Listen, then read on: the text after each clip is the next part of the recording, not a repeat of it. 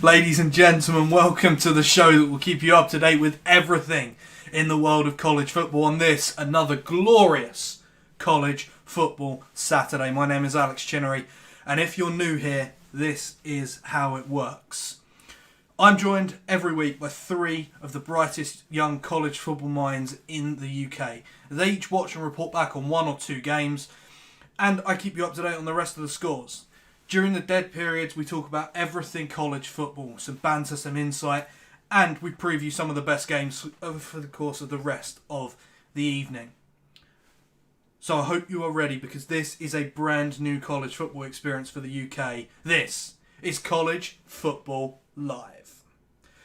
Without further ado, let me introduce to you those three analysts that I spoke about just a moment ago. First up, it is our Diana Ross tribute act. You can find him writing for virtually any website that covers football in the world. He literally writes everywhere. He's here in disgrace this week after his Boston College side failed to beat the Notre Dame team that we all seem to dislike for one reason or another. Mr. Oliver Hodgkinson, how are you, and which game are you covering today? I'm very good, thank you, Alex. It's the first time in a long time that anyone's referred to me as young, so I'm absolutely. It's got the afternoon off to a great start. We spent last Saturday talking about how Boston College were going to pull off a shock win against Notre Dame. Everything was there; it was set up for it, except the actual performance on the field. So I can only apologise if you listened to us last Saturday and you went and put your house, your car, your favourite watch. If you went and bet that on Boston College last week, we can only apologise. We promise to do better this week. I'm covering for you guys this afternoon Ohio State entertaining possibly one of the surprise teams of the college football season so far. It's a surprise unless you've been listening to George Somerville, who has absolutely banged on about Indiana from the get-go of this 2020 college football season. But that's the game I'm covering for you guys this afternoon. Lots of intrigue, lots of interest. Indiana having their best start to the season for a good 5 years, 4-0 for the first time in 5 years, and achieving some things this season that they've not achieved since the mid-60s, mid-70s. So ranked in the top 10. They're beating the top 10 opponent as well this season. So all the makings of an interesting game coming to you from Ohio State this afternoon. Nice, that's going to be an absolute cracker. Some fantastic players on that Ohio State and Indiana teams, so very much looking forward to hearing Ollie cover that one. Next up is our SEC czar. He is the guy who knows everything about the southeast of the United States. He's an Alabama fan, and whilst I must stress that at the minute these reports that I've been getting are unconfirmed, he's apparently the reason that Clemson's game against FSU was called off 3 hours before it started. George Somerville, how are you? Which game are you covering today? Thank you, Alex. SEC Czar, I love that. I think I want a business card with that on it. Yes, it's great to be back. Really looking forward to what is as close to a full slate of SEC games as we've had in a wee while, because we've had a number of postponements and call-offs. My principal game this afternoon, I think it's going to be a bit of a belter, is Arkansas and LSU. I've been quite high on the Arkansas train since the start of the season, frankly. I still think and will continue to think that Sam Pittman's doing a wonderful job there. And LSU's season's been a complete dumpster fire, to be perfectly honest. Probably the worst defending national champions performance for probably as long as anyone can remember. And of course, some of the news coming out of LSU this week will not help on that respect. So, an intriguing game, to be honest. It could go either way, but I'm really looking forward to it.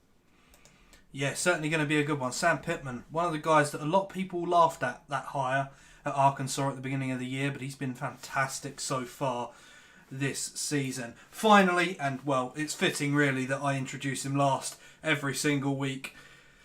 How can I put this? He's the second best looking, second best dressed, and second most intelligent Texas Longhorns fan on this show. Some of you have called him our Chris Kamara. Really, I like to call him our Mr. Irrelevant. Simon Carroll, how are you, and which game are you covering today? I'm actually a little disappointed in that, Alex. I thought you were going to bring a lot more fire than that.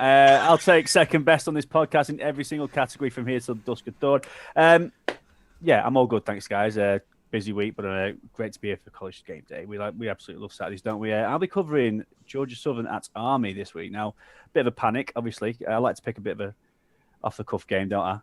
And with these games dropping like flies, I was really panicking that all this research I've done into the 14 or 15 different ball carriers that we're going to see in this game would go to waste. But no, it looks like it's still going ahead with about 20 minutes to go. So that's good news. Let's get a bit of Wesley Kennedy, a bit of Tyrell Robinson in your lives, lads.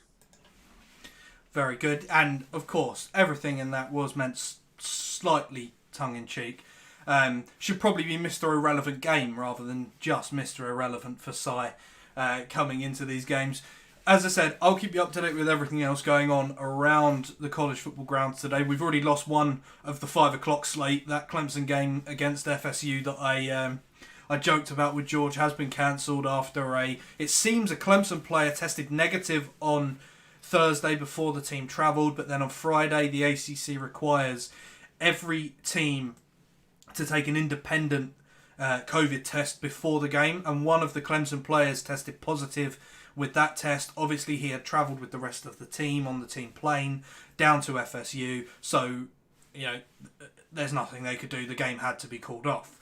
Now that's the only sort of downer that we've got for these. I'm probably going to be watching closest the App State game against Coastal Carolina, number 15 ranked Coastal Carolina going up against 6-1 App State. That's going to be a fascinating matchup in the Sun Belt, but that and all the other games will be covered from my end. Let's get to the quad, introduce you to the stream squad, because we are ready to preview our games. Lads, how does it feel to be back on another college football Saturday? It feels great. Simon's muted again. It's only a couple of minutes into this, and after me giving him loads and loads of stick for not being able to unmute himself last week, we've already had our first non unmuting of the day. Sigh. I might just start pretending it's muted and just going quiet for a second. My bad. I'm not just not going to put it on mute again. So you're going to have to put up with me eating crisps and drinking beer all the way through this. Really looking forward to it. It's just nice that you guys invite me onto this just so you can bully me every Saturday. Really, that's the best thing I look forward to. So, Si, as you there, let's start with your game. Georgia Southern at Army. Both teams 6-2 on the season. Probably not going to be involved in any kind of postseason. They'll both go to bowl games, obviously, but this should just be a game between two teams that love to run the ball and knock down, drag out, slugfest of an old school style college football game. I bet you're quite looking forward to it, aren't you?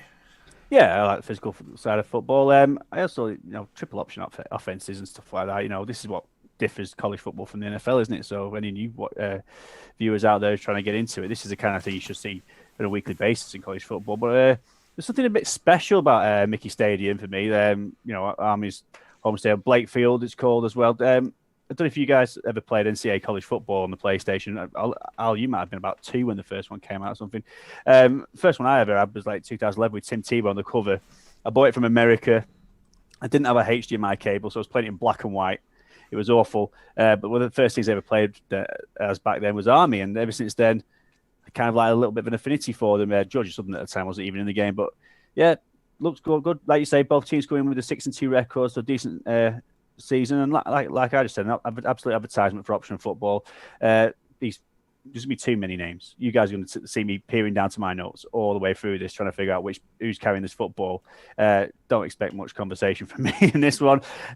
Couple of interesting things about this game. Both teams obviously run it heavily. We've got Army, I think the second in the FBS by run yards per game with over 300, and Georgia Southern's 5th. So this is going to be running down the throw. I think we saw Army last week for the first time throw the football amount because they were losing. I think they threw it 13 times. Before that, they've thrown it 3 or 4 times all season. So this is the kind of style of offense we're going to see. Jeff Monken, Army head coach. He was formerly Georgia Southern head coach before they moved to the FBS. So that's a pretty cool link there. And the first season that they moved to the Sun Belt, Georgia Southern, they won it at Cantor. So they were a decent program under Monken. But yeah, the decent program now, pretty good season, 6-2, 4-2 in conference play, and they've only lost to ranked opponents. They've lost to the Coastal Carolina, as you just alluded to, Al, and also Louisiana, ranked 24th. So, and they only lost to Louisiana by 2 points. So they're not a bad football team here. Extremely competitive conference, that Sun Belt. App State, as you mentioned, another team with a great record. So, and I think all four of these are flirting with the rankings to some extent. This is Chad Lunsford's third season as a head coach at Georgia. He's Georgia born and bred. He's coached at Clemson as a position coach, high school coaching in Georgia. I think he went to Furman as well. Maybe I'm wrong about that one. And yeah, run the heck out of the football. Even the quarterback, Shai Wertz, he's got over 600 yards on the ground. And just listen to these names. J.D. King, he's their leading rusher. He's out with torn ACL. So like Ollie told me before we came live, Wesley Kennedy's the main guy, but don't forget about Logan Wright, Joe Green, Matt LaRoche. I think they've got between them almost 1,000 rushing yards in the season already, and that's outside of their main rusher. And yeah, Kings the close contest. Outside of absolutely smashing UMass 41-0, they've won every game by one score, so don't expect anything different this week. Army, similar story. Bit of a shame flopped against Tulane last week. Aside from that, it was, I mean, on what you could either say the greatest or most embarrassing plays in college football this season, depending on what side you're on. That kind of lateral interception on a kickoff return touchdown was absolutely amazing. But yeah, it's been a nice bounce back story. Army this year, 2020. They've under Jeff Monken, they've won 29 games in 3 seasons between 2016 and 2018 before having a bit of a blip last year. But yeah, looks having a little bit back on track, even though obviously the schedule's not as strong as some teams out there. But yeah, what they're struggling with to compete on a consistent basis is injuries. They're struggling with their offense. Their quarterback, Christian Anderson, I think he's back today, so that's good news for them. He's had multiple injuries, which has kind of held him back, but he's still slowly but surely picking himself back up. And yeah, they were leading on. Listen to this, right? They've got 2 guys on this team. One's called Cade Ballard and one's called Cade Barnard. So just to throw that into the mix, I'm going to have even more fun with that. But yeah, one's the backup quarterback who was also out. So they went down to Tahir Tyler last week. I think they're getting back. I think it's just about maybe one game too soon for Army. I think it's quite possible that Georgia Southern might just take this game, but I expect it to be within one score and I expect it to be an absolute run fest. Fantastic little preview there. And as everyone knows, because Army are playing and especially because we're covering the return of the Army pass klaxon will be this week. For those of you that weren't watching last week, anytime Army pass, we like to get the lights going in here. So we get the lights going. There's going to be a nice little bit of dancing from all of us, I'm sure. None of the others will join me in that. But every time Army throw a pass, you'll know because my lights will go crazy. So I'm going to have Sy keeping me up to date on that one, ready for a bit of fun later on today. Next up, Mr. Somerville, come down to the SEC. LSU, reigning national champions, but they've been mired in controversy all year. Yeah, things just haven't quite worked for LSU this year. Look, they've lost so much to the NFL draft, but they're going up today against a tough Arkansas team. Sam Pittman has done great things. Is there any way that LSU wins this week? I think it's a stretch, to be perfectly honest, Alex. Everything's kind of going against them. As you say, they've had such a tough season so far. Everyone thought this was going to be a tough year for them. No team, certainly no team in the SEC, and probably I'm expecting no team in college football lost as many players to the draft as LSU did at the end of last season. I mean, that team was decimated with guys going to the draft. Of course, the challenge there for the big programs who do it year after year after year is replacing those and having that conveyor belt of players coming through. I think, frankly, we thought that LSU did have a conveyor belt of players coming through, but clearly not at the volume that was needed to replace that. I also can't help but feel that there might be a little bit of a hangover or dare I say, some complacency coming through Baton Rouge this season, because there just doesn't seem to have been any energy or juice in that team whatsoever. whatsoever. So actually, LSU are really on a bit of a decline just now. Now, they'll prove me wrong today, right? They'll probably end up winning this game, but they do appear to be on a decline. And of course, this is their first game in 3 weeks because their previous 2 games have been postponed. So what we're going to see is whether that time off has given Orgeron on the offensive line time to work with TJ Finlay, who really has had a Jekyll and Hyde performance so far. Obviously, Miles Brennan out for what we think is the full season now. TJ Finlay has come in, thrown in at the deep end, frankly, thrown into the Lions' den as opposed to the Tigers' den, and really has shown a real Jekyll and Hyde performance to this moment in time. To the point that they threw their third string quarterback in the last time they played. So I dare say it, Orgeron under a lot of pressure, and of course the news which came out, the USA Today article which came out this week, has not helped matters one bit. I'm sure we'll talk about that later on, but that just heaps more pressure on a program which is under a huge amount of pressure. Flip over to Fayetteville. And Sam Pittman, as we've said a number of times, won't be the last time I talk about such a fantastic job that he's done. A defensive-minded coach, which we knew he was going to make a difference on the defensive side of the ball, but actually he's made inroads to the offensive side of the ball. Now, lots of people will still criticise the Arkansas offense. But I tell you what, he's got Felipe Franks playing like a quarterback that I didn't think he was at Florida. I really do think he's not going to win a Heisman, and I doubt that he's going to go into a sterling NFL career. But he's throwing the ball about and is a difference maker. So actually, I'm quite looking forward to this game because it could fall on either side. But I think Arkansas are, I don't know if they're heavy favourites, but certainly favourites to win this game.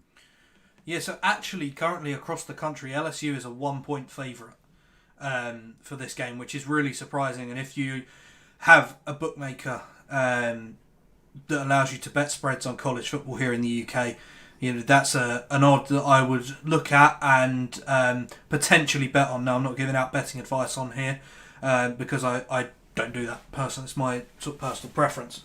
Anyway, Ollie, to a game that is probably the best one of the early slate. We see Ohio State, number 3 Ohio State, who are 3-0 on the season. Game cancelled last weekend against Maryland. They go up against 4-0 Indiana, ranked number 9 in the country, with the first college football playoff selection committee meeting this week. A big win for Ohio State here. Probably, could it see them leapfrog up to number 2? I mean, to my mind, Ohio State should be the number 2 ranked team in the nation to begin with. That's not a conversation as far as I'm concerned. You look at the talent that Ohio State has on both sides of the ball. You look at on offense with Justin Fields and Chris Olave and Garrett Wilson, and the running backs with Master Teague and Trey Sermon. And then you look on the other side of the ball, they've lost in consecutive years Nick Bosa, Chase Young, but they've still got some phenomenal talent on the defensive side of the ball as well with Sean Wade. You look at the progress this year that defensive tackle Haskell Garrett's made.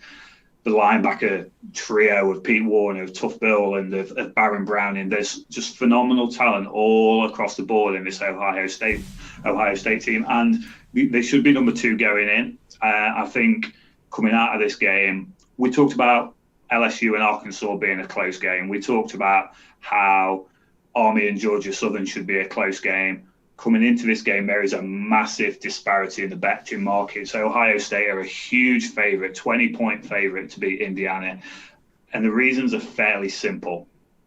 Ohio State have won the last 25 matchups between Ohio State and Indiana.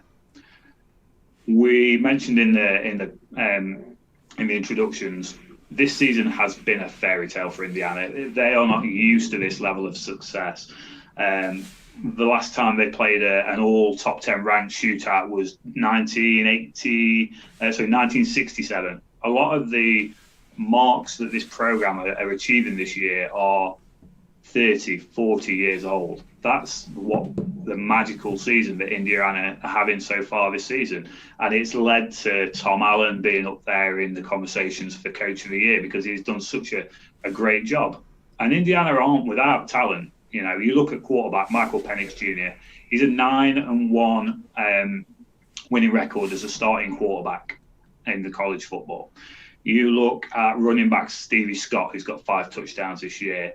George alluded last week to the magnificently named Ty Freifogel, who put up 200 yards against Michigan State. He's over 400 yards through the season. He's averaging 17.7 yards per catch. And coming into the season, he's not even the number one wide receiver, you would say, on that team, because you look at Whop Phillier, a wide receiver who has got NFL draft sleeper written all over him. You know, this Indiana team has got bags of talent, and then you look on, again, the defensive side of the ball. A guy like Tywin Mullen at cornerback. They've got linebacker Micah McFadden, who is performing out of his mind this season, leads the team in tackles for loss. He's got an interception, 2 quarterback hits. There's just a lot of talent on that Indiana team, and that's why they've been so good this season. But I struggle to see in this game where they pull off the surprise, where they're superior to Ohio State and where they can shut Ohio State down, because Justin Fields is an absolute magician. And I know we've talked about this before on the College Chaps podcast. We've talked about Justin Fields and Alex, you know, everyone's entitled to their opinion, and Alex has picked some holes that he finds in Justin Fields' game. But I look at Justin Fields and I think there is a special talent there. There's a special talent in the throws that he can make. There's special talent in the way he can manipulate the pocket with his mobility. And without a doubt, he's a red zone threat as a rushing quarterback. There is so much talent in that young man. And I struggle to see how Indiana will shut him down this week. I really do. It should be an entertaining game, should be an interesting game. I don't see it being as one-sided as a lot of people see it, and certainly that the spread line sees it as. But I think Ohio State come out of this game with a win. They make that really strong case going into the first meeting of the College Football Selection Committee. And it's been that way from pre-season throughout. They're the team for me that if you want to stamp a ticket to the college football playoff before the start of the season, they were one of what I would say 3 teams that had already got a ticket stamp before we even threw or ran or kicked a ball in anger this season. Yeah, really, really good sum up there, Mr. Hodgkinson. I just want to address the Justin Fields thing. So coming out of last year, I saw a lot that I like, and I still see a lot that I like on Justin Fields, but I didn't see enough NFL caliber, enough tough NFL throws and NFL reads for me to put him up on the level of someone like Trevor Lawrence. Now I think this year, Ohio State have opened up that offense a little bit more. He's having to make NFL throws. He's having to make NFL reads on the field. And today's a really big test for me. If he can get through today and come through today playing really, really well, and then I think you've got the chance, if you're Justin Fields, to really cement yourself as that number 2 player in the class, number 2 overall pick, number 2 quarterback. Because at the minute, someone like Zach Wilson is going out there and just balling out every single week, making NFL level throws, making NFL level decisions. Now, he doesn't have quite the same sort of blue blood nature as someone like Justin Fields, so he isn't being ranked above Fields yet. But it's close, and it's looking close because Fields hasn't quite come out and shown us that he can do everything that you would expect of an NFL quarterback. Now, I haven't gone back and watched the tape and done a full analysis ahead of the NFL draft yet, but this kid can play. And even if he was my number 3 quarterback going into the year, he was still a top 10 player probably on my big board. So, yeah, I think this is a kid who is probably going to end up being the 2nd quarterback drafted this year, and I wouldn't surprise me at all if that was the number 2 overall pick of this year's NFL draft. I think there's enough quarterback needy teams, and he's got enough upside to be that number 2 and to be a real success. And in the NFL from next year and beyond, long beyond. Do you know what I struggle with? I struggle with the lack of playing time. This is not just directed at Fields. This is directed at number of quarterbacks who have come out of college football. And I know what the argument is. The argument is that, the NFL's entirely different, schematic, and the NFL teams want to get their hands on the quarterbacks early and develop them through. But I think the NFL just now is littered with quarterbacks that came out of college too early. They don't have the experience of the 2-minute drill or playing under pressure, and I think Justin Fields easily falls into that category because he just hasn't played enough. Some of that was because he had to sit behind Jake Fromm at Georgia, so probably not an accusation that you can level at him, but I just struggle with some of these lads coming out with essentially, I mean, could you call this season a full season? At best a season and a half worth of football. Yeah, I think his performances this year as we get to crunch time, and if Ohio State make the playoff, which I fully expect them to, his performances in the college football playoff will come under a real microscope for a lot of talent evaluators, because it's the level that's closest to the NFL. How he goes out and plays against Michigan State or Rutgers that's not tape that really tells you all that much about who he is as a player, because he's just not being put under enough pressure. And I think that this year, as we said, we've seen them open up the scheme a little bit, and I'd like to hope that when it gets to those tough games, we see Justin Fields come out and make NFL plays. I spoke a lot when I was looking at Trey Lance last season, because obviously Trey Lance in the FCS, the level of competition is not very good, but you can still see him doing things that you see NFL quarterbacks do on a Sunday, and it's really that simple. When you're looking at sort of talent evaluation, that's what it boils down to, is does this guy look to me like the guys look on a Sunday? Because me here sitting in Essex in England, I don't get a chance to meet these guys before the draft. I don't get a chance to learn about who they are. I don't get a chance to talk to their coaches like proper NFL scouts do. So all I've got to go on is the tape and looking at who he is and what he does. And does he do things that NFL players do on a Sunday? Good NFL players do on a Sunday. And I've seen a bit more from Justin Fields this year, and I've seen some throws from Justin Fields this year that belong on a Sunday, not just on a Saturday. And that for me is a really nice sort of change for him coming into the year. Now, just quickly before we move on, I want to talk about a couple of teams who are really big favourites. Florida are 31-point favourites against Vanderbilt, and then later on in the 8 o'clock or 8:30 window, BYU are 47.5-point favourites against North Alabama. Two quarterbacks that are balling out this year. Both should be both are Heisman contenders in Zach Wilson and Kyle Trask. Guys, who is more likely to cover today? Florida 31-point favourites or BYU 47.5-point favourites? We'll go to Ollie. We'll go to Ollie first. Well, you come to me first because, I'm going to sit here and bang on about how good BYU are for however long we've got left. 3.5 hours, 4 hours. We talked about Zach Wilson to death.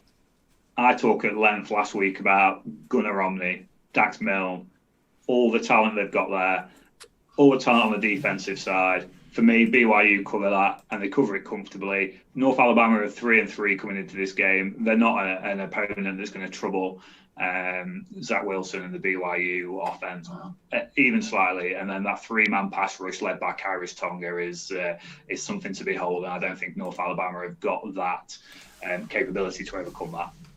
I would argue that both these teams cover all the reasons that Ollie says for BYU, but Florida, I mean, I think they're just a very good football team. I don't know how they lost to Texas A&M, and it rankles at me every time I see it. But as I'm sure George will get into, Kyle Trask is on fire. They're just very difficult to stop. And Vanderbilt, despite their plucky performance last week, they are seriously the whipping boys once again of the SEC. I think both games are going to be one-sided. I wouldn't particularly enjoy watching either of them, I don't think, because it's just going to be so brutal. But yeah, over to George to tell us how good Florida are going to be later on.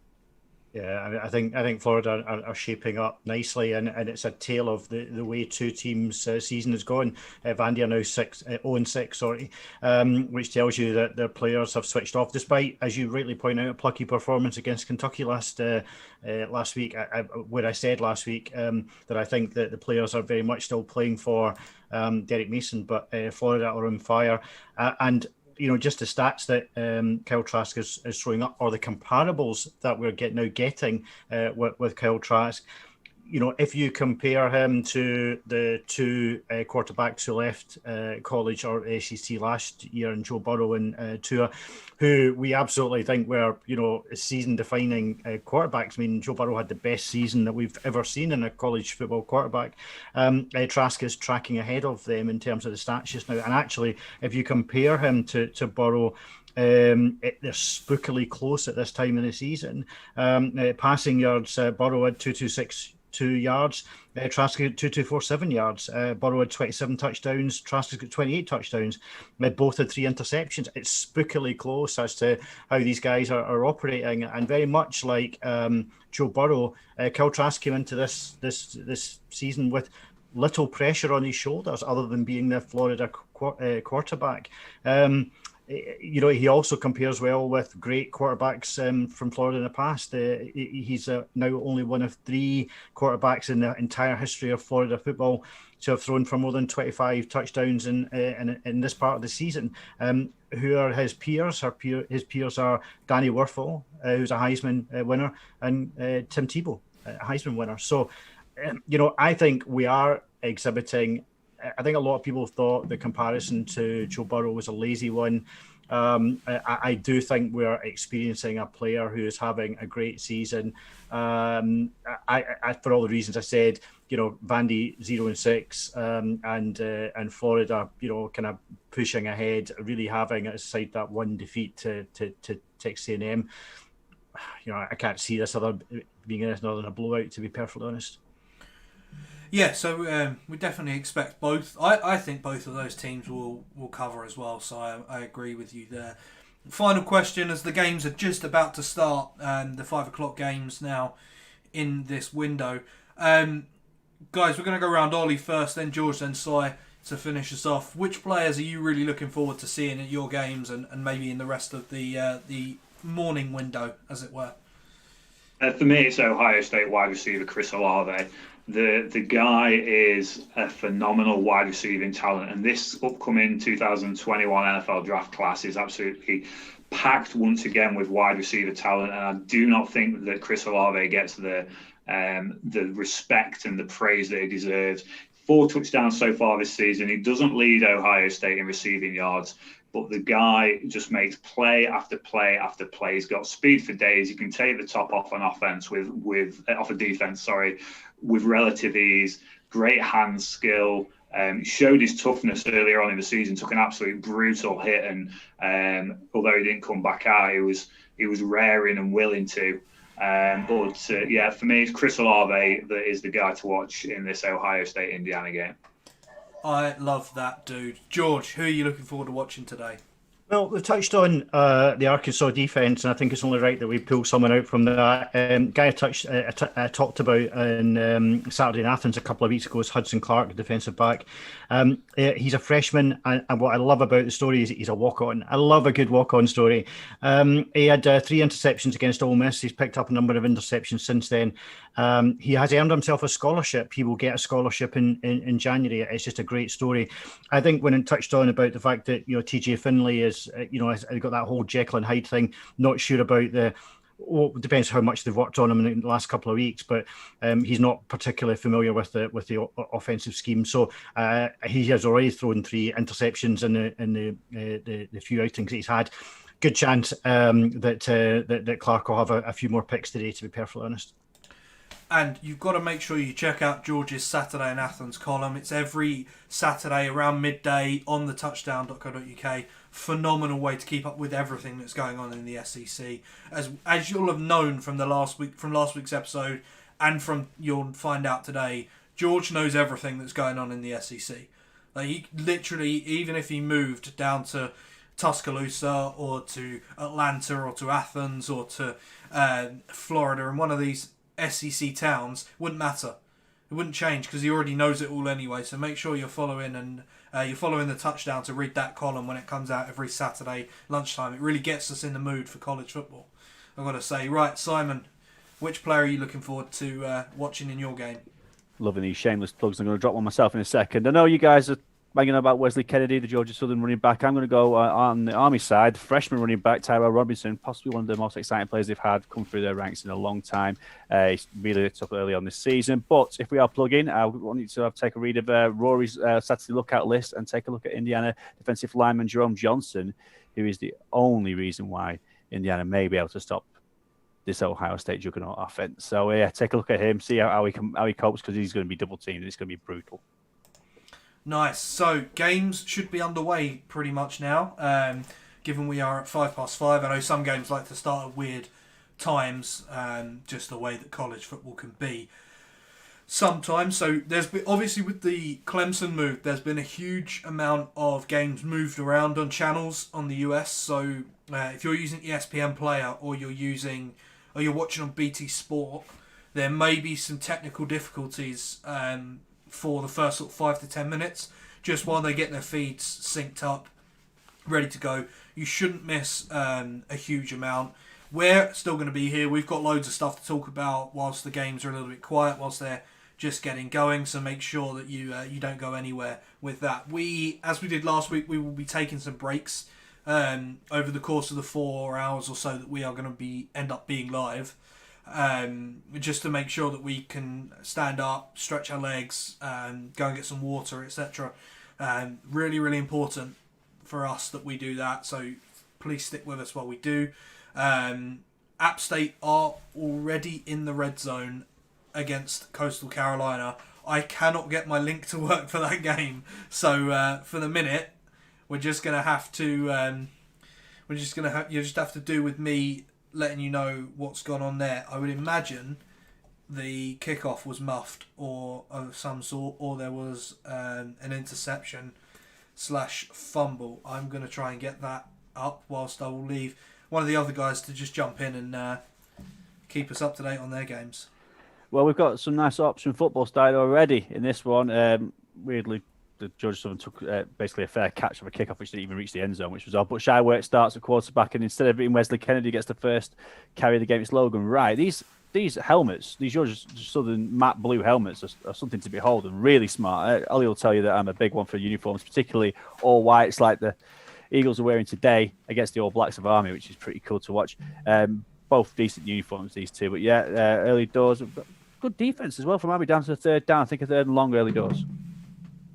Nice. So I still can't get a feed for this App State Coastal Carolina game, but it looks like it's first and goal App State from the Coastal Carolina 2 coming up.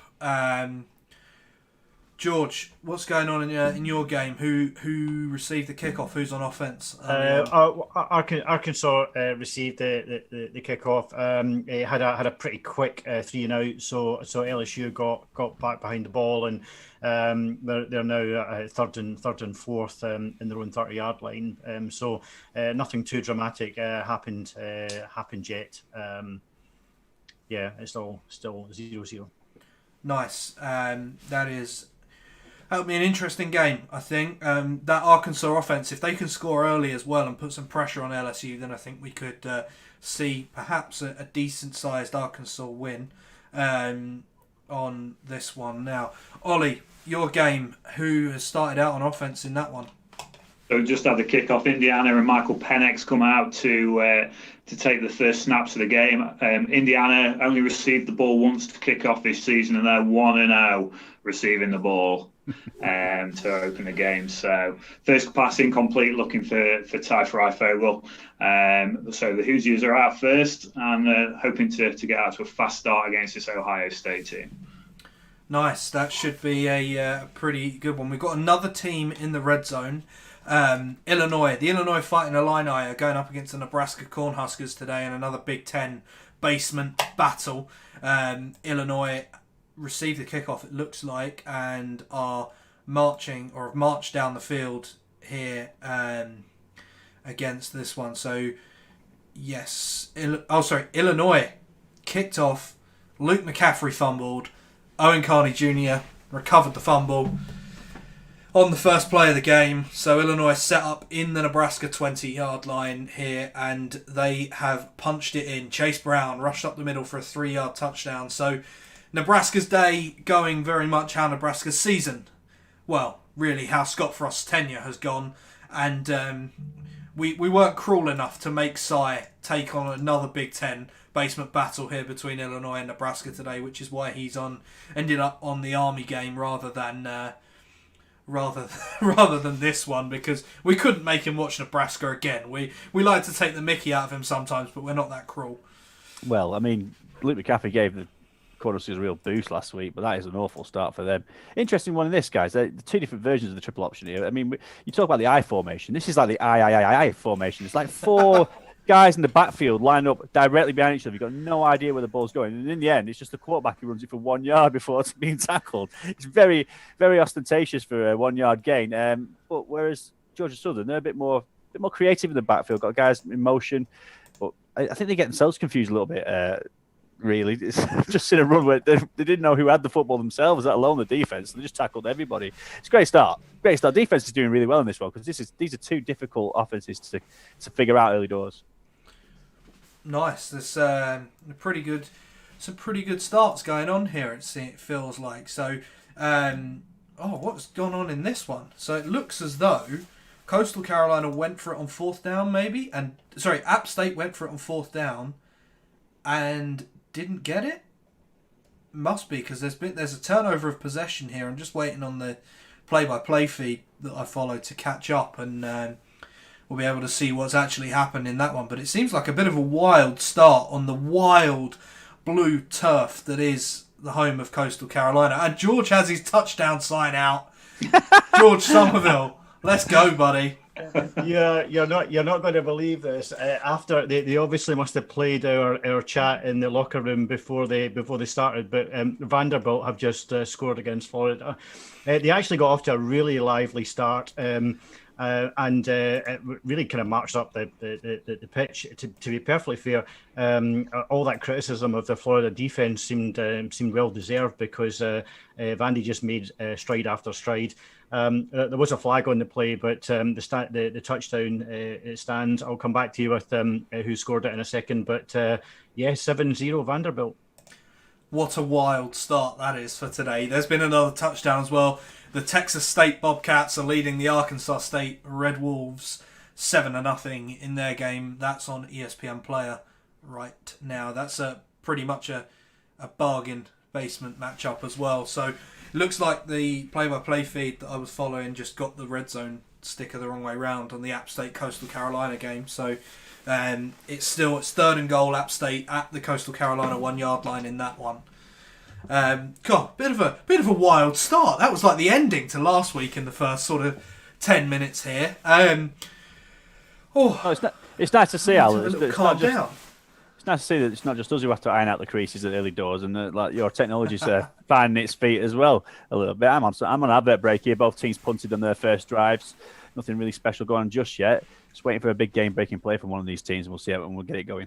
Oh, we have a touchdown. App State has gone in for the score. Finally, they had the ball 3rd and 1, and looks like Cameron Peoples ran in the 1 yard touchdown for App State. Chandler Stanton made the PAT, so they lead number 15 Coastal Carolina 7-0. So that is two top 25 ranked teams, two teams ranked in the top 15 that are behind here early on today. Speaking of Florida's defense, Mr. Somerville, I want to talk a little bit about our favourite coach, our collective favourite college football coach, Mr. Will Muschamp. We said last week that he would probably end up being fired if he lost that game. South Carolina did end up losing the game last week. They lost in quite brutal fashion to Ole Miss. Lane Kiffin was being Lane Kiffin and doing some fantastic things. Will Muschamp is out after 4 or 5 years at South Carolina. 5 years at South Carolina. We love him because of the passion he has for the game. Could Florida be giving him a call tomorrow to say, come in and fix our defense? So they could. I don't think they will. As you know, and anyone who listened to the podcast this week, we had a couple of excellent guests on who both had views on this. I don't think necessarily. Touchdown! Well, we'll go to Ollie. We'll go to Ollie quickly first, and George will come back to you straight after.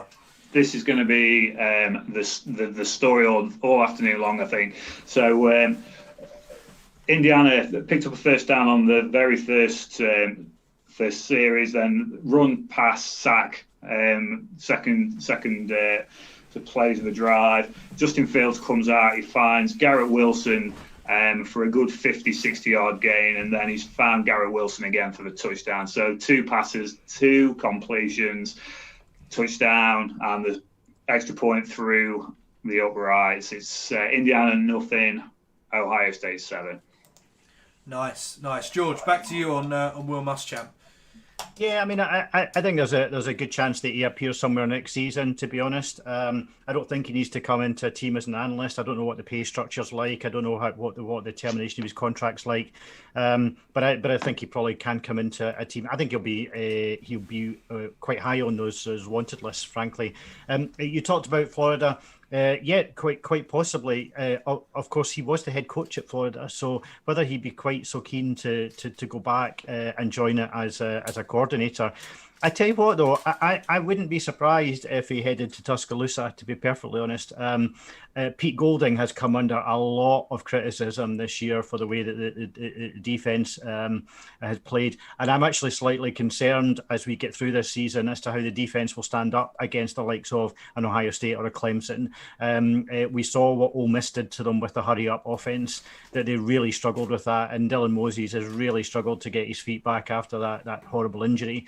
So I wouldn't be surprised if there was a bit of a shuffle there. And could Muschamp come in? Well, yeah, he could quite. I think people kind of demean his the job he did at South Carolina. I think it's really easy because of the type of individual that Will Muschamp is to criticise him. He didn't have a winning record at South Carolina, but no head coach has had a winning record at South Carolina since Steve Spurrier. He had that in his second season. He had that really great year where I think I can't remember what he had a really great winning season. But sadly, since then, it's dropped off, and it comes back to that ability to recruit and fill the holes as the players go to the NFL. They have manufactured some great players to go to the NFL in recent years. So he's done a great job there. Whether if he'd given more time, he could turn it around, I don't know. But I was very disappointed when Muschamp left this week. Yeah, I mean, he features in our intro, the college chaps, for a reason. You know, we love him. So all the best to Mr. Muschamp. Si. Well, I was just going to say on Muschamp, South Carolina, they credit him with a lot of good stuff. He's done the Gamecocks over those 5 years, and he started off relatively well, but 14 losses in the last 20 games ain't going to cut it in. I think he's got 2 choices, Muschamp. I think, like, if he wants to be a head coach, I think he will have an opportunity to. So I just don't think he'll be in the SEC. I think he'll probably have to leave the best conference in the country. I think he'll have to go elsewhere. But if he wants to stay in the SEC, I think he'll just drop back down to defensive coordinator again. I think they're the 2 choices really in that conference. I think the interesting question is who's going to replace him. Because if you look at South Carolina in general, plenty of talent linked to that state. You've got obviously the 2 coordinators at Clemson having a day off today. Brett Venables, defensive coordinator. Tony Elliott, defensive coordinator. Jamie Chadwell, Coastal Carolina head coach. He's had a great start to his coaching career. But I think Billy Napier at Louisiana, who's basically played quarterback at Furman and he's coached at Clemson as well before. I think he's probably the favourite. Just seems to tick all the boxes. It's still a job that, even though they have struggled since Spurrier, it's still a desirable job. It's an SEC team. They can recruit there if you get the right guys in. It's a place where kids in Carolina want to go. I think it's a big time program, and there are. I mean, obviously we haven't even mentioned Hugh Freeze, who's SEC through and through, and because I think Ollie will be able to tell us a little bit more about that. Just updating this game, we've had our first 2 passes. They've both been from Georgia Southern, Al. Sorry to upset you. One's completed, negative yardage. Sorry about that, mate. That's all right. That's fine. I just wanted to make sure that I didn't need to grab the remote to turn the lights on. Not quite yet. All together very quickly. Ollie, let's hang on. Just before I go over to Mr. Hodgkinson, there has been a touchdown in the Illinois-Nebraska game. Nebraska. Oh my God, what's happened here? Oh, touchdowns everywhere. There's touchdowns everywhere. Nebraska have brought it back to 7-all. Luke McCaffrey with a 5-yard touchdown run after he was taking them down the field with some both rushing and passing. It looks like he's in as the unabridged starter there in Nebraska for now. And at the same time, Coastal Carolina have gone really have just answered straight back in their game against App State to pull it back to a level where just pending the extra point. They've gone the length of the field on one play. There's a reason they call this conference the Fun Belt, because it is just so fun to watch some of the offenses in this conference. It really, really is. So Coastal Carolina miss the extra point, it looks like here. Yeah, no good on the extra point. So App State lead 7-6 against the number 15 ranked Coastal Carolina Chanticleers. Touchdown, Florida. Touchdown, Florida. Well, we've got another touchdown. Over to George. Canadian Tony. Again, I think this is a game which is just going to go back and forward. Kyle Trask was about on the 30-yard line. A lovely throw in Tony, who was frankly had busted coverage, and Florida just about to level up with the extra point. Nice one, Mr. Somerville. So Isaiah Likely caught that touchdown for Coastal Carolina, but yeah, the minute he caught the ball, he was Isaiah unlikely to score, and then the App State guys just fell off the tackles, and he waltzed into the end zone. Si, looks like you're getting a little bit animated down there in the corner. Have you run out of crisps? No, not quite, mate. No, still got plenty of those. But it's all going off in this game. Army would look to drop back to throw on 2nd and 11, and they got sacked. So keep that light going, mate. It's still no pass, but 3rd down went for the old option. And Tyler Tahiri's got the nod, so obviously Kay Ballard must still be injured. He fumbled the ball on his own goal line, lost it. Linebacker Rashard Bird for Georgia Southern's got it. He's in the end zone. There's a flag down. I'm waiting to see what's going on here, but this is a catastrophe of a play. Jeff Munkin on the sideline is not happy at all with his defense, with his offense. Is he down there? Is he down there? I can't see. It's right on the goal line. I don't know what the flag's for yet either. But this is it's absolute chaos, and I have no idea what that play call was. The best thing about Army's option offense is how low to the ground Tyler Tahir gets. He doesn't like take the ball and the snap. He's under center. He's taking it direct at the line, but he's squatting, so you can't even see where he's going. I think the idea is that the line curves around him. They can't see which way he's going to run, and they can't see where he's going to give the ball to, if at all. So.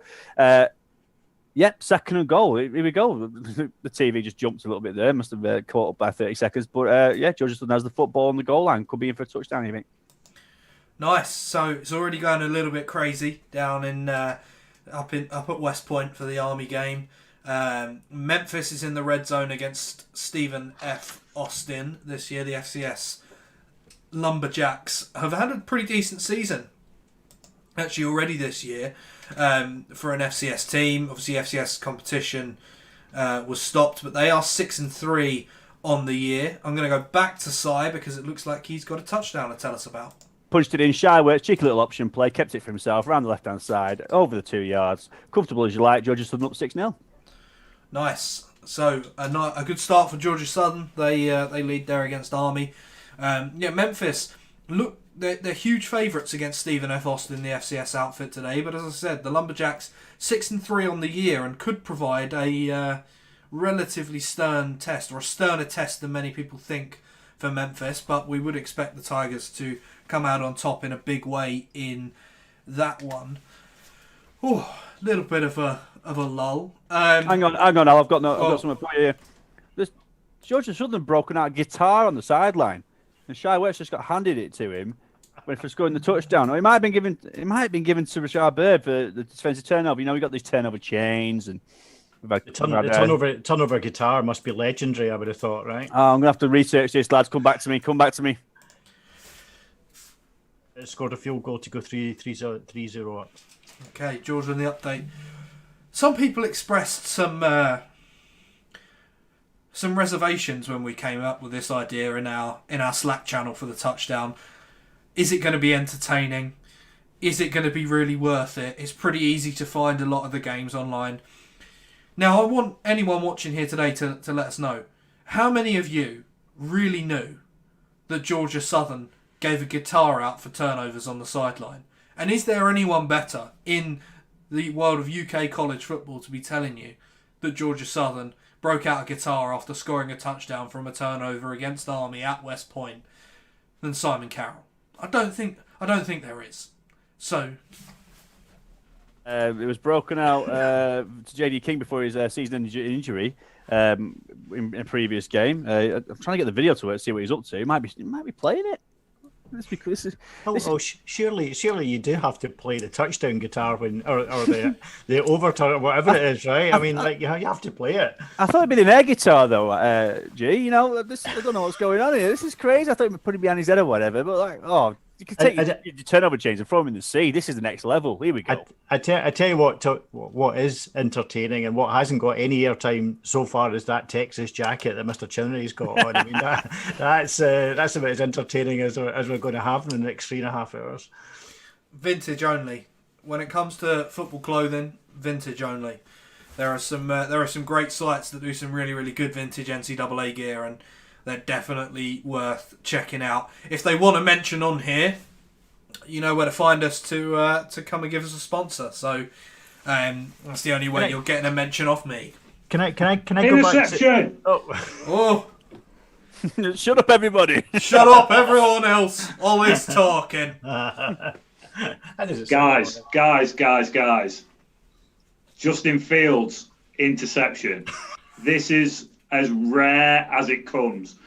Indiana, by the way, before this, had absolutely gone to pot. They came out... so let's watch replay this interception. He's trying to find Garrett Wilson. He was 2 of 2 to Garrett Wilson before, but picked off by Jamar Johnson. And it had all gone to pot, to be fair, for Indiana before this. They came out after the Ohio State touchdown. Reese Taylor tried to run the ball out, got absolutely leveled. And then they were very lucky to not turn the ball over there and then. What Philyor hit hard by Baron Browning and Sean Wade picked up the fumble. It was ruled that the Philyor was down before the ball came out, which was absolute rubbish. Next play, snap comes up over Michael Penix's head, and he's just had to jump back on it on around this 10-yard line, and they've punted away. Fields comes back out, throws the ball over the middle, and Indiana have got it back and looking to move the ball down the field. So it's still 7-0 Ohio State, and a little bit of a mad 5 minutes for both teams here at the Horseshoe. Yeah, certainly an interesting one. Justin Fields does not throw very many interceptions. Got a field goal to tell you about. Texas State kicked the field goal. They're now up 10-0 against Arkansas State, and what would be a little bit of an upset coming into that game. Arkansas State have the better record on the year, and I'm not just saying it would be an upset because I picked Arkansas State to win that one. Obviously, Arkansas State having a really big win earlier in the year against Kansas State in week 0 or week 1 or whatever we're calling the beginning of the college football season. Simon Carroll, you go. It's an absolute rout, mate. It's all going wrong for Talatai here, the Army quarterback. They've just got the ball back after the touchdown. He's I don't even know if he handed the ball off or not. It's very difficult to tell. The fumble sprang the ball up into the air, and cornerback Derek Cantine seems to come up with it. Oh yeah, he's kept it. He's kept it, and he's literally surrounded by 6 Georgia Southern defenders, and they've just knocked the ball up into the air from him, and yeah, Ganson just whipped it back, touchdown, 13-0 already for Georgia Southern. Just done a bit of research on the electric guitar. Apparently, just break it out whenever there's a big play. So the quarterback Derek Cantini can expect to get his hands on it in approximately 30 seconds when they kick this field goal. Alex, I don't know if you've got eyes on this game, but ECU at Temple is currently in a delay due to awaiting a COVID-19 test result, which is nuts. There's no other way of putting it. I've no other details. I've just got that game on the second screen, but just delayed estimated start time of 6 o'clock. Well, they're awaiting a test result. God knows what that means if it's a positive test result. Presumably game over.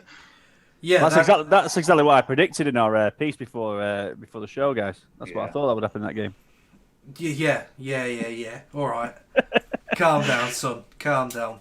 No, it's been quite something. It really has.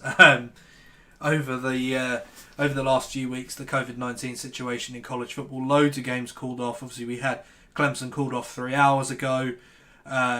Looks like this game between Temple and Eastern Carolina could be going the same way in a moment or two's time. That's a crazy situation. Do you know what's hilarious? I'm watching the LSU game just now, and Coach O's fouling the sideline with his mask on. A man who is ridiculously difficult to understand at the best of times is now going to be completely... there's no way anyone's going to be able to understand a word that's coming out of his mouth with a mask on, because he's not even taking the mask down to talk. He's keeping it there all the time. I don't think LSU are going to understand any of the sideline instructions. If LSU win today, we'll pull a Go Tigers impression out of the bag at the end of the show with a mask on. Yeah, I can get a mask and do it with a mask on. I'm more than happy to do that. Ollie's Go Tigers impression is pretty special. I've got to say, it's pretty special. Nice little update here. Illinois go back into the lead, 14-7 over Nebraska. Chase Brown with his second rushing touchdown of the day. This one just 2 yards. James McCourt, who kicked a very famous game-winning field goal for Illinois last year, kicks the extra point. He is 2 from 2 today. Vandy back in the red zone. They're on the 5-yard line. This game is proving to be quite exciting, to be perfectly honest. Yeah, it's close. It's a lot closer than we thought it was going to be, that one, isn't it, George? And Vandy are running the ball almost every play. So clearly they've seen something in the Florida defense to make them think that that's the way forward. But they're just going to snap now. But it looks as if they're going to run the play again, and they are. They haven't made much progress, but 4th and 5. So I think they're probably going to kick a field goal. Yeah, I mean, Vandy deciding to run the ball every play could be as much about the Vanderbilt offense in recent, decades, as it could be about anything else, if we're being perfectly honest. I know Cy fell in love with a couple of players from Vanderbilt in last year's draft class. Give me Joe Pinckney every week, Joe Pinckney. Hey, in Removal of Surprise Nobody, they decided to take the ball out of Tyler's hands and give it to the fullback, Sander McCoy, who's basically taken 3 carries and given them the first down of the game. So Army near midfield. Well, I would say marching. It's a bit of a sad joke, in it, really. But, there you go. I'm surprised there's not more of these military puns coming out of your mouth. I'm disappointed. Maybe you're holding them back for the second half. I mean, preparation for the games this week. Ollie was going through the media packs from both of his teams. George was just going through his encyclopedic knowledge of the SEC. Simon was researching Army puns ahead of his game. Nice to know that we've got you covered from all angles here on College Football Live. Simon seems to be getting a raw deal here, and I hate to think you've got an article coming out tomorrow. I think it's going to have all sorts of typos and spelling errors in it if it in fact comes out. To be honest, Alex, you're in for a hard time. If it does, it won't be anything to do with me. I tell you that much, Joe. Don't like that. Just on that article, sorry George, I'll come back to you in a minute. Make sure tomorrow you follow the Touchdown NFL on Twitter and you check out Red River Roundup, my weekly Big 12 column that covers all the news, all the games in the Big 12 every week. There's quite a big one this evening. It's Bedlam. We're going to look at it a little bit later on this show today between Oklahoma and Oklahoma State. If Oklahoma loses, then they're pretty much out of the conference race. So I think we'd like to represent all Texas Longhorns fans when I say OU sucks. George. No, all I was going to say was that I was going to take the conversation back to Will Muschamp, and I know Ollie's got very firm views about the fact that he doesn't think that Hugh Freeze is going to move. That is quite an attractive job insofar as Muschamp managed to get the funding for that new practice facility they've got. So And if you've ever been to an SEC practice facility, which I have had the benefit of, and I was really privileged to go and see some of that stuff, it's quite incredible. I think it's an attractive job, and a name that's cropping up is Shane Beamer, to be honest, and he seems to have been running to the top of the list of coaches who are going to be favourite to take that off. And I stumbled because Arkansas have just scored to take them 7-3 up against or 6-3 up against LSU. Nice. That's more like what we were expecting to see. I want to talk a little bit Big Ten football, especially Big Ten Friday night football, because probably the biggest story across college football this week happened last night. Purdue facing off against Minnesota. The return of Rondale Moore, one of my favourite players in college football at the minute. He got 18 touches. He was schemed 18 touches by Purdue. He had 130 plus yards from scrimmage, over 100 yards receiving, plus some running in there. He got a rushing touchdown as well. On the other side, Purdue wide receiver David Bell, he had over 100 yards as well. 2 touchdown catches for him. For Minnesota, Mohamed Ibrahim had over 100 yards rushing on the ground. 3 rushing touchdowns for him on the day. But the real story of this game happened late on. Purdue driving, they were down 3 to win the game with phenomenal throw. Ball was caught in the end zone. Surely it's a touchdown. Then you see the flag come out for offensive pass interference. I have not met anyone on Twitter today who saw offensive pass interference. Usually with these calls you see something that's sort of 50-50, but this seems like a straight robbery for Purdue last night. Ollie, I know you love to catch some games late on. What were your thoughts on this one?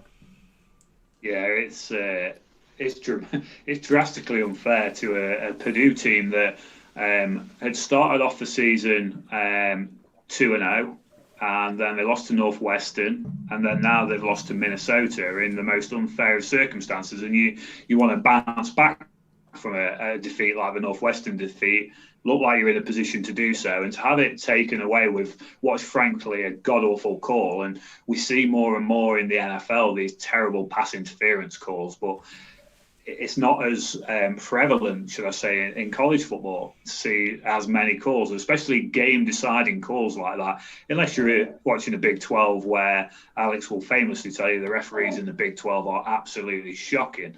But for Rondale Moore, who hasn't played the amount of games, seen this field this season for one reason or another, it's been very mysterious sometimes when he's not on the field. To be on a losing team seems somewhat unfair, because the guy, as Alex rightly alluded to, is one of the most explosive game makers, playmakers in college football. And it's just such a shame that rather than talking about a good game of football and a return to form for Purdue, we're talking about referees and we're talking about terrible calls. And it's the sort of thing that, these are essentially young kids who are trying to make a career, a money-making career in the NFL, but are having heartbreaking moments like this and outcomes which can determine your career.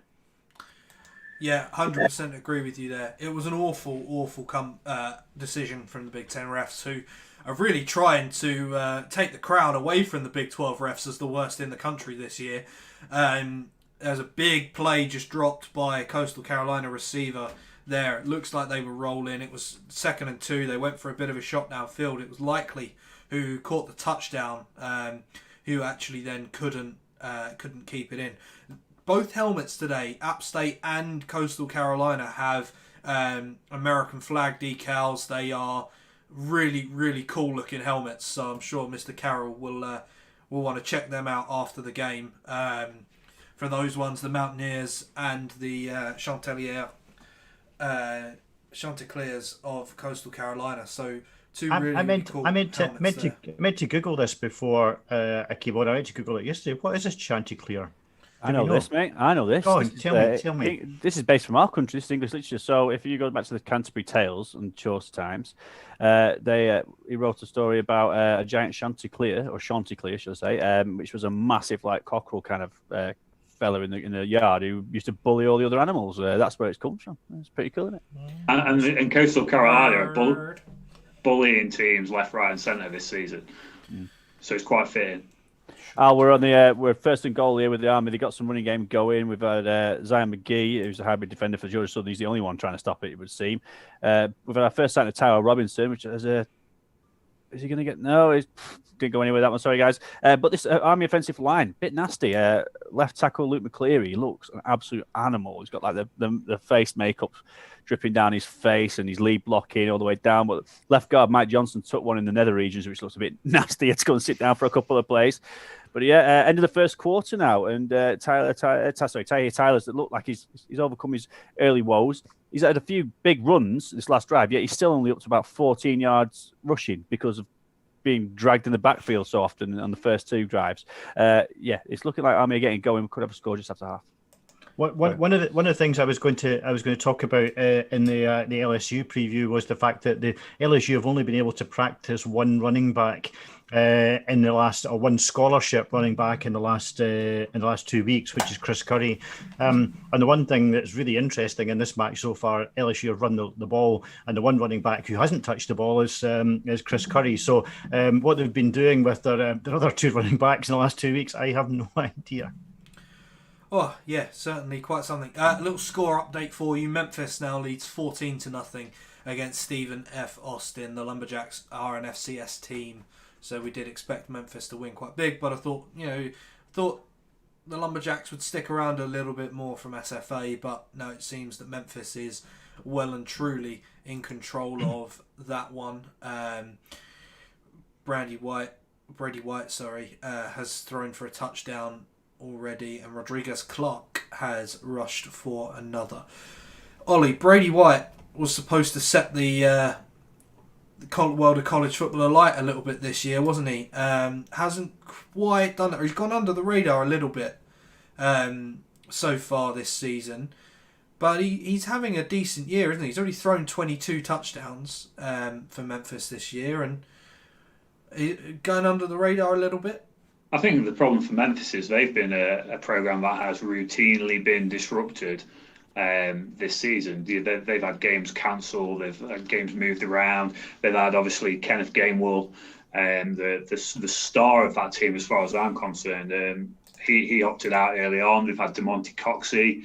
He opted out. That's a lot of pieces from that Memphis offense that have opted out, and like I say, I don't think you can underestimate the amount of disruption that some of these programs have had. You know, we're going to talk about Wisconsin, I'm sure, at some point. They're only on the second game because they've had so many COVID issues. Memphis are a team that have had issues with games being postponed, games being cancelled, and they've really not been a team that has been performing to the level that we have come to expect for them. They look like last year we talked about them routinely being at the top of the conference, and this season there's been so many performers, teams that are performing so well in that conference that Memphis have kind of, like I say, they have gone under the radar a little bit. And as far as quarterbacks are concerned, there are guys that have come out and had better season than Brady White has, and like we say, when you're missing your two key options to go to in DeMonte Coxey and Kenneth Gainwell Jr., who, he's a guy that I think we've talked about Rondale Moore, but I think Kenneth Gainwell is a guy who is equally as explosive and that sort of running back that will perform incredibly well in the NFL because, yes, he can grind it out on the ground for a guy who's not maybe as thick set as some of the running backs you see coming out of college football, but he's got the ability on the ground and he can be that dynamic threat in the passing game as well. So it's a shame that for Brady White, the circumstances he's found himself in this year with Memphis, but I suppose it's the same for lots of players around college football this year. Nice. Right, we are going to take a very quick break, so we will be right back in about 60 to 120 seconds, so a minute or two here. We're going to stretch our legs, fill up some water, and be right back very, very soon. Please don't go anywhere.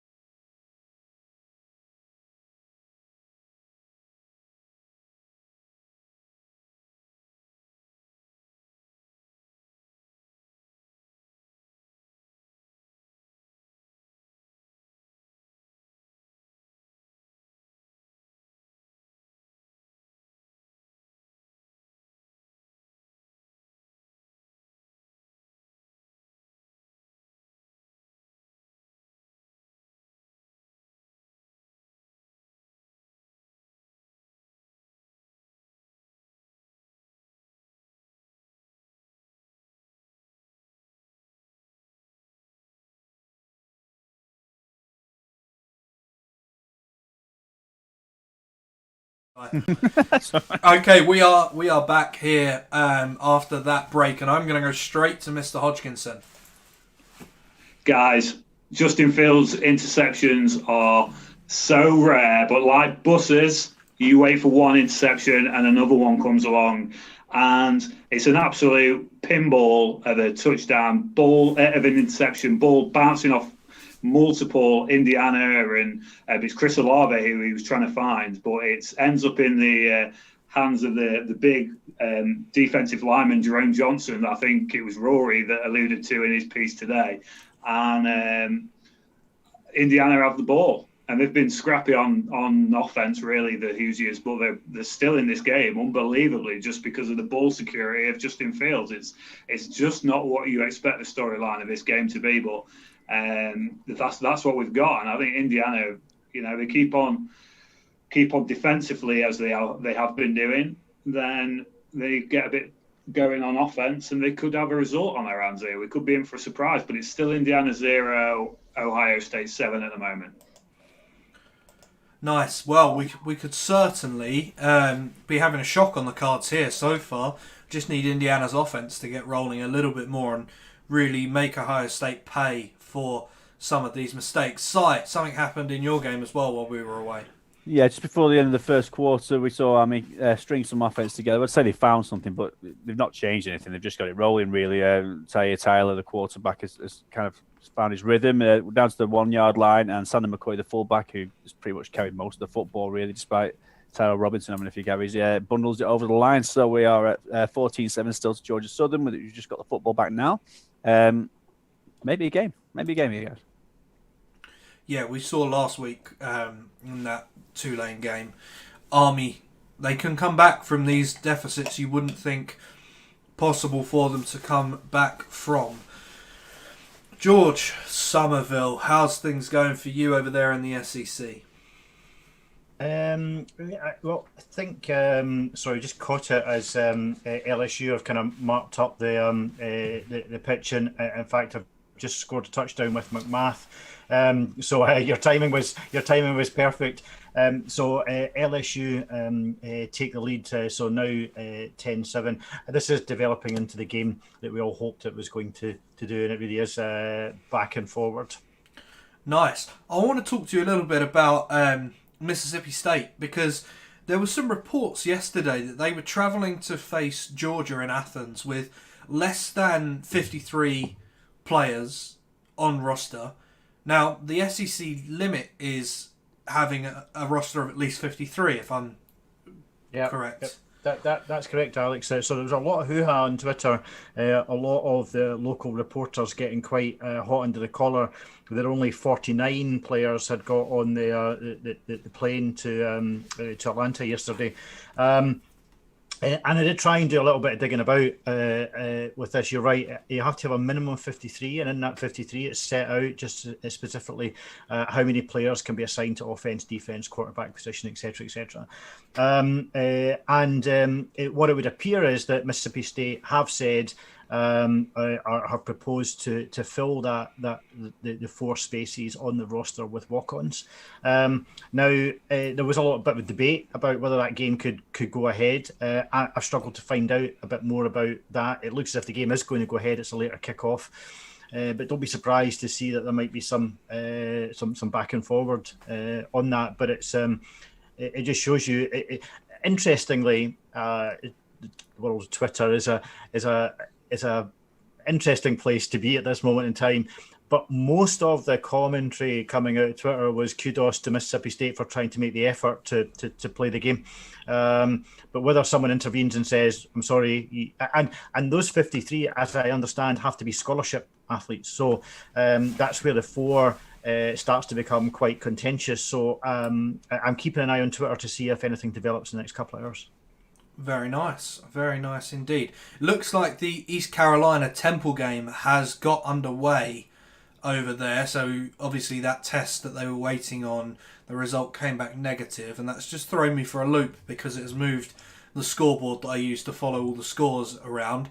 Coming to sight in a moment. Illinois have scored another touchdown in that game, so they lead Nebraska 21-7.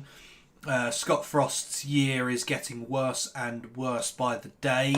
There's been a big play in the Coastal Carolina game. They're now in the end zone. It looked like likely the wide receiver caught the ball with a nice little bit of yards after catch. It definitely was him. He's wearing number 4 today for the program there. Arkansas State have leveled up the game against Texas State 10-10. So for all of you avid Red Wolves fans, I'm sure there's millions of you in the UK, your team is now back level. So that's certainly going to be one to watch. Oh, COVID has got us all over the place a little bit, really. Simon Carroll, coming over to you now. Couple of first Wesley Kennedy sighting. He's just taken 2 handoffs from roughly 30 yards. So Georgia Southern are rolling already on the halfway line. And the first pass of the game. Shy works through to Darian Sanderson for a first down, about 10, 11 yards or so.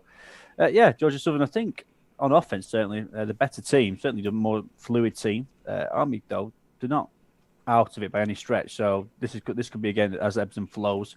But Wesley Kennedy, you're right. Like he's shot out the cannon, isn't he? He certainly can. He's a real talent. Anyway, moving on now. I want to talk a little bit about some of the action from earlier this week, and Mr. Hodgkinson, I'm sure is going to join me to talk some Maction, because I know that's one of his favourite topics. Let's start with Kent State. They put up 69 points in a win over the opponent, who I don't have written down because I've not prepared very well. Akron. Oh, one of the worst teams in college football. Dustin Crum, quarterback there. I think he threw for 3 touchdowns and ran in 4 more, something stupid like that. He had a phenomenal game in that one for Kent State. Is he a little bit of an NFL draft sleeper, Ollie? I think it could be, yeah. Interestingly enough, I've got Ohio State on and watching Justin Fields. And last year, there were only 2 quarterbacks in the entire college football, who threw for over 18 touchdowns and threw for 2 interceptions.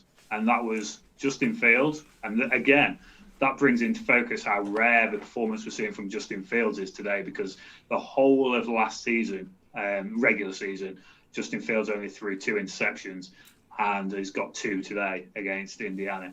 But Dustin Crum was the other guy, the other quarterback who threw over 18 touchdowns and 2 interceptions.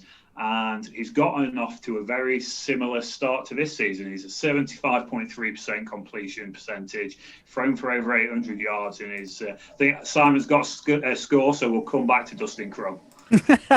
Absolutely. Passing touchdown. Georgia Southern, sorry, I'll keep upsetting you with that. Absolutely, about 30-yard pass to the tight end, Cam Brown.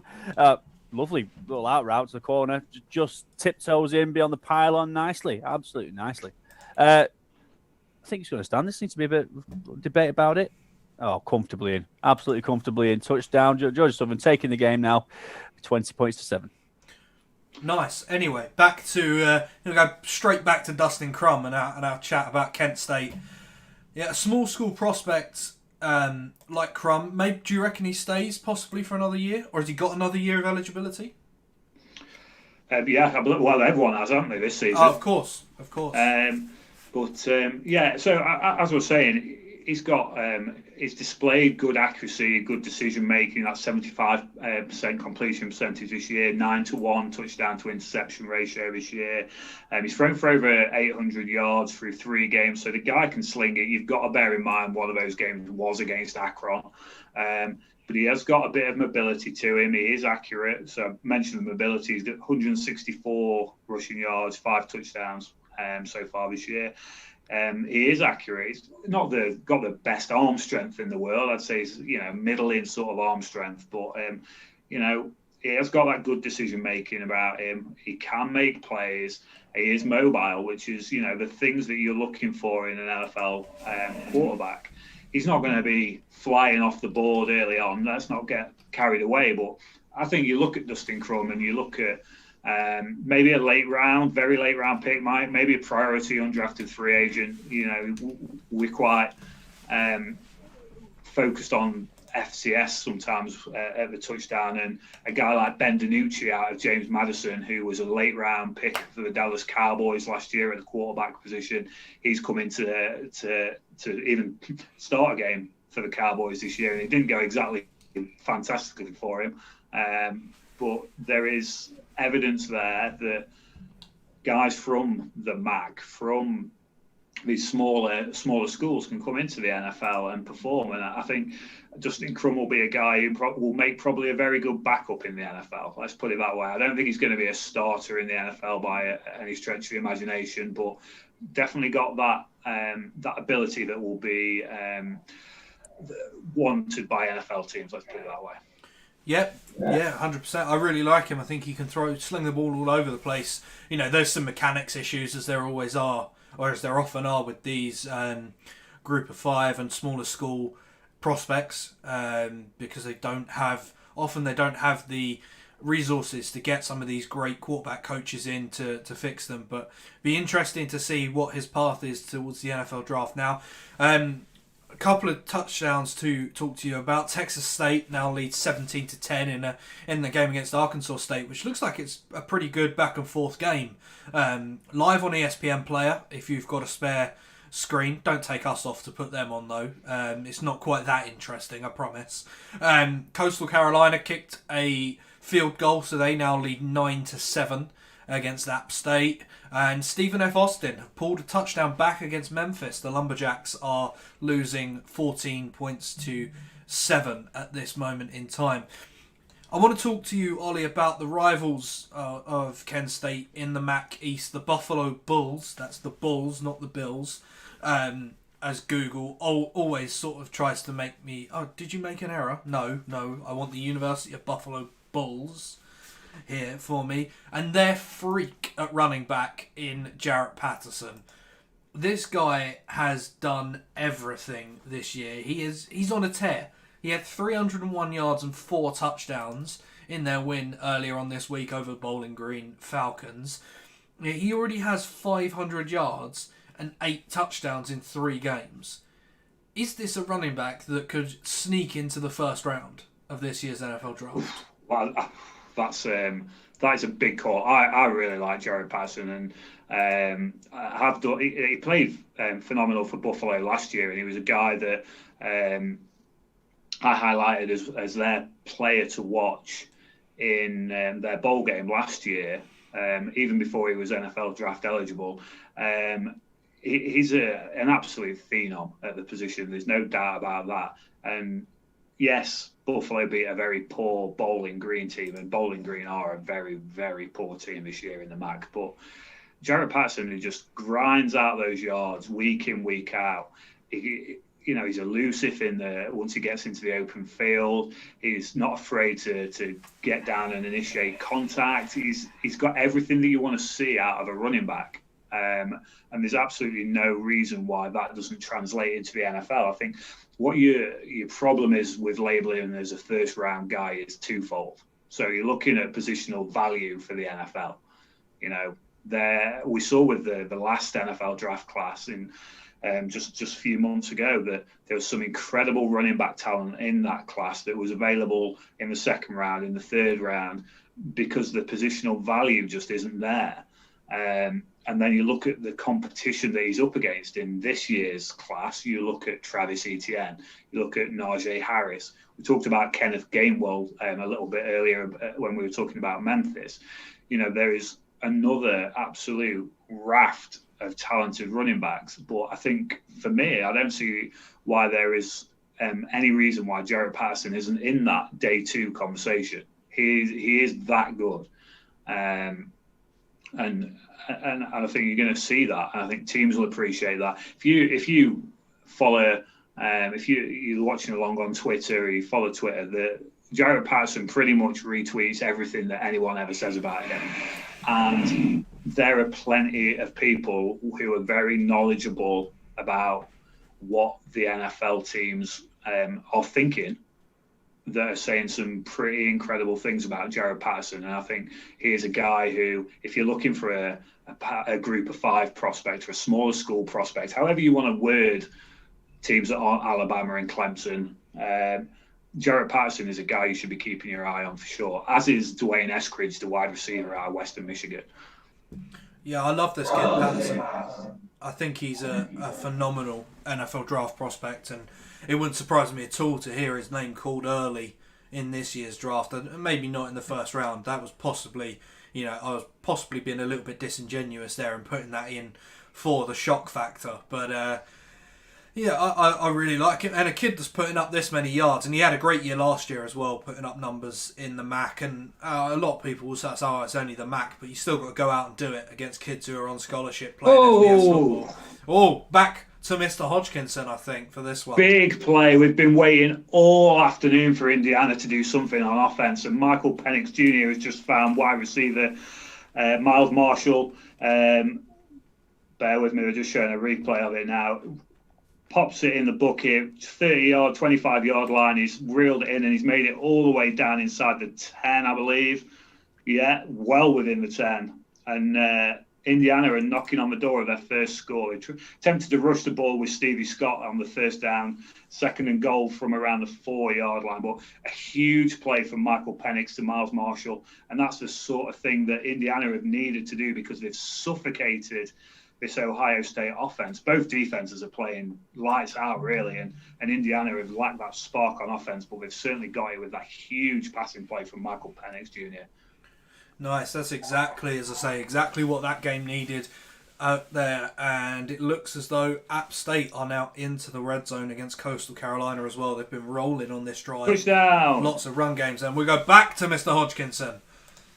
It's what fill you. Fill your boots. Is pass from Michael Penix Jr. He looked for a second like he had actually been stopped just short of the line. And Indiana got three wide receivers bunched to the left of the formation. And a bit of a pick play. Watt Philly gets it the 2-yard line. Almost stopped on the line, but manages to muscle his way into the end zone. And as long as this kick goes through the uprights, we've got a tied game here in the Horseshoe. Nice. Another very interesting game to watch. Let's hope that one can stay close for the whole afternoon, because we could have an amazing finish here with some of these games. George, I want to come to you quickly because I've looked at Florida Vanderbilt and I think my scoreboard's broken because it still says that Florida are losing 10-7. It is. There's not much been happening in the second quarter, to be honest. So there was nearly an interception in the Arkansas game, but it's slowed down after that really electric start, Alex. So who can tell what's going to happen? Because we all thought that we were going to have a runaway game by halftime. Looks like Si's going a little bit crazy down here, so we'll go to him. Well, there's a flag on the play, so it might be coming back. But Gerald Green, the redshirt freshman running back for Georgia Southern, the 6th one on the depth chart, just to keep you guys up to date, just gone on for about 40 yards, scampered down the right sideline. Wait, see where it's going. We've got... He stayed well in bounds. Oh, it gets the defense. Absolutely no. I don't even know what it was. I couldn't see it, sorry. Just collared it at the end. But we've gone all the way down. Oh, face masking. There we go. You can see it right at the end of his run. Bit of a nasty one. Talking about, Max, I've got a couple of points on that. One, Buffalo are 3-0 now. Get them ranked, you cowards. Dustin Crum. First half stats, 17 of 17, 300 yards and 2 scores against, I know it's Akron, but come on. Mistake-free football. If you want another kind of guy in this game, Georgia Southern's weak side linebacker, Rashard Bird, he's absolutely dominant. His ability to read where the football's going is a lot damn better than mine is, I'll tell you that much. As Greeny goes again. No, stuff to the line. We're well in the red zone now. George still knocking the door, looking to really put this one away before halftime. Touched on Dwayne Eskridge there at the end of the Jarrett Patterson piece, but Western Michigan won an absolute barnstormer of a game over Central Michigan on Wednesday night. Central Michigan went 14-0 up, and then Western Michigan hit them with 38 unanswered points. And Dwayne Eskridge ended that game with 4 receptions, 212 yards, and 3 touchdowns. And at the end of the game, landed himself a Senior Bowl invite as well. Just couldn't make up a storyline like that. And the guy has been absolutely dominant. I think before that game, he was 3rd in the country for yards per catch. coming into that Wednesday night game against Central Michigan, and an absolute baller with an incredible haircut, to be fair. Those two are the powerhouse teams in Michigan nowadays, aren't they? Central Michigan and Western Michigan. Oh, Forget yeah, anybody for else. sure. Yeah, for sure. I'm actually... even Chuck Eastern Michigan in there, you know, got former alum Max Crosby doing the business for the Raiders in the NFL, and you look at actual Michigan, what are they? Nothing. Let's get on to actual Michigan, because Jim Harbaugh is under no pressure per ESPN's Adam Rittenberg on the College Chaps podcast this week. Make sure if you haven't listened to that episode, that once we're finished here, you go to Apple Podcasts, hit subscribe, and you have a listen of our conversation with the fantastic Rittenberg from ESPN. He's so plugged in to the coaching market. He knows coaches and agents all over the place. And he says that Jim Harbaugh's job is not in danger at all at Michigan unless they lose today. A loss today against Rutgers could see the narrative completely flip on Jim Harbaugh. Now, Harbaugh is out of contract at the end of next season, and there may not be an extension forthcoming from Michigan, but this year we're pretty sure that he is going to stick around. But today's game against Rutgers is a dangerous one for a Michigan team that has just not been very good this year. They look so good on opening week, they look pretty good opening week against Minnesota, but since they've just not been able to get it going. They come into today's game 1-3 with the same record as the Scarlet Knights, and Greg Schiano's team could cause them some real issues in this one. I'm going to go to Mr. Hodgkinson first, because I know he likes to talk about some of these guys at Rutgers. Let's have it. Are Rutgers going to beat Michigan tonight? Look, guys. Michigan are a 7.5 point favourite in this game, and I have absolutely no idea why. It absolutely beggars belief. And you look at the start of the Big Ten season, you know, Rutgers beat Michigan State, which we expected. Michigan State, I thought, would go beaten this season. So we expected Rutgers to beat Michigan State. And then Michigan State went and beat Michigan. Now, you know, it's a very simple way of looking at it, but surely that means Rutgers are going to beat Michigan. Less of a simple way of looking at it is the keys to the game. So we're talking ground game, especially for Rutgers. If Rutgers can really dominate the time of possession, if they can get the ball in Isaiah Pacheco's hands, they are running 134 yards a game. Michigan are giving up 179 yards on the ground. Put it in the ball in the hands of Isaiah Pacheco. Take it out of the quarterback's hands because he's an absolute disaster. But put it in Isaiah Pacheco's hands. Let him run on the Michigan Wolverines. Let them dominate that time of possession. And then on the other side of the ball, it's going to be a case of Rutgers putting pressure on Joe Milton. You know, the guy's got 4 interceptions so far this season. Rutgers aren't exactly a turnover machine. They've got 2 interceptions on the year so far. But everything seems to be geared up for a Michigan win. They're the overwhelming favourite. They're 5-1 in the head-to-head record. Rutgers haven't won the game since 2014 when they were a 26-24 winner. But I can see a close game tonight. I can see a Rutgers victory, and the key to doing it is keeping the ball on the ground as far as I'm concerned. Yeah, I agree with you there. You want to keep the ball out of Noah Vedral's hands. He's thrown 7 interceptions to just 5 touchdowns this year. So certainly one. And I actually think this is a sneaky game to watch, because I think this could be just a fascinating matchup. Don Brown's defense has not been very good this year for Michigan, and they have to get better in this one, because it is a get-right game for the Michigan defense. This is a game where they can force some turnovers, where they can probably play aggressive and really limit what Joe Milton and the offense has to do. Now, Hassan Haskins is averaging 7.8 yards per carry at the running back for Michigan, and they have to get him involved more in the running game. If they can do that, and if they can lean on that running game, because they haven't got behind like they did against Michigan State and they did against Indiana in those games, then they've got a chance, and against Wisconsin as well. You know, we said this Michigan schedule was pretty tough this year, and that they would be in some games that they would probably lose. If you listen to the Big Ten preview show on the College Chaps, and that's really come to fruition for me. This is a game, though, that they have to win. They have to get this one right. It's very much like the Penn State game coming up in a couple of weeks. They have to win that one as well. And if they do that, then they can kind of get some sort of respectability on this year. But a loss today, and things are going to start going very, very wrong for Michigan. Yeah, I would agree. I was just about to say, well, the thing about Rutgers is they're no longer embarrassing, which is already a massive improvement. If you look at how they were under Chris Ash to how they are now, again, Greg Schiano has obviously come back to home. Interesting thing about this is that Michigan, in that time period since Schiano left and come back, Michigan really made a home in New Jersey recruiting-wise. They absolutely dominated it there.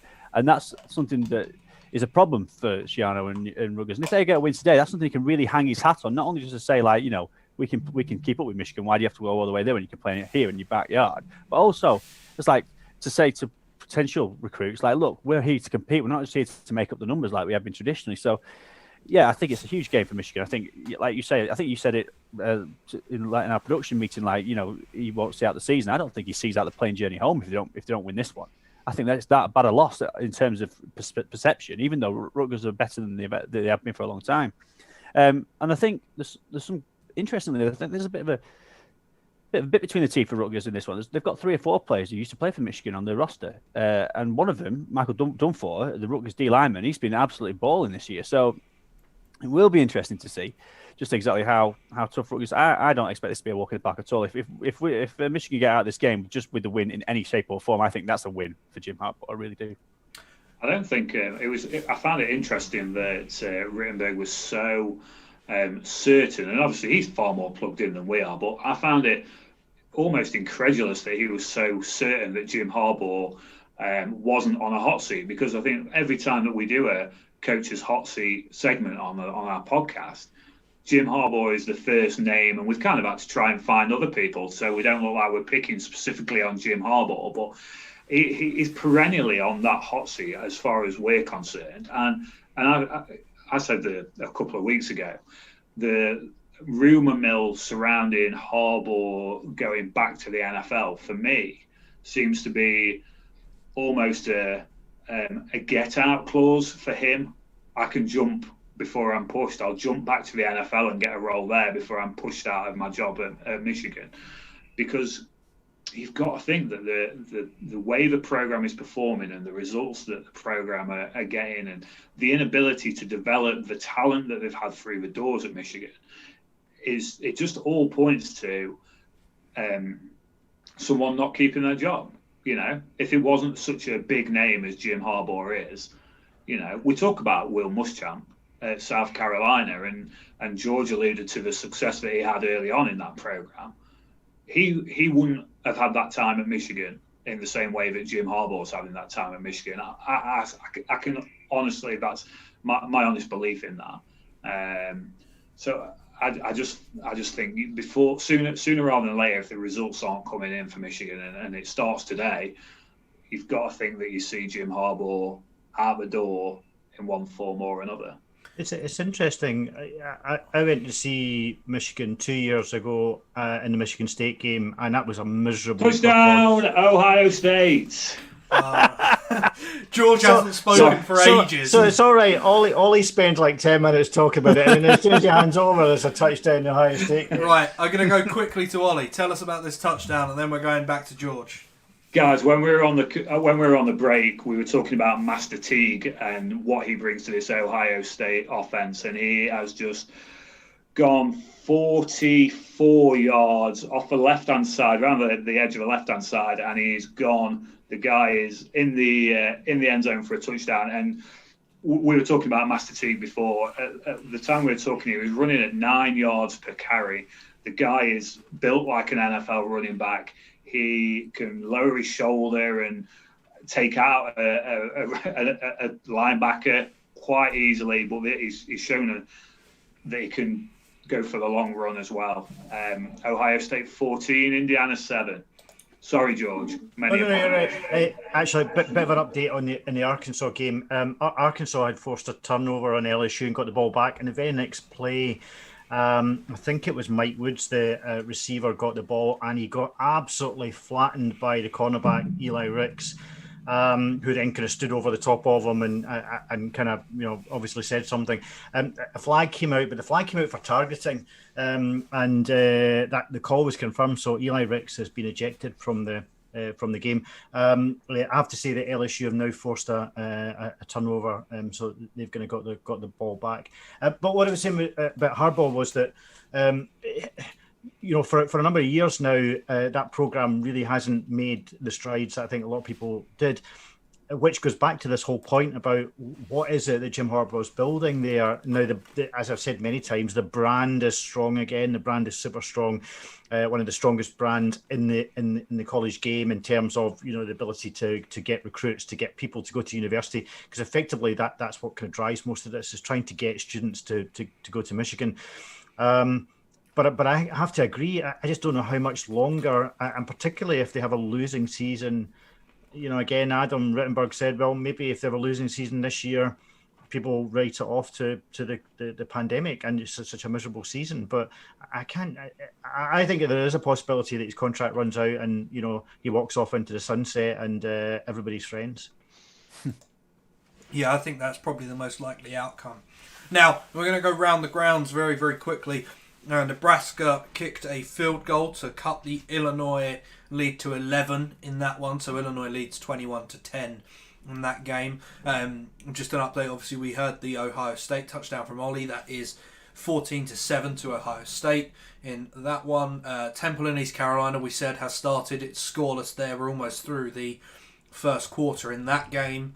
In the SEC, the two games that George is covering, Florida Vanderbilt locked 10-10 with just under 5 minutes to go in the second quarter there. LSU leads Arkansas 10-7, just under 7 minutes to go in the second quarter there. The game that Cy is covering, Georgia Southern leads Army 21-7 with a minute left in the first half. Memphis leads FCS team Stephen F. Austin 17-7 in that one.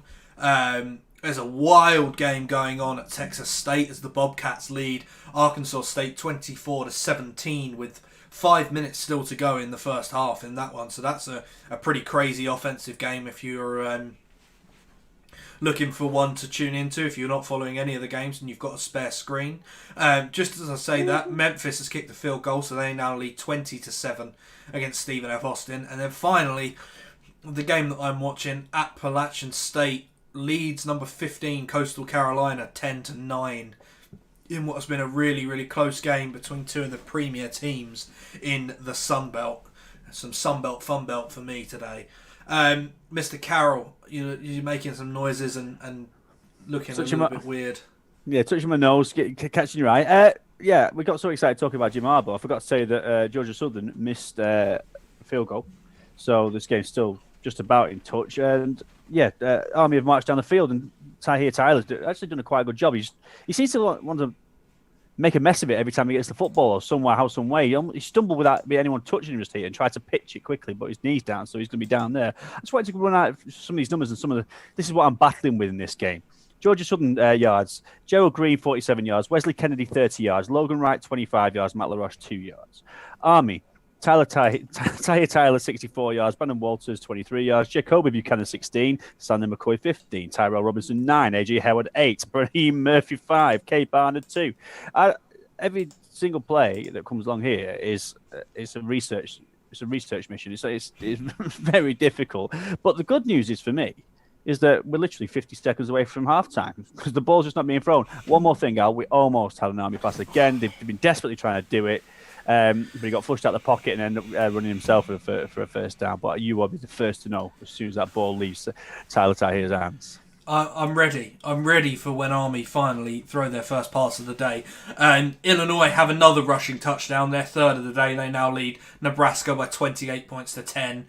Nebraska look like they're going to get blown out by Illinois, and I'm not sure how much longer Scott Frost has at Nebraska.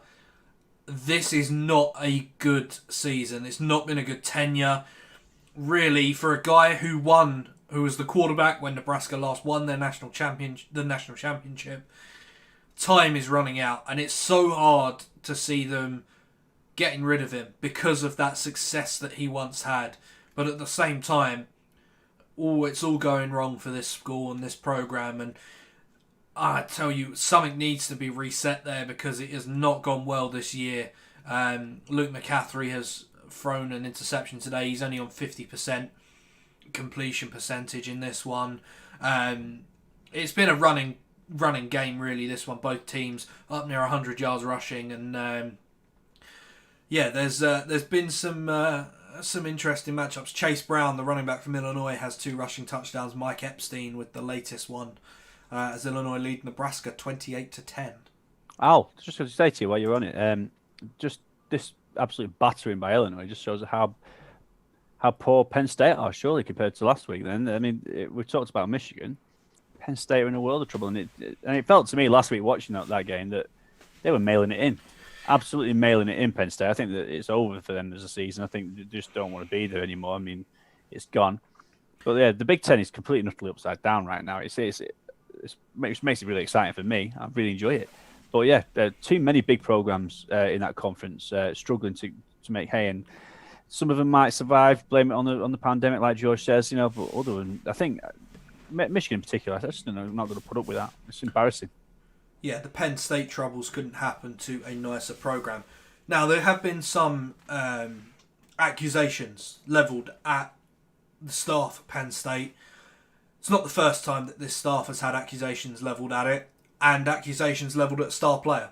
Last year, around January time when I was in the US, there was a story out about Yetur Gross-Matos and what happened there. Now that nothing has been proved in that story, and I've got to come on here and say that nothing has been proved.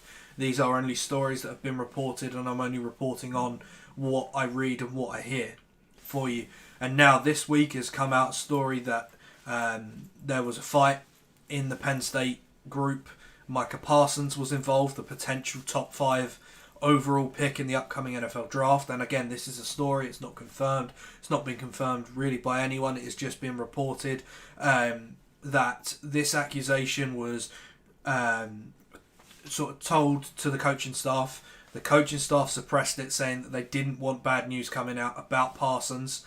And it feels to me like this program under James Franklin really needs a reset, because these little stories keep popping up and they keep coming out and they're not made a huge deal of.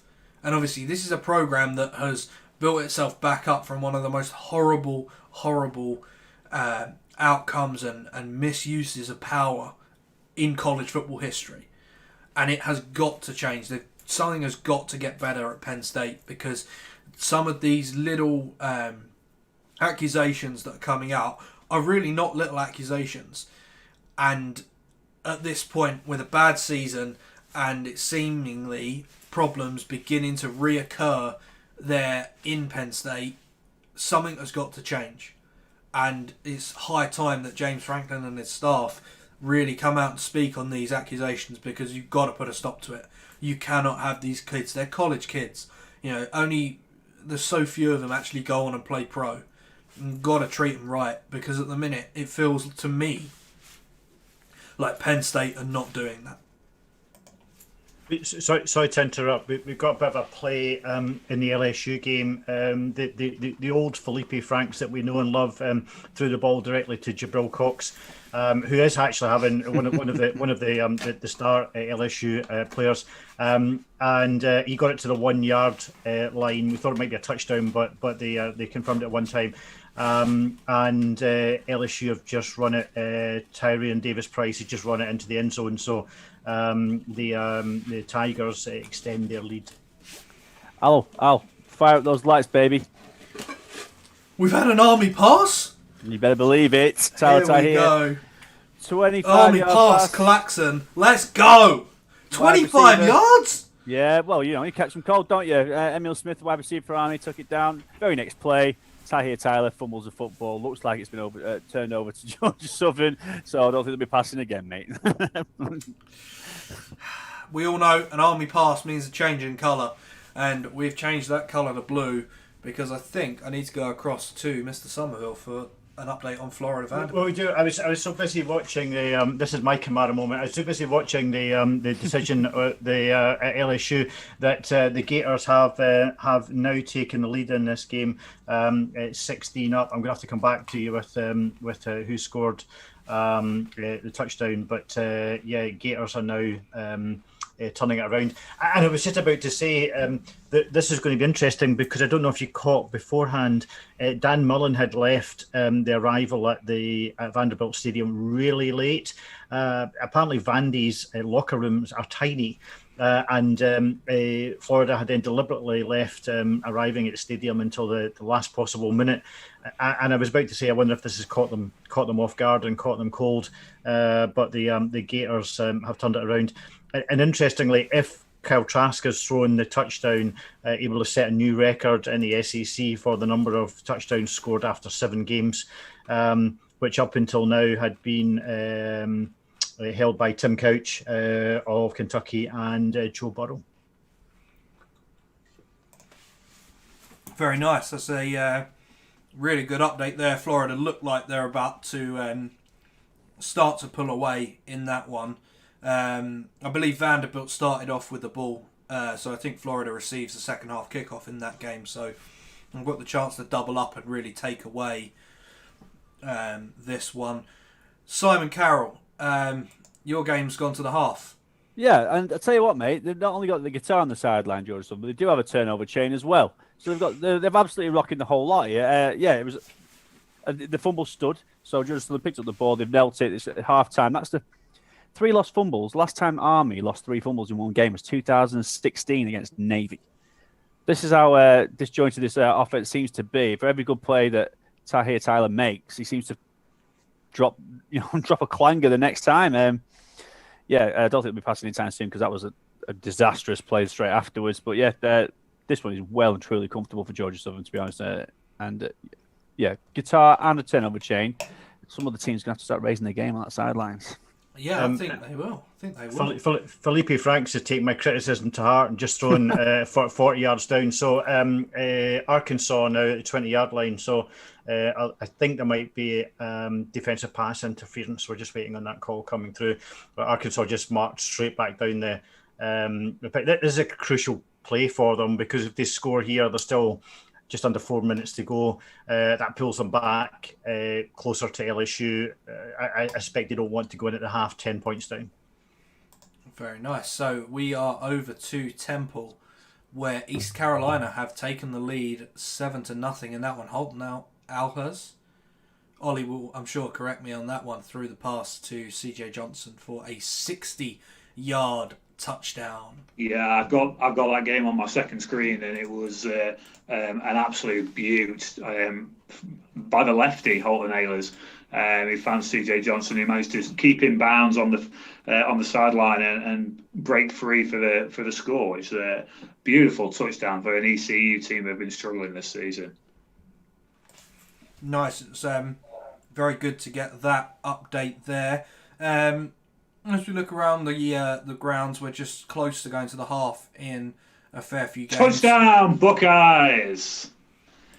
Guys, Ohio State have figured it out. Get it on the ground. Get it in Master Teague's hands. To be fair, the play that set up the touchdown was Justin Fields on the ground as well. Big run from Fields. Gets it down to the 2-yard line, and then Master Teague's just punched it in at the goal line. Teague's running at 12.4 yards a carry. Trey Sermon's running at 9.8 yards a carry. Ohio State have figured this Indiana defense out, and it's 21-7. Nice. This Ohio State team is built pretty much like an Alabama team of the last few years, where they've got loads of really good running backs on the ground, and they've also got one at quarterback. Sorry, what? But anyway, we'll move on. I am, of course, joking there. Touchdown! Felipe Franks has definitely taken the criticism to heart. And I have to say that was really quite impressive. It looked as if they were going to run the play. The running back took most of the LSU defense with him. And to be fair, that was a really impressive run by Frank. So yeah, as I say, that was a really important play for Arkansas because that gets them back within touching distance.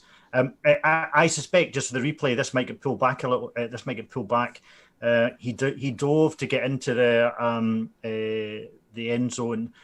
I've got a sneaky feeling his elbow came down just before the ball touched the line, but I will come back to you with that. George, I've got to say, that shout of touchdown in your Scottish brogue was absolutely phenomenal. I don't know. I lost my touchdown sign. I spent so much time earlier on making that I forgot all about it. And you made that? I thought you could have like your younger sister or something. I think that should go on game day as a sign for next week. So? Do you think so? That's my sign. Yeah. Yeah. Thanks for that, Simon. I'm not going to stick up for you any longer. I'm like, they're going to take it. That took all of a minute of my time this morning. We will we'll obviously let you know if that Arkansas touchdown stands. They would bring that back to within 3 points in that game. There's a bit of an arm wrestle going on in the Sunbelt clash between Coastal Carolina and App State down on the Teal Field, as my colleague Mr. Hodgkinson has reliably informed me it is known. The Mountaineers lead 10-9. They've got the ball. There's about 19 seconds left in the half, and they are deep in Coastal Carolina territory in that one. So I will keep you up to date if any scores go in there. But App State have the chance, if they can get in here, to go up 8 points over Coastal Carolina. And there's a free play here, and it's a great pass down the sideline, but it is dropped. The receiver has bricks for hands in that one. Oh, some crazy goings on. It's been a pretty good early slate so far, isn't it, lads? Yeah, there's been a lot going on, to be honest. As was the case last week, so it's pretty good that it keeps us occupied. Yeah, we have a break coming up very soon. So don't go anywhere. We're going to try and hold on until some of the other games go to the half. So I'm going to go over to Mr. Hodgkinson and let us know what's gone on in his game. Just a big play, and this has been Indiana. Their offense has struggled time and time again, but every now and again they come up with a big play which gives you a little bit of hope. And Penix finds wide receiver Ellis along the side, like, oh my word, there's a line judge down. I think he's just got carried away with the excitement. I can't see what's happened to him then, but yeah, big play gets Indiana just around down to the 10-yard line. With the opportunity to pull a score back. There's just 3 minutes left in the second quarter here. All the attention's turned to this line judge, who is back up on his feet. I think he's going to be okay. Let's just... where did he get out of bounds? About the 8-yard line, I think he's out of bounds. So Indiana in a prime position to try and punch this in. But it's been a tale of the ground game. Ohio State have figured it out, and Indiana just haven't. They're at minus 17 rushing yards currently, and just punctuated every now and again by a big play from Michael Penix. I think it's an ankle injury for this lineman. Line judge. He's just tried to hobble off under his own steam, and he's got 2 men around him now. Get the blue tent out. Come on. Get the blue tent out.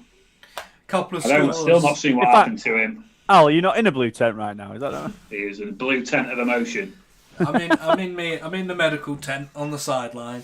Anyway, some scores to tell you about. Temple kick a field goal. They cut East Carolina's lead to 7 in that game. Arkansas State have scored a touchdown. They are an extra point away from leveling things up against Texas State. Stephen F. Austin are in the red zone. They have scored a touchdown, just as I am talking to you there. They cut Memphis's lead to just 7 points in that one, with the extra point to come to put them up 6.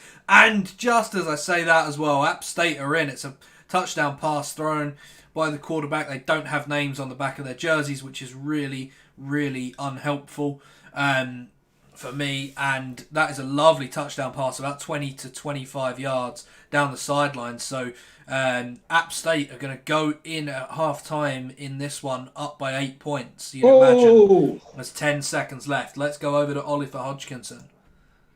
Guys, Michael Penix found Ellis again. Looked like he was going to turn and charge for the goal line, and he has been absolutely hammered. Balls out. Ohio State recover. It was the linebacker Pete Werner who absolutely hammered the receiver. Balls out. Ohio State possession, and Indiana are just struggling to get anything going on this Ohio State defense. Oh. Refs getting involved. Yeah, it's Ohio State recovered it. The ref did his best to get involved in the play, to be fair. Yeah. Ohio State ball.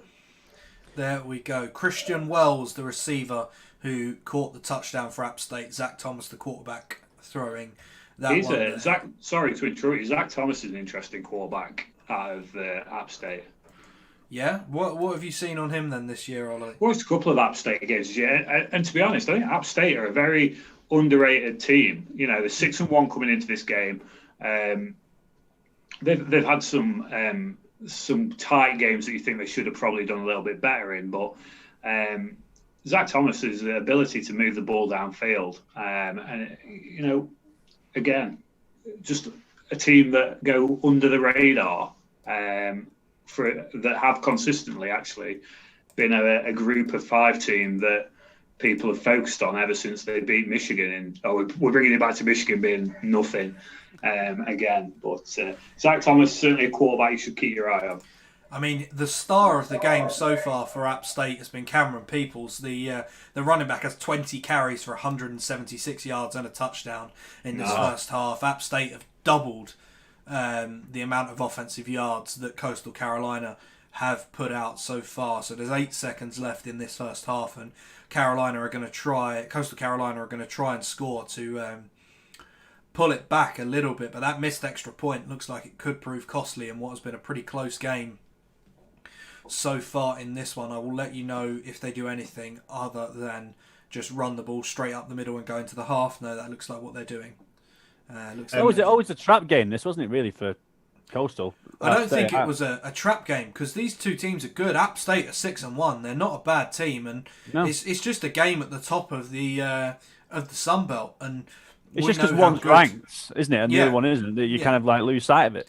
And I think this year, Sun Belt showdown. This year, the Sun Belt and other conferences, the group of 5 and the Power 5 are so much closer this year in terms of ability that Coastal Carolina losing this is pretty close to, Oklahoma losing to Iowa State. It would be a shock, but it's not a huge shock as it might have been a few years ago if a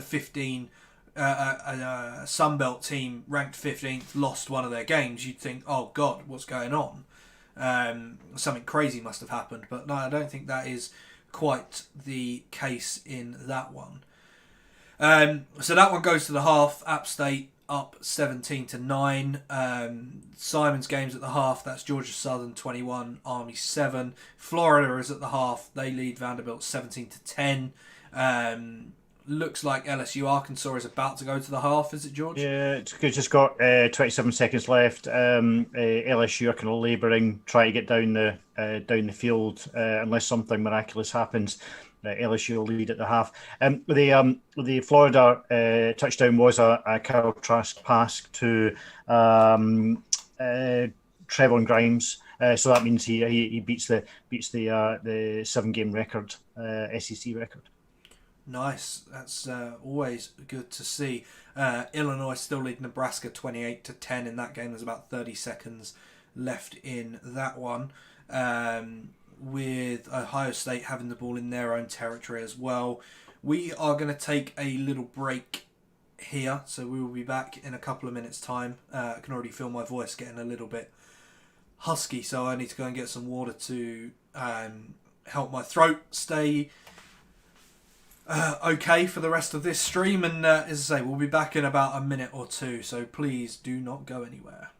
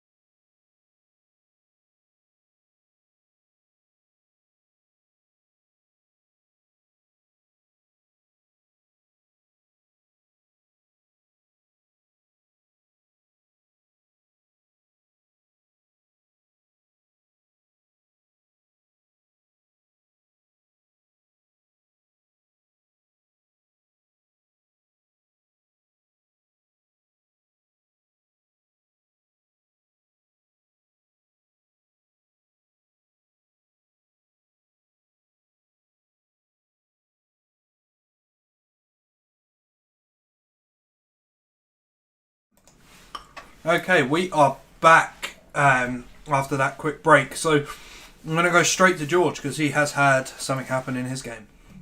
Yeah, LSU looked as if they'd made a real advance down the 1 yard line. They could pull back for a penalty, so they kicked the field goal. So LSU going at half 20-14 up on Arkansas. Really entertaining first half, I have to say. Nice. That has certainly been a good game. Ollie, I'm going to come over to you for the Ohio State game. What's going on there to end the half? That is perfect timing because Justin Fields has just absolutely leapt into the end zone to make it 20. Well, it will be 28-14. It's on the ground again.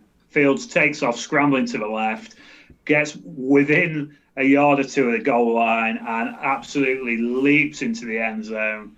Let me just show you a replay of it now.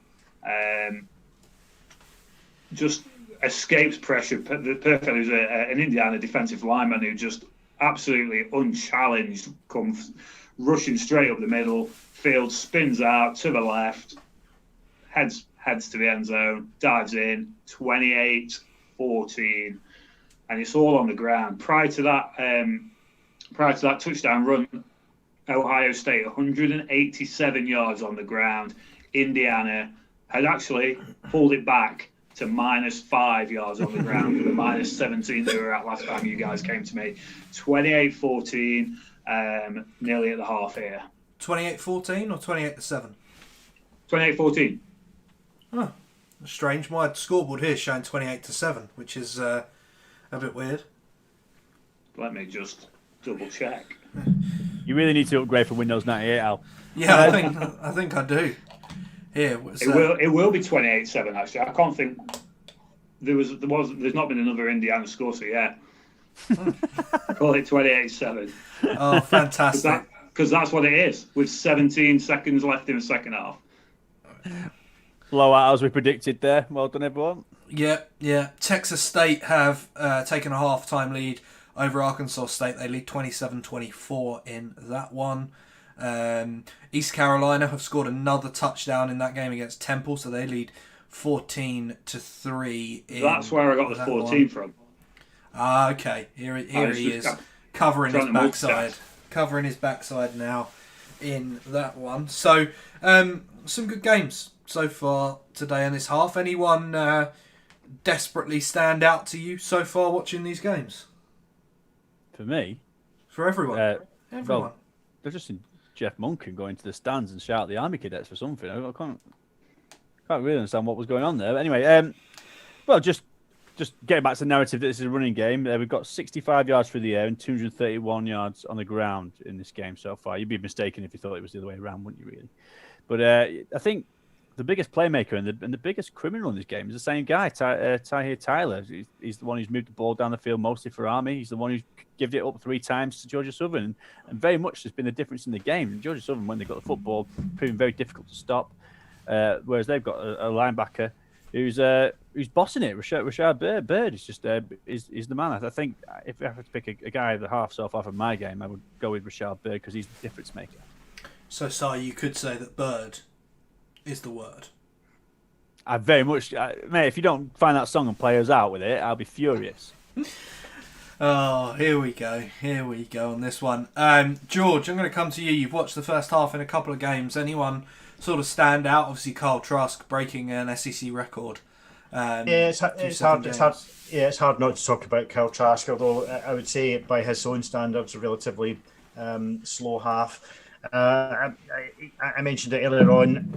Felipe Franks definitely has kind of kept his team in it, and after that early interception, drove his team forward and scored that winning, that touchdown for the Razorbacks. So he's looking quite good. Another game.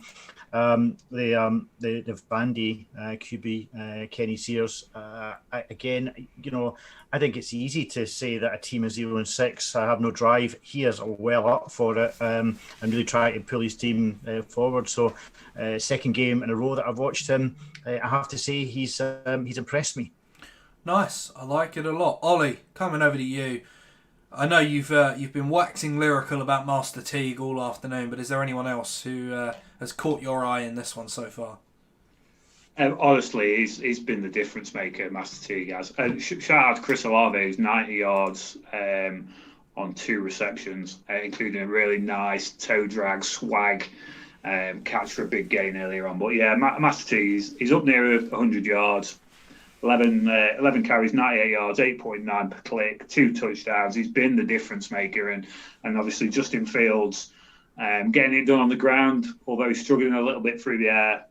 Those 2 interceptions are probably the talking point of this game from the standpoint of assessing what Justin Fields brings to the football pitch.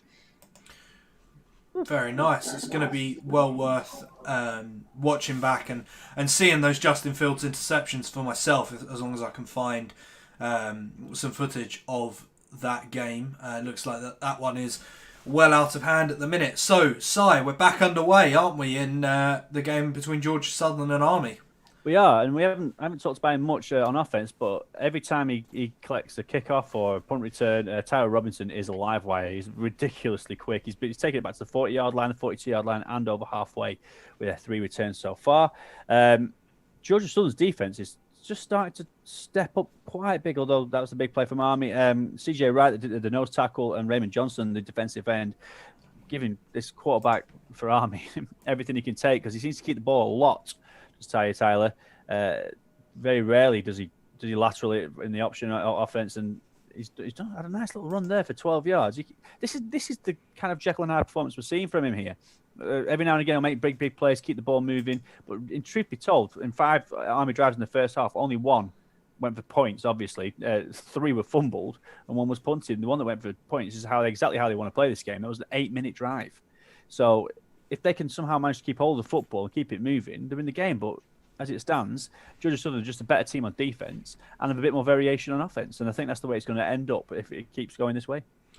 A little bit of an interesting note for George will probably be interested in.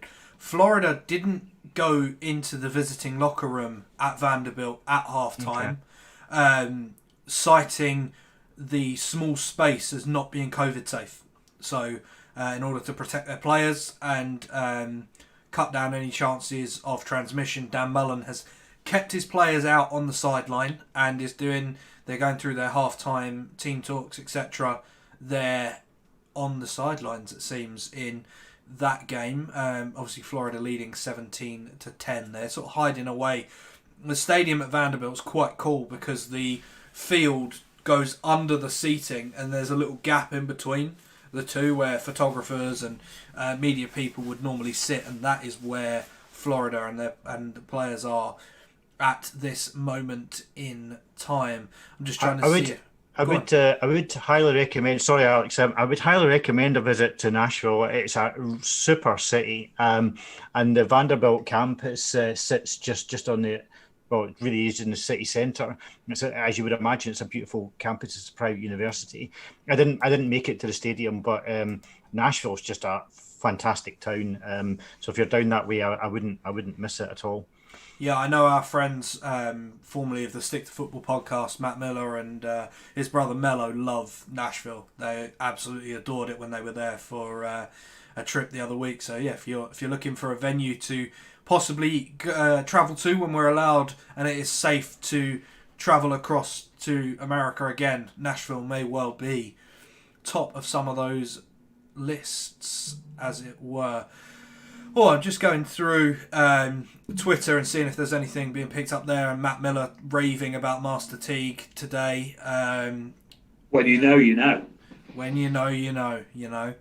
And yeah, some Florida fans being all salty about the Vanderbilt O-line. Nothing changes there. FSU fans making out that Clemson didn't want none of that smoke. Seems that FSU fans are just as mental as they seem on the Finnenbaum show. Sense of humour there. Like it. Yeah, I mean, some their sense of humour is certainly one way of describing things. There's a fair few.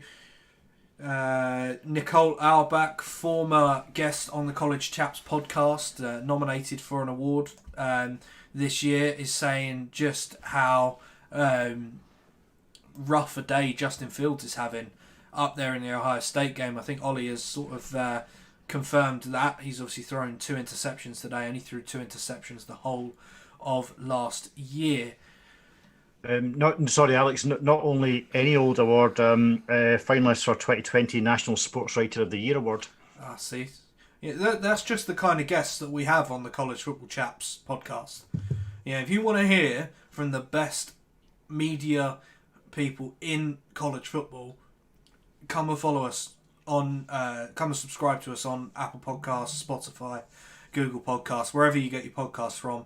We should be on there. It's the College Football Chaps podcast, and we have great guests on very, very frequently. 2 fantastic guests this week, and we've got some fun lined up for Thanksgiving next week. That's gonna be a special show with our Thanksgiving special with a returning guest who's a very, very close friend of ours. That's all I will say on that one. Right, let's get back to some of these games. Let's look ahead actually a little bit to some of the games this afternoon. I want to talk about Cincinnati and UCF. Obviously UCF is everyone's favourite or least favourite team, depending on how you reacted to their supposed national championship of a few years ago. Obviously George is an Alabama fan, so he thinks that they're stupid, but we'll go ahead anyway. I want to talk to Ollie first, though, because I know how much you love Cincinnati and this team and their quarterback Desmond Ridder. I just love it. I just love everything about Cincinnati. Just before we go into Cincinnati, I don't know if this is some sort of technical glitch in the East Carolina Temple game, but it's just flashed up saying that one of the teams, I don't even know who's supposed to be in possession of the ball, because obviously I've been watching the end of the first half of Ohio State, but claiming that a 2nd and 98, which has got to be a technical glitch unless something has gone hideously wrong there on the goal line. Maybe a bad snap's managed to go back 98 yards somehow, but that's surely a technical glitch. Look, Cincinnati and UCF tonight is potentially one of the games of the day, as far as I'm concerned. You look at the UCF offense and how explosive they've been behind quarterback Dylan Gabriel. They're averaging over 44 points a game. They're averaging over 619 yards per game. There's an unbelievable offense that UCF have got this year, but they're running up against an absolute brick wall tonight in the Cincinnati defense. You look at how UCF did against a Tulsa team with a really good defense, and we could rave about Zaven Collins all night long. UCF really struggled against that Tulsa team, and they are not a patch on this Cincinnati unit. They shut down SMU with Shane Buechele, who was leading the nation in passing yards at the time, holding the opposition to under 200 yards a game, under 13 points a game. That is going to be a difference maker tonight. That Cincinnati defense that may have one of the best secondaries in the entire of college football, certainly in the group of 5 teams. They're currently ranked 7th overall. They're making a real push for the college football playoff. If a Power 5 team or a couple of Power 5 teams manage to trip over each other, and we've talked about the nature of the Big 12 and the Pac-12 eating each other alive. The ACC is going to be very similar. Notre Dame beat Clemson, and you'd love to hope that Clemson come back and beat them in the ACC championship game. That is going to create an opening, and Cincinnati are the team that really at the moment look like they're going to be in that pole position to sneak into the Final Four. And whatever you think to UCF, and there's a touchdown in Army Georgia Southern. So yeah, let's go over to Simon. And Simon is muted. We knew it was coming at some point. I've got to stop smuggling those crisps into my mouth when you guys banging on about UCF. No, I'm only joking. I've got some opinions on that myself. But Raheem Murphy's gone in for Army, pulled this back to within 7. Just a nice drive, a 4th down conversion from Tahir Tyler. So got the ball moving, but a little bit of rashness from freshman running back Tyrell Robinson, who got a unsportsmanlike conduct call for slapping someone in the face mask, but it didn't seem to stop them. They managed to get down the field, pull this back to with a score. And I think Ollie's right about Cincinnati. I think they have to obviously go undefeated to get there, but I think they've got a very good chance to do it of gate crashing that party. But UCF, they're unbeaten in 21 at the Bounce House, which is a great name for a stadium, whether you like them or not.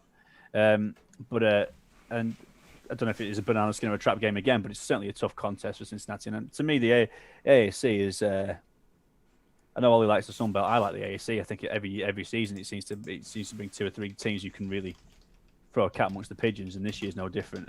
I watched Tulane the other week, and was it Thursday night? Phenomenal game. And Cincinnati are obviously a cut above the rest of them in that division, so certainly can be a team who can challenge the big boys if they get the opportunity to pit their wits against them. Just something to bring up from a year ago, October 5th, 2019, unranked Cincinnati hosts UCF, I believe, last year. They win that game 27-24. And then they post the greatest GIF of all time. The greatest GIF of all time. For those of you that don't know, UCF is based in Orlando, and I'm just about to retweet the GIF from the College Chaps Twitter account. I just found it on Twitter from a year ago. And obviously based in Orlando, Florida, home of Disney. A lot of jokes get made about this for UCF, and this is a bit of a bad blood game between Cincinnati and UCF in the ACC. They win the game. You see the Disney castle appear, just as you do before every Disney film. The firework goes over the top, and instead of the words Walt Disney Studios, up appears "You hate to see it." Just a phenomenal bit of shithousery from Cincinnati and their phenomenal team there on their Twitter account. I hope they win tonight, just because I want to see the follow-up to that GIF. This is going to be a phenomenal game. Quickly going to talk about another game that has the opportunity to potentially be phenomenal. Redshirt freshman quarterback Spencer Rattler and his Oklahoma Sooners, OU sucks, welcome the Oklahoma State Cowboys, who lead the Big 12, into Norman Fort Bedlam. One of the craziest games usually of the year. These two teams are both supposedly high-powered offenses, but I'm here to tell you they're not. This year, they're not. Neither quarterback's very good. Neither offense is all that great. They're both mistake-prone, and they are both potentially going to have an incredibly sloppy matchup here today in this one. Rattler seems to throw pick after pick after pick after pick this season. Yes, he's had some good points, but these picks are killing the Oklahoma offense. Oklahoma hasn't played a tough game for a number of weeks now. This Oklahoma State defense has the potential to really play them tough in this game. And I think if they can force some errors from Rattler, this game is there for the taking for Oklahoma State, because I don't think Oklahoma has anyone that can cover Tylan Wallace, which is a real problem when you come up against Oklahoma State, because all they do on offense is throw the ball to Tylan Wallace. They have one play, and that is find Tylan Wallace, throw to Tylan Wallace. If you can shut it down, then you can win that game. I'm just not sure who Oklahoma has to live with someone with the athletic profile of Tylan Wallace. This is a fascinating matchup for me. Both teams suck, and neither team deserves to be in the Big 12 championship game at the end of the year. That might be the homer in me talking a little bit, but it's going to be a fascinating matchup. I want Oklahoma State to win tonight, because that gives Texas the clearest path to the Big 12 championship game. What say you, everyone? I hate Bedlam. I hate it. It's a celebration of everything Oklahoma, and as far as I'm concerned, they've nothing to celebrate. And I particularly begrudge it when it's a good game, and it usually is, because I don't like admitting that I enjoy it, even though it's just crazy. You know, you can get excited about it. I just don't like the look of either of his teams.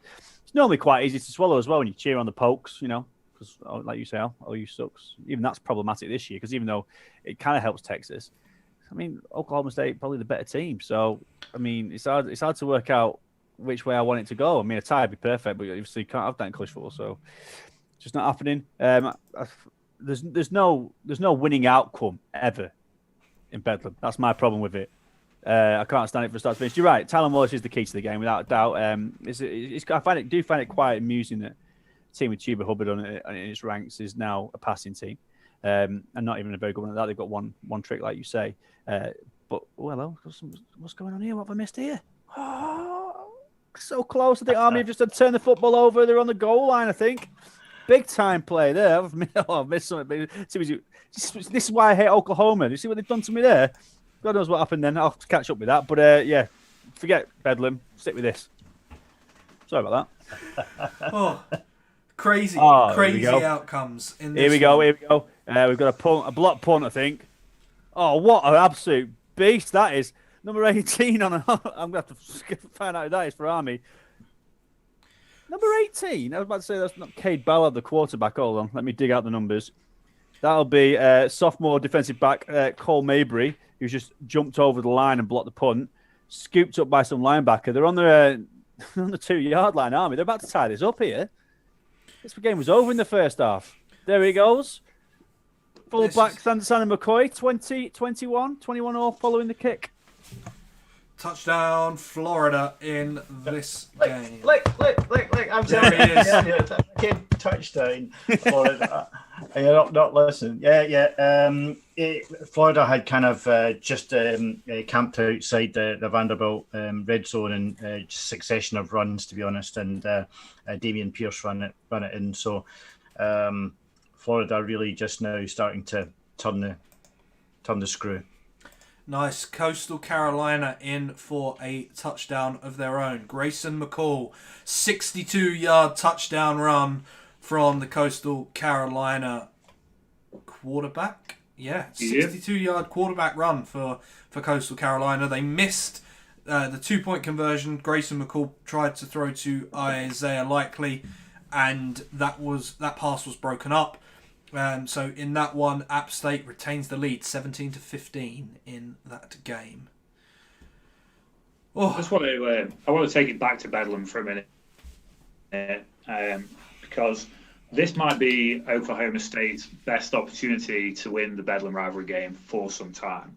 The last time they won was 2014, close game, 38-35, but they are historically bad in the game. Oklahoma, as much as you guys hate to hear it as Texas fans, 89, 18, and 7 in the head-to-head record between these two teams.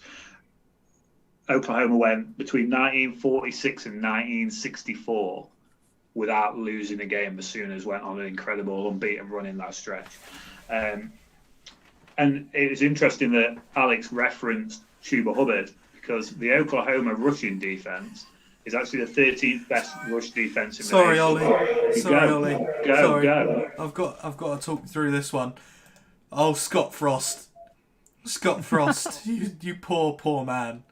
You poor man. So Nebraska comes out after the I can't do it. They come out after the half and have their best defensive series. They force Illinois into a 3-and-out, and on 4th and 8 from the Illinois 31-yard line, the ball is snapped back to punter Blake Hayes, who rushes 14 yards to convert the fake punt, where Illinois is up 18 on their own 31-yard line and fake punting against Nebraska. It's a conversion given up by the Cornhuskers.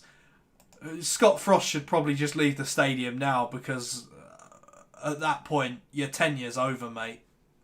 Frost must go. Chilly reception in Lincoln, Nebraska. Here we go. Right. Ollie, we'll go back to you for your thoughts on Oklahoma State.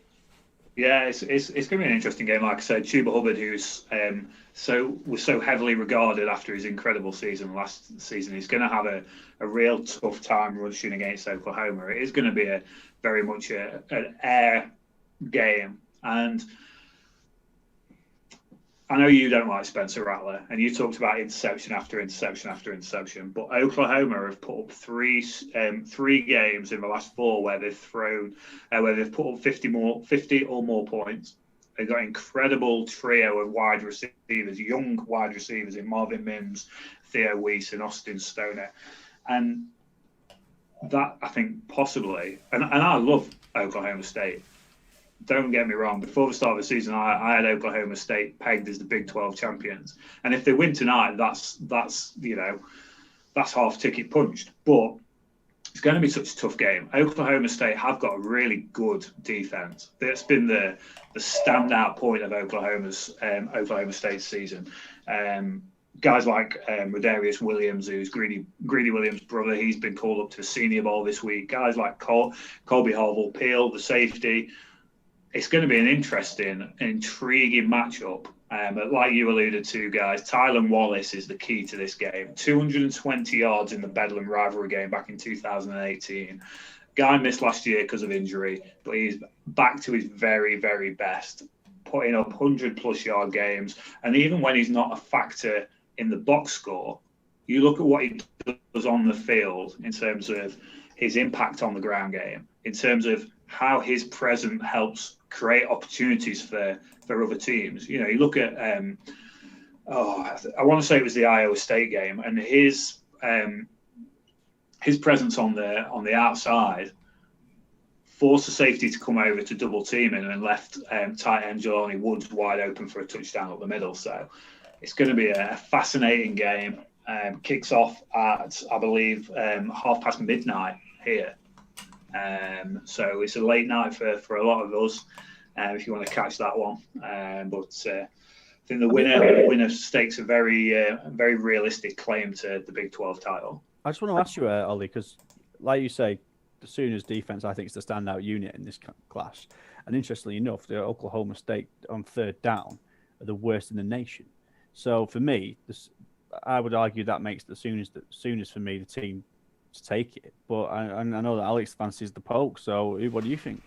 I'd like to say that I think Oklahoma State takes it, but I think it is too close to call. And like I said, the Oklahoma rushing defense is quite overrated this year. The 13th, ranked 13th in yards per game that they've given up, and it's the passing defense that's been the problem there. They're allowing 24 points per game, essentially, ranked 39th in the nation. It's going to be interesting.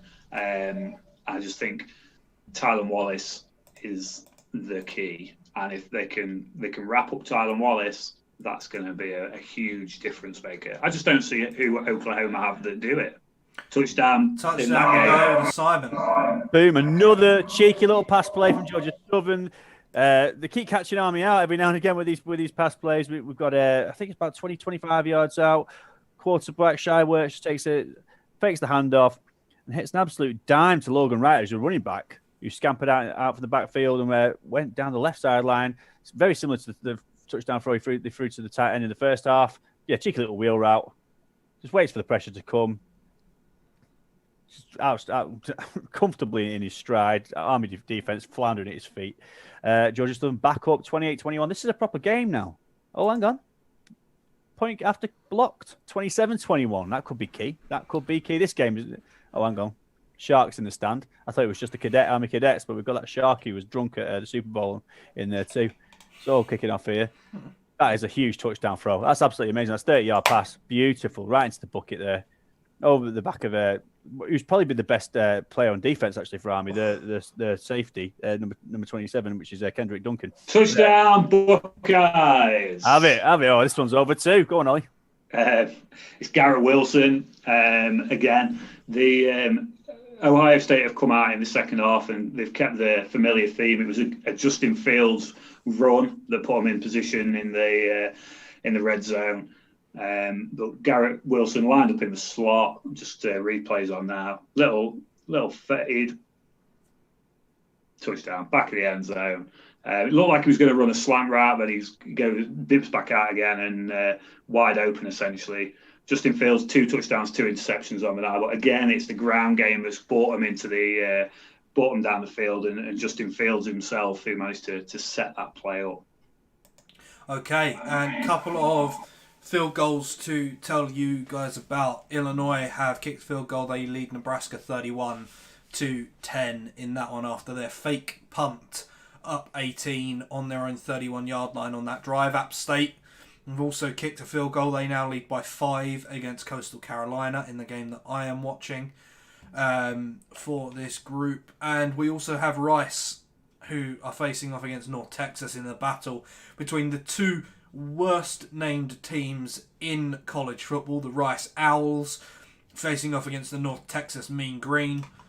I know, it's just stupid, isn't it? The problem with Rice is that whatever you put behind Rice is going to be awful. I mean, the Rice Tigers is not going to be great either, is it? To be perfectly honest. Crispies, the Rice Krispies. Rice Krispies. Rice pudding. There's so many ways you could go with it. There's a lot of endorsement opportunities there, that's for sure. You know, amateur sport, George. You know that. Come on. The NCAA will have you. Hey, there's a lot of accent mimicking going on this time. I don't know what's happened. Is Alex? I had a coffee before we came on. Have you moved 200 miles north or something? I don't know. There's a lot of interesting thing in the Arkansas game. Arkansas were 4th and 1 in their 25. In what looked like a bold move, they decided to go for it in 4th and 1.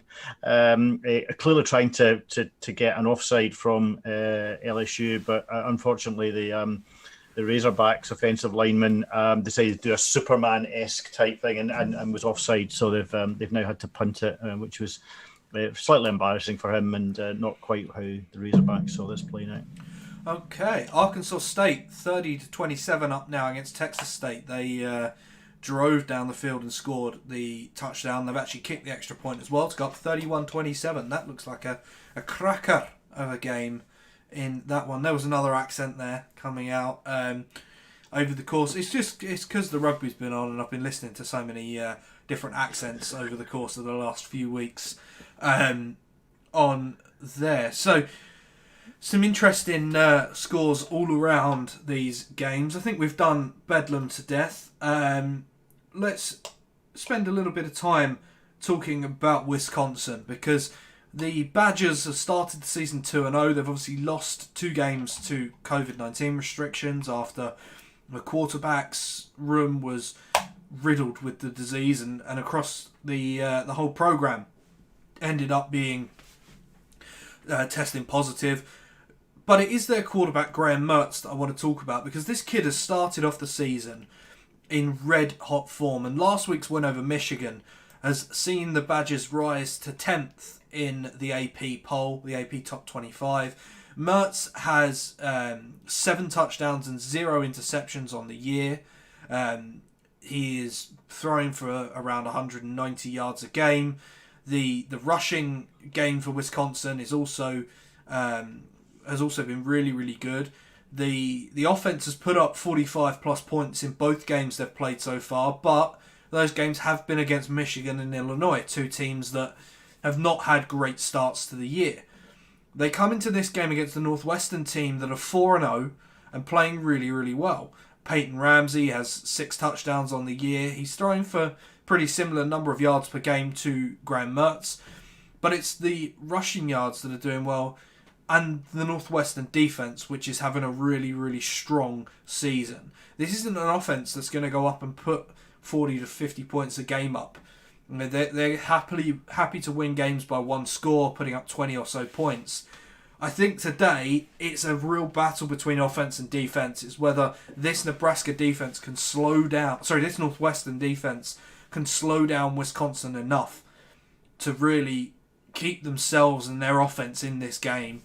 Because if it's a game in the 20s where both offenses don't go mad, then I think Northwestern could spring a real surprise here. But with Wisconsin as 7.5 point favourites and this offense looking utterly unstoppable through 2 games, you've got to question whether this could be a blowout. Yeah, I think you do. I think Graham Sorry, Graham Metz is a great story. Absolutely fantastic. I mean, he's from Kansas. I don't even know how he ended up in Wisconsin. I think Wisconsin were the first team to offer him a scholarship, and he agreed to it, and he just steadfastly refused to change his mind when all the other schools came calling. It's an interesting landing spot as well. Obviously, Wisconsin, they love to run the football traditionally. They've got a big offensive line, and there's a change in scenery, really. It's a change in style for them to some extent. I know that Joe Klatt is very high on Mertz. He says that next season will be the best quarterback in the Big Ten and one of the best in college football. Also, I'd argue that he's already reaching those points now. Classic pocket passer.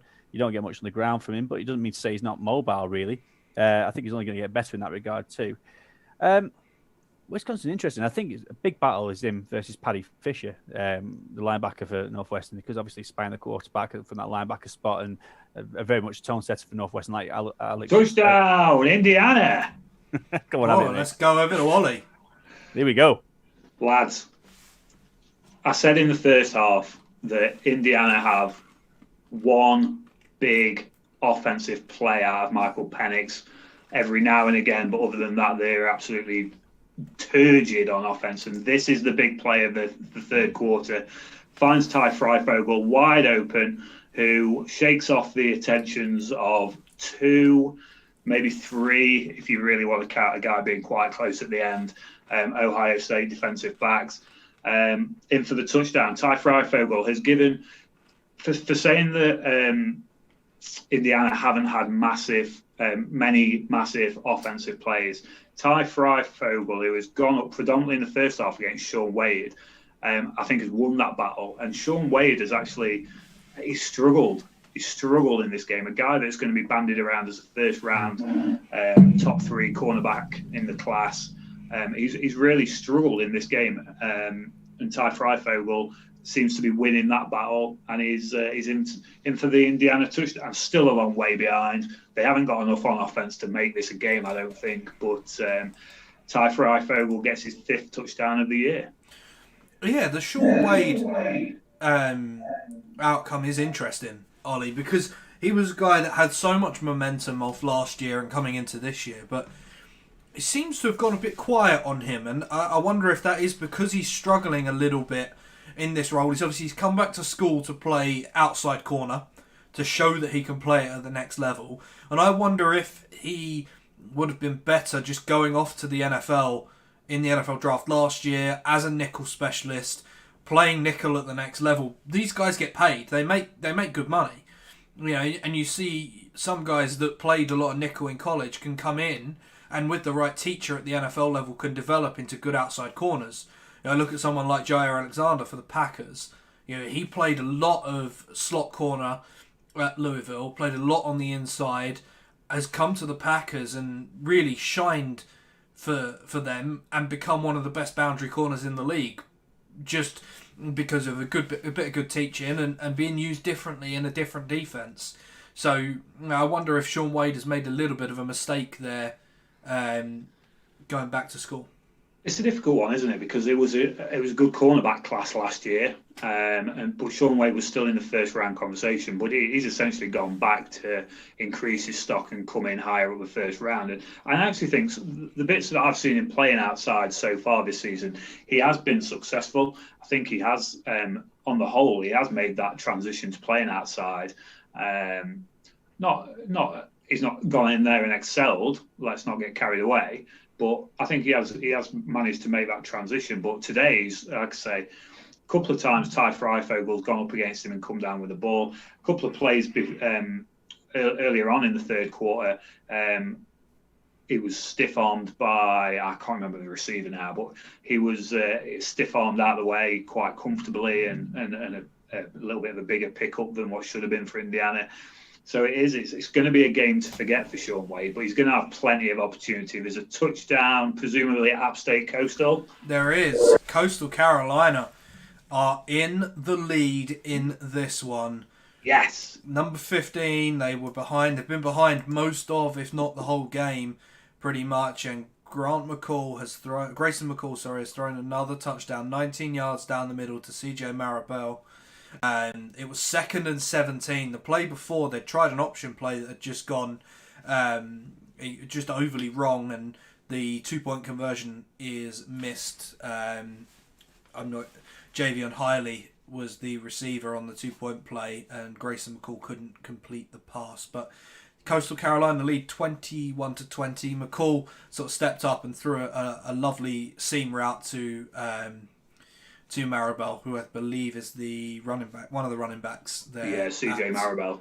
Coastal Carolina. So they lead that one 21 points to 20. It's a good game down there on the teal field. A couple of other scores to talk to you about. East Carolina are up 21-3 at the half in their game. They scored another touchdown there in that one. And Rice have just scored a touchdown in their game against North Texas. They lead 9-0 pending an extra point. And Florida International are leading Western Kentucky 7-0 in their game. That has about 8 minutes left in the first quarter. Rice kicked the extra point, so they lead 10-0 in their game. Well, college football always throws up the best names in sports, and LSU have got a wide receiver called Racy McMath. Yes. But unfortunately for Racy McMath, it looks as if he's just done his hamstring. There was an open space for him, and he stopped, and then he pulled back, and he went for it, and you could just see his hamstring go. So, looks as if he's out of the game. What I would say is LSU are just dominating this third quarter. They haven't scored yet, but they are just bullying Arkansas now. And in the other game, I think Florida might just have scored a touchdown.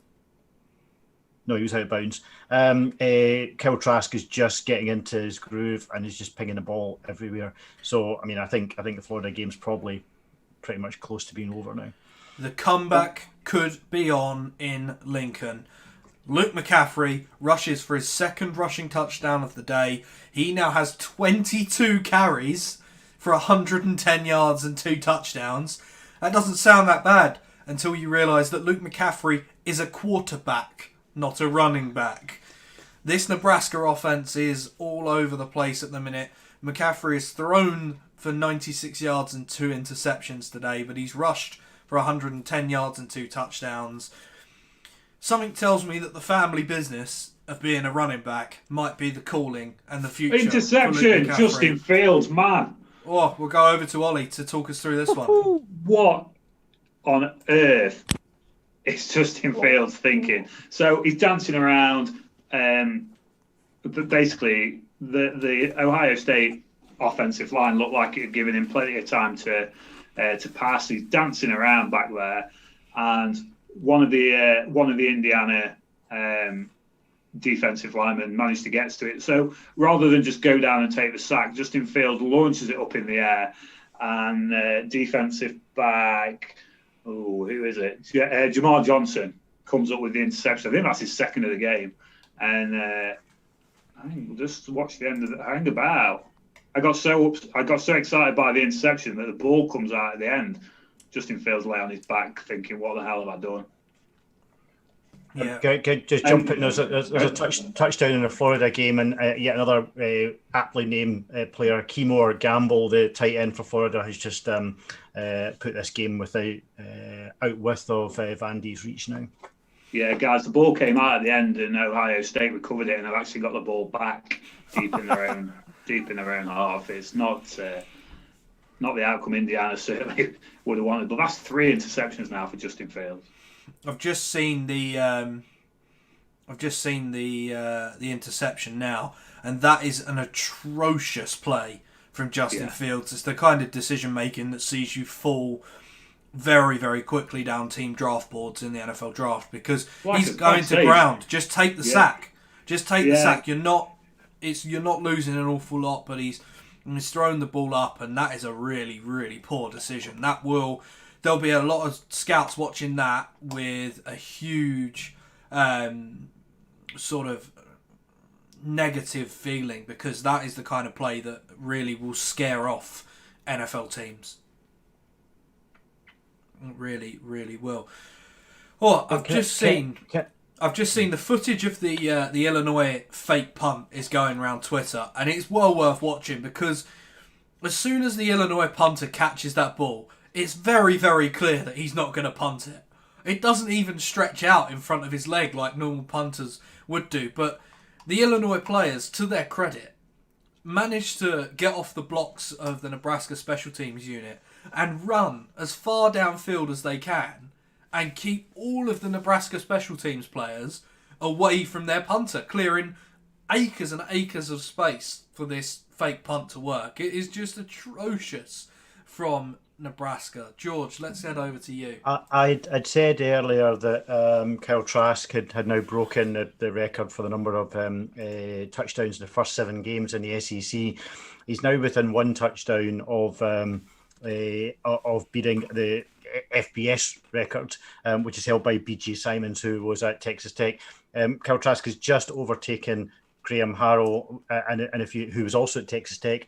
But if you know who Graham Harrell is, where he is now, he's offensive coordinator at USC and implementing the air raid offense there. So Trask is sandwiched in between 2 Texas Tech players who were utilising the air raid offense, and Trask isn't, which I think again goes to show just how good a season he's having.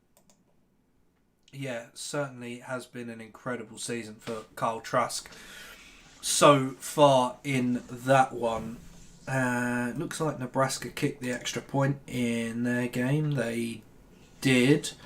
So it's a 14-point game in Lincoln. It would be quite something if they came back and won this game. I don't think they will, given the way things have gone thus far and the way their defence has played thus far.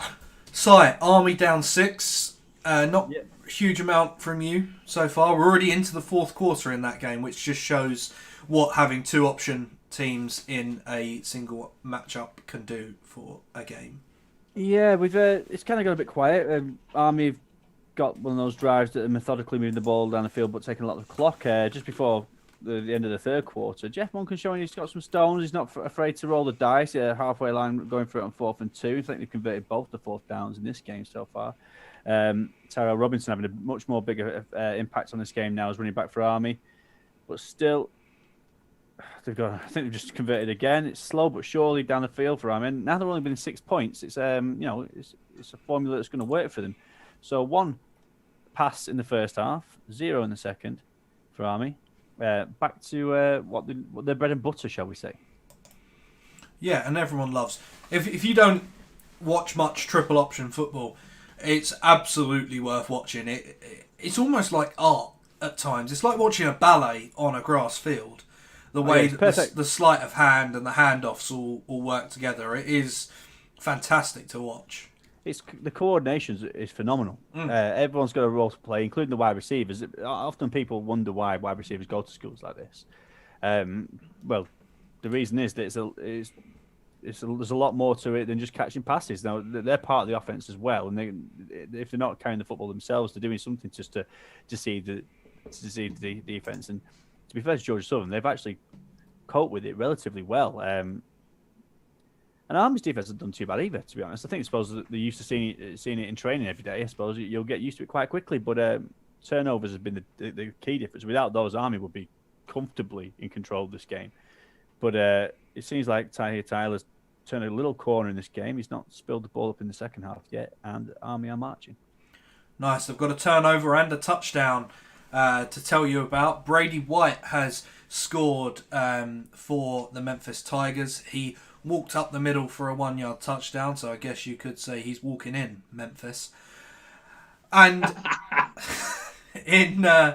down in Carolina, Coastal Carolina pick up the turnover in their game. A key interception in this game against App State. The quarterback for App State went back to throw. They've tried to throw deep down the field against this cornerback, strong number 7 for Coastal Carolina. He had a pass break up on the previous play, and in this one he just beats his wide receiver to the ball, picks it off. It's a really nice play from the cornerback, strong for Coastal Carolina, and they take over the ball just inside their own half, and with the chance to extend their lead in this one.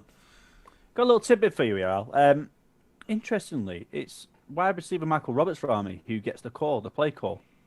from the sidelines, not the quarterback. He's the one who goes out, he tells his quarterback first, but he's the one who also relays it in the huddle, which is really interesting. They don't often need to pause. It's quite a fast-moving offense, but that surprised me a little bit. Just a unique little nugget there for you about just how different how versatile and varied these offenses are in college football, but obviously certainly compared to the NFL for any new watchers here. Well, I suppose he's probably on the field for every play. Yeah, and he's a senior as well. So this is their third choice quarterback. So I suppose that's a factor too. Because the quarterbacks are all over the place. We're going to go over to George, who's got a touchdown here. Yeah, touchdown Vanderbilt. We just saw a catch there on the sidelines from the junior Amir Abdur-Rahman, which was really probably one of the most impressive catches I've seen.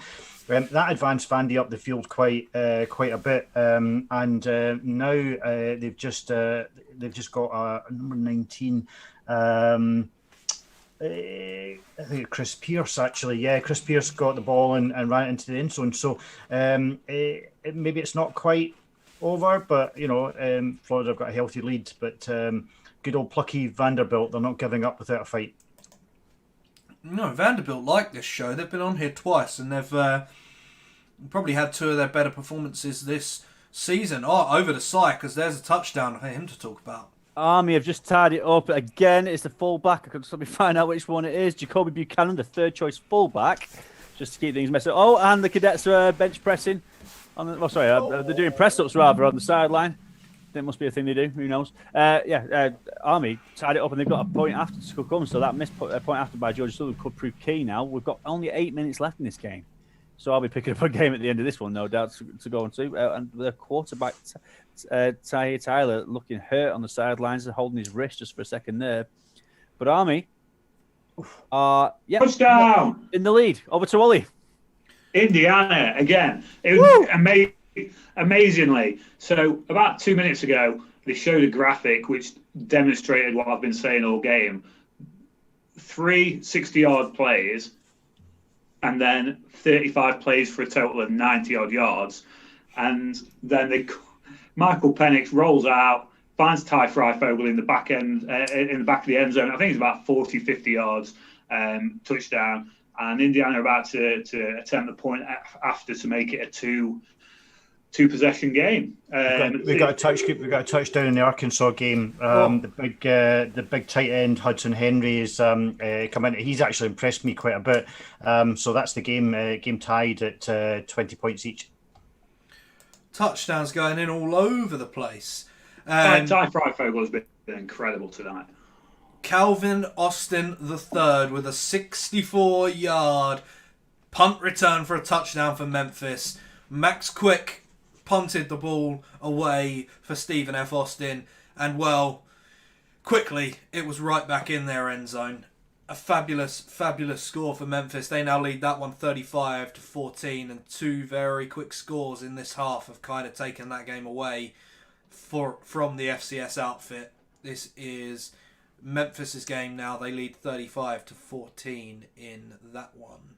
I think this Arkansas touchdown might come back. The replay is kind of showing that the big tight end might have stepped out just as he crossed the pylon. We're waiting on the review, but I've got a feeling it might come back.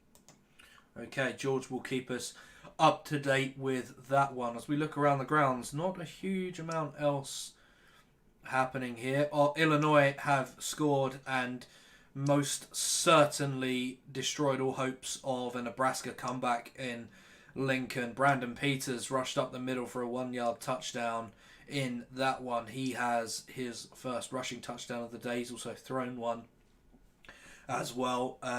Point after is good, and Illinois extend their lead back to 21 points. They now lead 38 points to 17. They've hit double digits in every quarter of this game so far. Quite an unusual camera angle in the Arkansas game. They've managed to put the camera right over the referee's shoulder to show you exactly what he's looking at on the small screen, which I didn't think was allowed, but certainly I've not seen that before. And the ruling's just coming out, so I think it's been reversed. So Arkansas will get the ball on the half-yard line. Interesting. That's going to be certainly be one to watch. They've got a couple of plays left still to punch that one in, haven't they, George? Yes, yeah. Interesting. Certainly some interesting games so far. BYU are about to kick off in about 20 minutes' time against North Alabama. We'll bring you the first sort of 45 minutes or so of that game in terms of updates. And UTSA, University of Texas San Antonio, they face off against Southern Miss. That's also an 8 o'clock kickoff GMT. Yeah. Touchdown Arkansas. Smith has just run it in for the touchdown. I mean, that was relatively straightforward, so just delayed the inevitable, I think. So Arkansas have the chance to take the lead in this one, don't they, George? Yeah, they will do. Yeah. I'll confirm that extra point if and when it happens. Al, I've got a couple of questions for you. One, what's the update on the Arkansas State Texas State game? Because I'm probably going to pick that up when I finish this one. And two, any sightings of dungarees this week? No dungarees this week, I'm afraid to say. They seem to be a UNC staple. We've been looking all week for these dungarees, haven't we, Si? Not found anything online anywhere. I couldn't be more furious about it, mate. It's absolutely scuppered my Christmas list. I'm really glad that you also saw them on the broadcast, because otherwise I think I'd go mental. Yeah, with the nice little rhombus patterns down the seam. My wife thinks I'm stupid. She won't believe a thing I'm saying. Is this now a regular feature, Dungaree Watch? Don't they have those at Tennessee? Isn't there? Where they wear the kind of the Casey Jones hats. I'm showing my age now, and the dungarees with the orange and white stripes. I'm sure I've seen those before. Doesn't matter what colour, what size. Just get me a pair, lads. Come on, sort me out. If there are any dungaree making companies watching, sponsorship is open. Always welcome to send us some dungarees. In terms of Arkansas State, Texas State, the Red Wolves are up 31-27 in that one, and they're in the red zone now. So that game looks like it's going to be pretty close. As they're into the fourth quarter as well. They have just gone into the fourth quarter in that one. Well, some interesting games going on. App State Coastal Carolina has ended the third quarter there. App State have the ball at midfield, 1st and 10. They're down 1 point in that game. Eastern Carolina are leading Temple 28-3. Willow, if you're watching, sorry, bud. And that goes to any other Falcons fans as well. I know that scoreline is a little bit triggering for you. Yeah, some interesting games. Arkansas State have just punched it in. They now lead by 10, 37-27. And no, 11, they kick the extra point, 38-27 in that game there. Oh, so as we look around, there's a couple of one-score games out there. Coastal Carolina leading App State 21-20. Arkansas leading LSU 21-20 as well. We are going to take a very quick break, our final break of the day, and we'll be right back with you all to discuss the final action of these early games. See you very, very soon.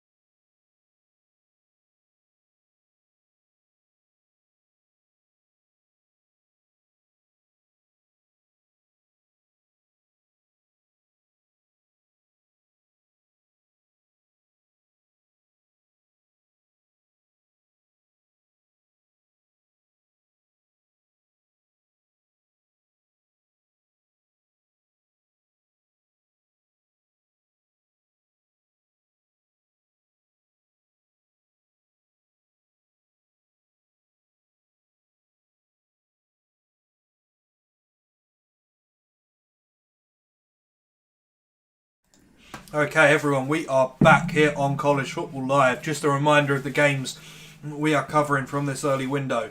To the right of me on your screen, you will see, to the left of me on your screen, you will see Mr. Oliver Hodgkinson. He is covering Indiana against Ohio State. The Buckeyes currently lead 35-21 in that Big Ten battle between two unbeaten Big Ten top 10 ranked teams. There, down in the bottom left-hand corner, you have Mr. George Somerville. He is covering two games for us today. The first of them, Florida, number 6 ranked Florida, facing off against Vanderbilt. They are leading 31-17 in that one. That has just gone into the fourth quarter. And the other one, also at the end of the third quarter, going into the fourth quarter, is Arkansas, who lead LSU by 21 points to 20. That is an interesting game. Now, as we go below me, we have Mr. Simon Carroll. He is covering Georgia State against Army for us. I believe that is 27-28 in favour of Army at this moment in time. Whereas finally, I am covering Coastal Carolina against Appalachian State. The Chanticleers of Coastal Carolina lead 21 points to 20 in that one. So we've got 3 one-score games on the docket right now. This is going to be some finish, I think, in these games. Lads, as we go towards the final throws, who do we think is going to come out on top in our one-score games? George, I'll start with you. Well, do you know, it's got really interesting, Alex. I said, half an hour ago that LSU were dominating and bullying Arkansas. Don't know what has happened, but Arkansas have turned this around. Felipe Franks has got the biggest smile on his face. Oh. He's throwing the ball all over He's just throwing the ball 50 yards. We've gone to a break just now. Arkansas definitely, momentum swing has definitely gone to Arkansas. I've got some stats, but Ollie's moaning, so I'll let you flip to Molly. Oh, Molly. Sorry, Chief. I've been called worse. Now, again, big play opportunity for Indiana, who, incidentally, Ohio State missed a field goal to keep the score 35-21. Well, running back David Ellis, wide open is probably a stretch, but just missed catching it by the skin of his fingers for another potential big play for Indiana. And that's the key to getting back into this game is, it isn't. Michael Penix Jr., what have you done? We talked about Sean Wade earlier, how he'd not been at his best today. Michael Penix slings it out to his right hand side. Sean Wade picks it off. It's a pick six. Ohio State at 41-21. Well, what I was going to say prior to that was Indiana had been so successful in these big plays on the Ohio State secondary, and that seemed to be their key to getting back into this game. But tried to find a little 10-yard pass there, and Sean Wade jumps the route, and it's 42-21 Ohio State. It doesn't seem any way back into this now for Indiana. Oh, Nebraska. Oh, Scott Frost. Oh, just every single time Nebraska seems to do something good, something bad happens. 4th and 1 at the Nebraska 34. Wan'Dale Robinson takes the ball, rushes left for a 10-yard gain, fumbles the ball, recovered by Illinois. They take over inside Nebraska territory. Just nothing seems to be going right for Nebraska right now. And as our good friend Paige Kuhn, who's at Bleacher Report, pointed out on Twitter, what if anyone else was the head coach at Nebraska other than Scott Frost? I don't think they'd last the evening. In that one. Anyway, back to George talking about LSU and Arkansas for us. Yeah, just SEC Network just threw up some really interesting stats there that up until the start of this period here, which is we're now in the fourth quarter, LSU had 70 plays and Arkansas had 34 plays. So LSU have had twice as much of the ball as Arkansas, and Arkansas are 1 point ahead. And this is also the first time since 2015 that Arkansas lead LSU. So let's not underestimate how much of a result this could be if the Razorbacks can win. Yeah, it certainly would be huge. Si, your game, Army and Georgia Southern, it's a proper arm wrestle, this one, isn't it? Who do you think is going to come out on top in this game?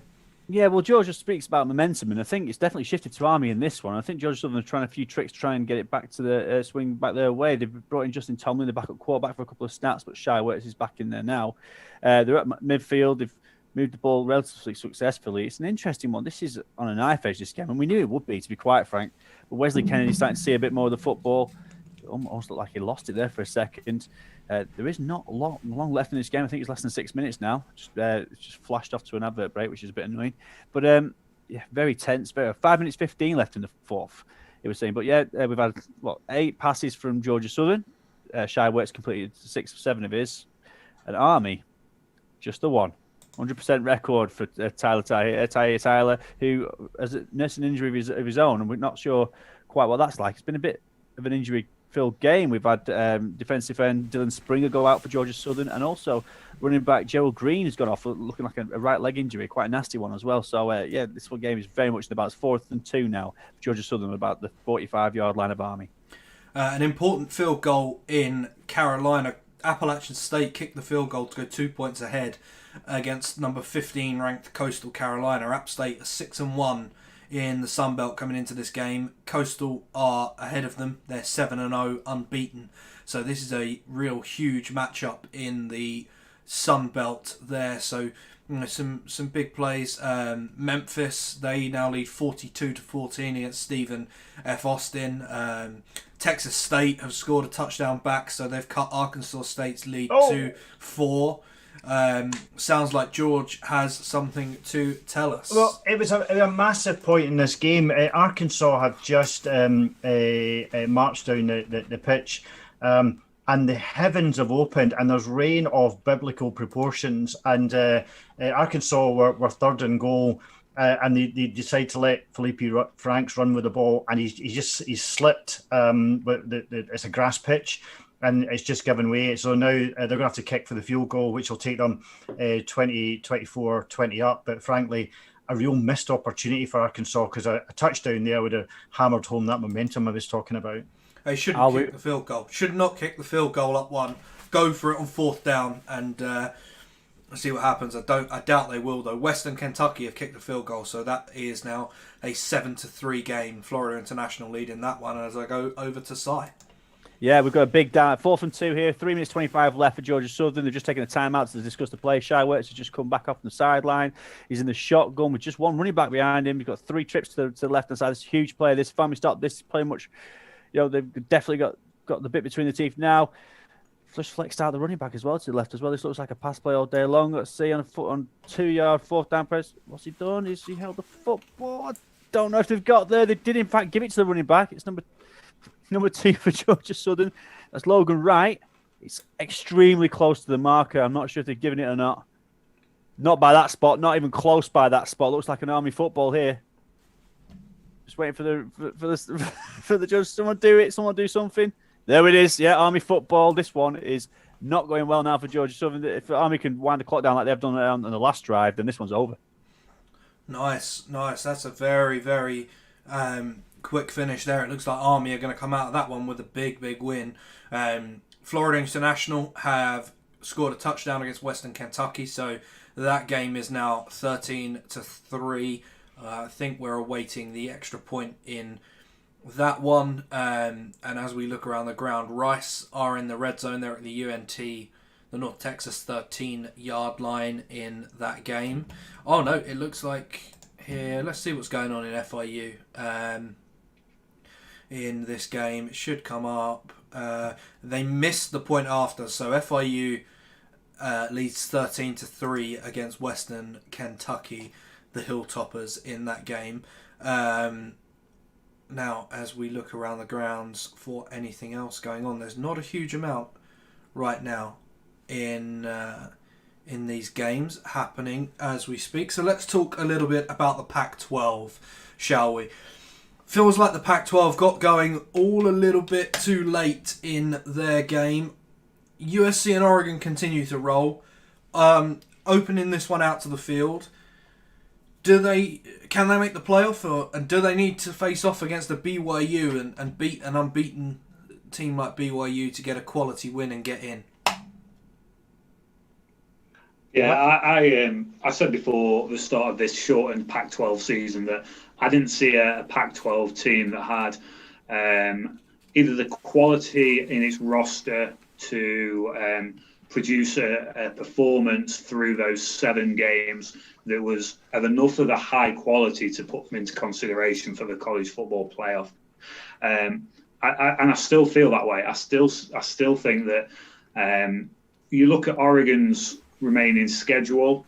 Only one of Oregon's current opponents is only there's a score. No, so it's a first down. Not a score, but a huge first down for Maribel in this game. Coastal Carolina had the ball second and 12, right in the shadow of their own goalposts. The handoff to Maribel, and he makes one cut and is gone up the sideline. Eventually gets caught by one of the safeties, but that's a big run. And Coastal Carolina is now into the red zone. It's first and goal from the App State 7-yard line. This came on a separate play.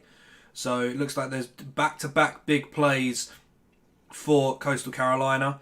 And this time, the quarterback throws it out and the receiver catches it at the 7. So in that game, my feed looks to be a little bit behind the scoreboard, but Coastal Carolina down 2 points and they are in the red zone, first and goal from the App State 7-yard line. Ollie, back to you.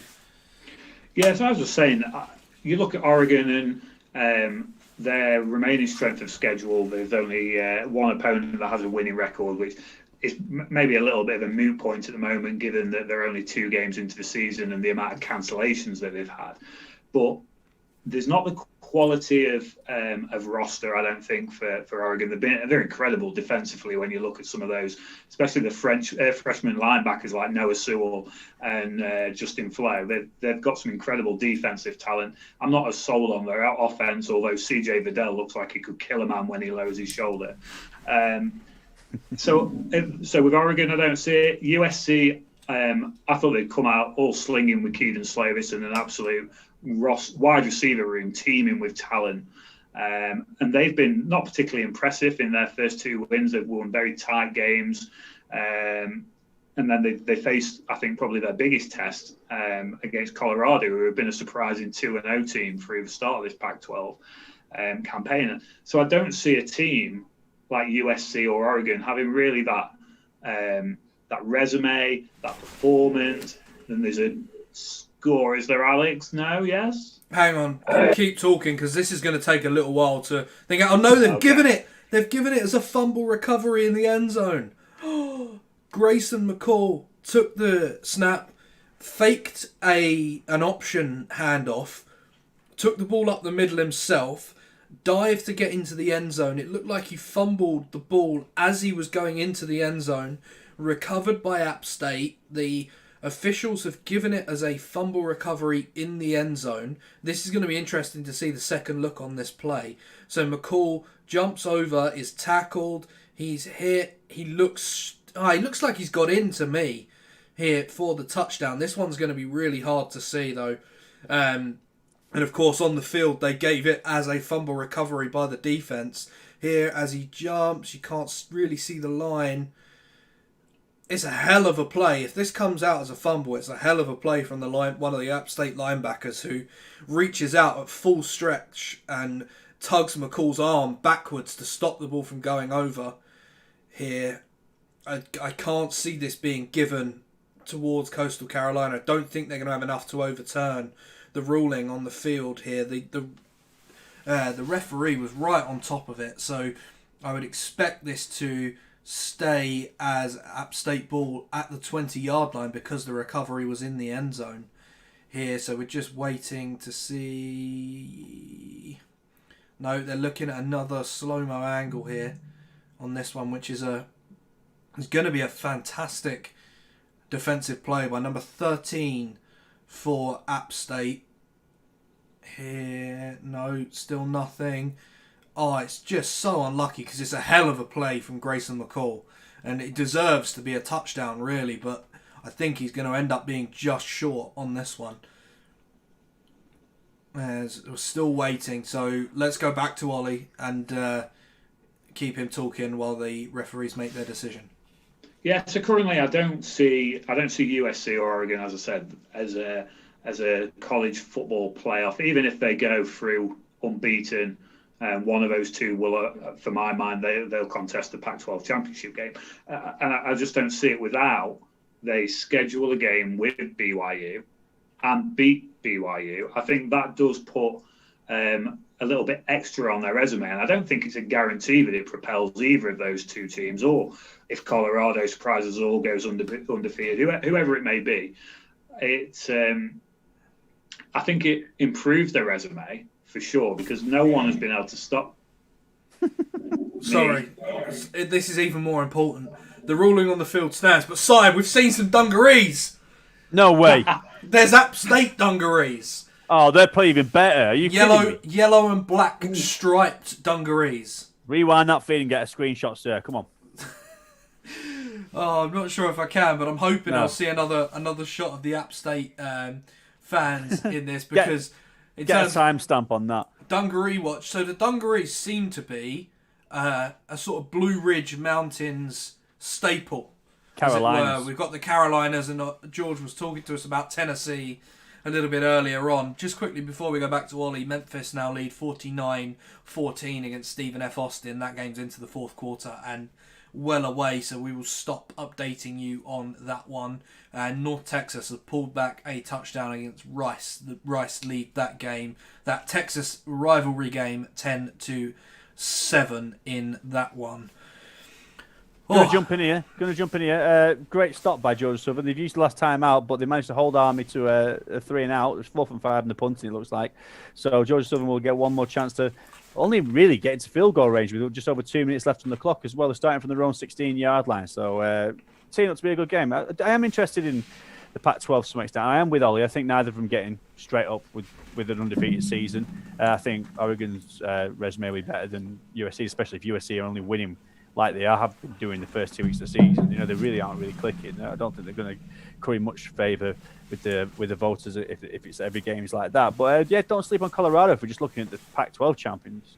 You know, that's a great start for them. And that UCLA win looks a lot better now that the Bruins went and smacked around Cal on Sunday last week. This is the Octo Stanford too. After swinging for some big names for the head coaching position, Steve Sarkisian and people like that who wouldn't even give him, the honour of an interview. He went and hired Carl Durrell, who was the assistant head coach and wide receivers coach for the Dolphins, which was kind of like a lambasted hire at the time, but it's a strong start for him in Boulder, and it's interesting. I hope they do well, Colorado.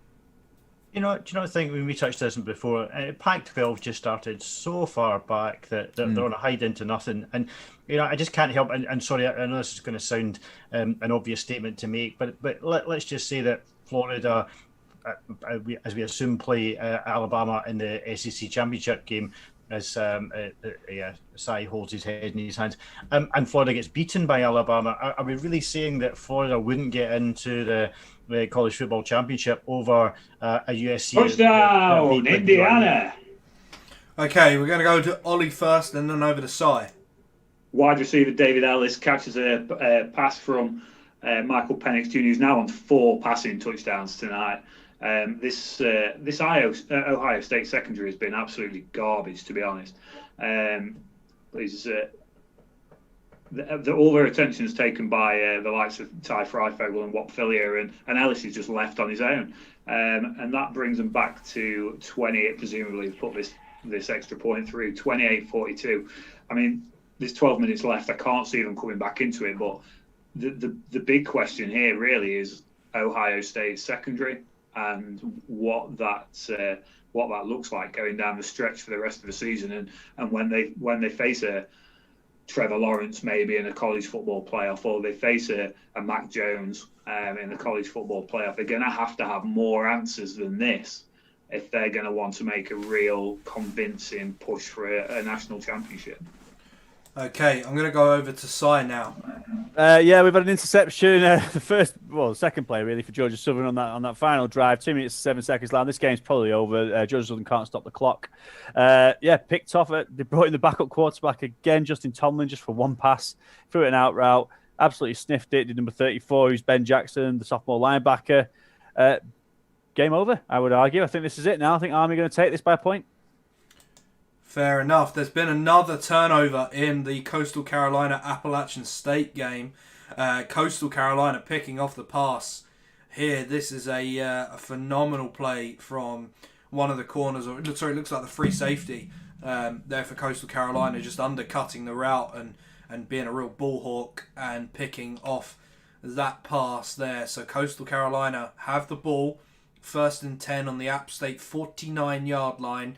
There's 7 minutes 36 left. They are down by 2 points in this one. We're going to go over to Texas State, who have just scored a touchdown against the Arkansas State Red Wolves to once again take the lead. They lead 40-38 in that one, pending the extra point. Illinois has the ball, 1st and goal at the Nebraska 5-yard line. They lead by 21 in that game. Nebraska getting absolutely pounded by their conference opponent in that one. Things are not looking good for Scott Frost in that game. So we're just waiting here on the Arkansas State, Texas State extra point to be kicked. And it looks like it has been kicked. So Texas State takes a 3-point lead in that one. I think Cy is going to get over to that and cover the ending of that one-score game for us once the Army-Georgia Southern game is at a conclusion. Just on that, George, Army are making an absolute mess of putting this game away. They've just had a holding penalty called against them and are trying to take as much time off the clock as possible. It's still 1 minute 19. I can't even tell you what down it is. It's gone. It's all disjointed here. But yeah, this one might not quite be over. It should be, but it might not be. Interesting indeed. Oh, so Felipe Franks needs to change his cleats because he spent more time on his backside in this last couple of minutes. He's Bambi on ice out there in that wet pitch, and he's just had a dive to try and get the down. The referees gave him a favourable spot, I thought, and Orgeron's gone out to get it reviewed. So we're just waiting on the review, but Felipe Franks just cannot keep his feet on this turf. Imagine having an angry Ed Orgeron running over to you, grumbling in his low, gravelly voice like he does certain words that I won't repeat here live on YouTube. That would scare me quite a lot, I think. And the call has been overturned. It's now 4th and 1, so Arkansas are going to kick it. That's 2 plays now where Frank's slipping has cost them. The first one was it really cost them what I thought was touchdown, and the second one that's now going to cost them quite significant field position because LSU have now got the ball back on their 33-yard line, so pretty advantageous position with 7.5 minutes to go. Interesting. I've still not had any updates from this Illinois-Nebraska game, which is strange. It looks like they are they're into the 4th quarter here, but we are still waiting. Illinois still has the ball in the Nebraska red zone, so I will let you know if anything happens there. Jump in. It's 3rd and 20. The clock stopped. Army are going to obviously get some time off here, but I mean this is an interesting game. Army are 28-27 up, and Army looked to have lost this game in the first half with 3 fumbles, which basically put them in a hole. But it turns out it might be actually special teams for Georgia Southern that could have lost this game if they can't resurrect something. Although the kick and Rainer, number 99, has got a chance to redeem himself, it might seem here. But a missed field goal and a missed extra point, they're vital points in this game right now. This game would be a whole lot different with those on the board. So I'll keep you posted. But yeah, we're not going over to a different game just yet, mate. Yeah, there's certainly some big finishes here. Vanderbilt has 354 offensive yards against Florida, and Florida fans are not happy in the slightest on our College Chaps Twitter feed. They are very, very much not happy about the performance of their defense here today. I think that there's definitely going to be some changes coming there for that team. Anything going on here across this is... we've got it's just going daft here now. Another flag on the play. This time on 3rd and 20. Army took the snap and tried to waste as much time as possible before getting tackled. Interesting to see which way this one goes, because if it's against Army, it might stop the clock with a 4th down as well. Yeah, we'll wait and see what goes on here. But yeah, it's 1 minute and 8 now. If the clock continues, they'll be down to about 30 seconds before they get the football back. I think Georgia Southern, they'll probably get it back pinned because they're at halfway line right now. But there's a bit of a mother's meeting between the Zebras on the field. We just have to wait and see. Army looking a bit nervous. So interesting implications here.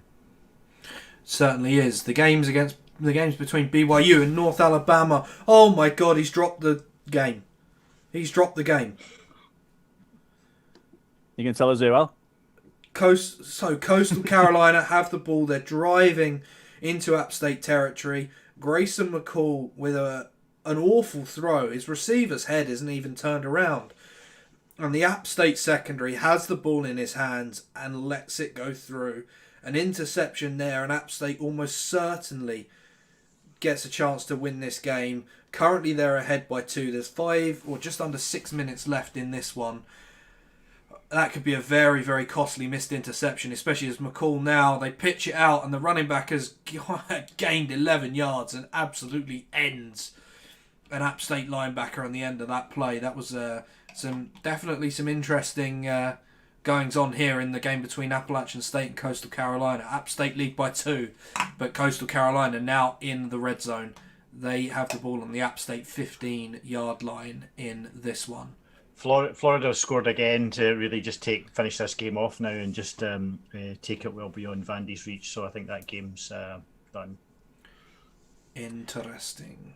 That was a penalty against Army. The clock did continue to run eventually, but it's 39 seconds left. They got knocked back a bit further. I think Georgia Southern picked the ball up maybe on their own 24-yard line, so maybe have to go to a good 40 yards and give the kicker a chance, who's not done very well so far this game. But still in the balance, I'd argue that it's a bit of an ask for a Georgia Southern offense both of these offenses who struggle to move the ball without getting out of bounds. There's not much passing in the way of either of these offenses. So keeping the 2-minute drills might not be so special. Let's have a look here. We've got Shy Wirtz on the centre. Oh no, it's the backup quarterback again. He's running himself. Can he get out of bounds? He should do. He hasn't. But it's first down, so that'll stop the clock for a little bit. Helmet off. It's all going down here. Yes, here's a question for you. With the committee sitting next week, Florida wins convincingly. Ohio State wins, I think, convincingly. Clemson and Texas A&M don't play. Does Florida jump up? Can Florida get to the top 4? So I think for me, the Clemson loss is better than the Florida loss, because Florida lost to Texas A&M, who are an okay team this year. Giving them no credit. They're relatively decent, but they had their starting quarterback and Heisman contender under center for that game. Clemson lost at Notre Dame with DJ Uiagalelei under center rather than Trevor Lawrence. Yes, I did just say that to flex and show everyone that I know how to say his name.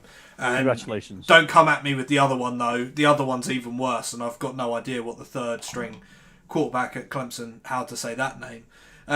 So I think Clemson, Clemson are a favourite anyway. They're going to stay. I think Florida has to, really better what Clemson does to get ahead of them in the poll this year. With these voters, size sort of going a bit crazy, and I'm going to head over to him because there's some interesting goings on in that one. Right, we're down to the 30-yard line now. Justin Tomlin's now the starting quarterback for Georgia Southern. It looks like Shy Wirtz is out because when he went out with his helmet, when his helmet came off, he had to go out for a play, and they brought in third-string quarterback Miller Mosley. So this looks clean, I think. It's very much a catch at the 30-yard line for Georgia Southern. They've got up and they've spiked the football. Didn't quite see how long was left on the clock, but the 30 yards pretty much the maximum range for their kicker, Rayner. So production team here tells us. So maybe this game wasn't over after all. This is quite an exciting finish. We did talk. Me and Al talked about this a bit prior to the game. This was going to be a very, very close game within the range of 25 to 30 points for each team. And a 1-point game right now could be a 2-point victory for another. So one way or another, this game is going down to the wire. Nice. Very, very nice. Coastal Carolina now down to the App State 13-yard line. They have a big 3rd and 1 play coming up here. If they could get the first down. That gives them a chance to keep eking time off this clock. There's only 3 minutes 43 left in this one. If you're Coastal Carolina, you want to score with as little time left on the clock as possible. Illinois has kicked a field goal, so they lead Nebraska 41-17. Just over 10 minutes left in that one. I am going to go over to Oliver Hodgkinson now. Indiana down 14. They had to give Ohio State the ball back after scoring that last touchdown. What's happened since? They've just that's a terrible combination of football play. So Ohio State are punting it with 4th and 8 deep in their own half. Like you say, 14 points of difference, but there's still 10 minutes left to play here. And the Indiana defense, although 42 points behind, the defensive front has shown that they can put a significant amount of pressure on Justin Fields. 4 or 5 sacks to my count, and then you add in those interceptions from Justin Fields as well. It seems like it might be over for Indiana, but if they can put a good drive together here, there's absolutely no reason why you're confident they can score on this Ohio State secondary again. It's far from over. Michael Penix Jr. has got 421 yards, 4 touchdowns. But like I've been saying throughout the game, a lot of it is coming one-off big chunk plays. And that's the whole ball's out. No, it's just a terrible attempt to throw. They're still on -5 rushing yards, Indiana.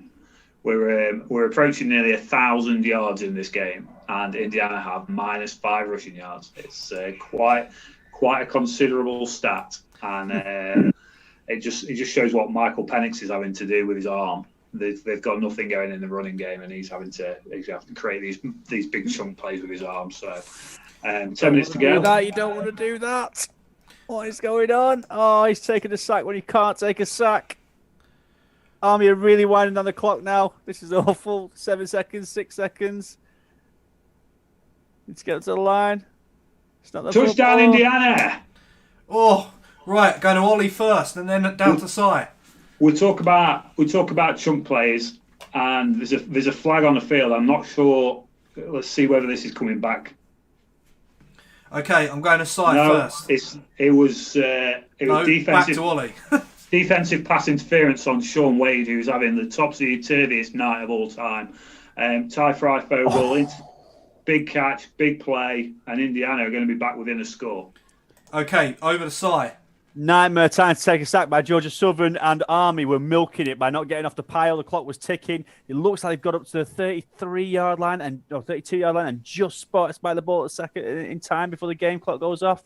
The ball's still in his hands. It hit the ground, and then it goes to zeros. Yeah, there's 1 second left on the clock, and Georgia Southern will have a big. It'll be a 50-yarder to nail. Shades of Alex Barbier and Liberty here, Ali, for you. I'm not sure if this kicker's got the skills. Alex Rayner is called. Big lad as well. We'll see what he's got, but it's under review. They can't. They've got zeros on the clock now, and Army have obviously flooded the field trying to sway the referee's decisions, but it's under review, just like every single player has for this whole drive. So this has kept me in a job whilst your games are all finishing naturally. This one's been stretched out to its limits. I'm going to crack open my final beer, I think. I didn't think I'd get into it. Big penalty in the Coastal Carolina App State game. Maribel took the ball on an option play from his quarterback. He was caught in the backfield, but the defender caught his face mask on the way down. Earl, the linebacker from App State, catches the face mask of Maribel, and from that stage, so it's face mask penalty, half the distance to the goal. 1st and goal for the Chanticleers of Coastal Carolina. They have a chance to take the lead in this one here. They're 1st and goal from the App State 5. Arkansas State takes the lead over Texas State. That game is 44-41 now in the Texas State Stadium. Sorry, 45-41 in that game. There's been 28 points in the 4th quarter. This has been a real back and forth ding-dong affair between two teams with losing records. Where am I going next? I'm going to go to Cy. This has been an absolute daylight robbery, mate. the referees got together and said that it was on zeros on the clock when he spiked the football. It wasn't. Every single replay shows that it was still 1 second on the clock when the ball hit the turf on his when he spiked it. This is brutally. We've been deprived of a world-class finish to this game by that. But Army Black Knights have won 28-27. It would appear. I'm a bit annoyed about that, to be quite honest, because I would have liked to have seen a 50-yard field goal decide it one way or another, especially considering it should have been there. I can't believe they've got away with that. The head coach for Georgia Southern, Chad Lunsford, he's going to be furious about that. But the Army guys absolutely celebrating. The cadets are trying to get on the field, but Jeff Monken's telling them off. It's the second time he's done that today. Big finish here. Feel a little bit cheated. Okay, some scores from around the grounds. Western Kentucky have closed the gap against FIU. That game is now 13-10 to the Panthers from Florida. There's 43 seconds left in the first half. BYU are up 7-0 against North Alabama. Zach Wilson throws the touchdown pass to Isaac Rex. 2-yard touchdown pass. Jake Allroyd kicks the PAT. There was a big 50-yard pass from Wilson to Gunnar Romney in the run-up to that score. In this game between Coastal Carolina and App State is still on a TV timeout, so I will let you know what's going on there when I know myself.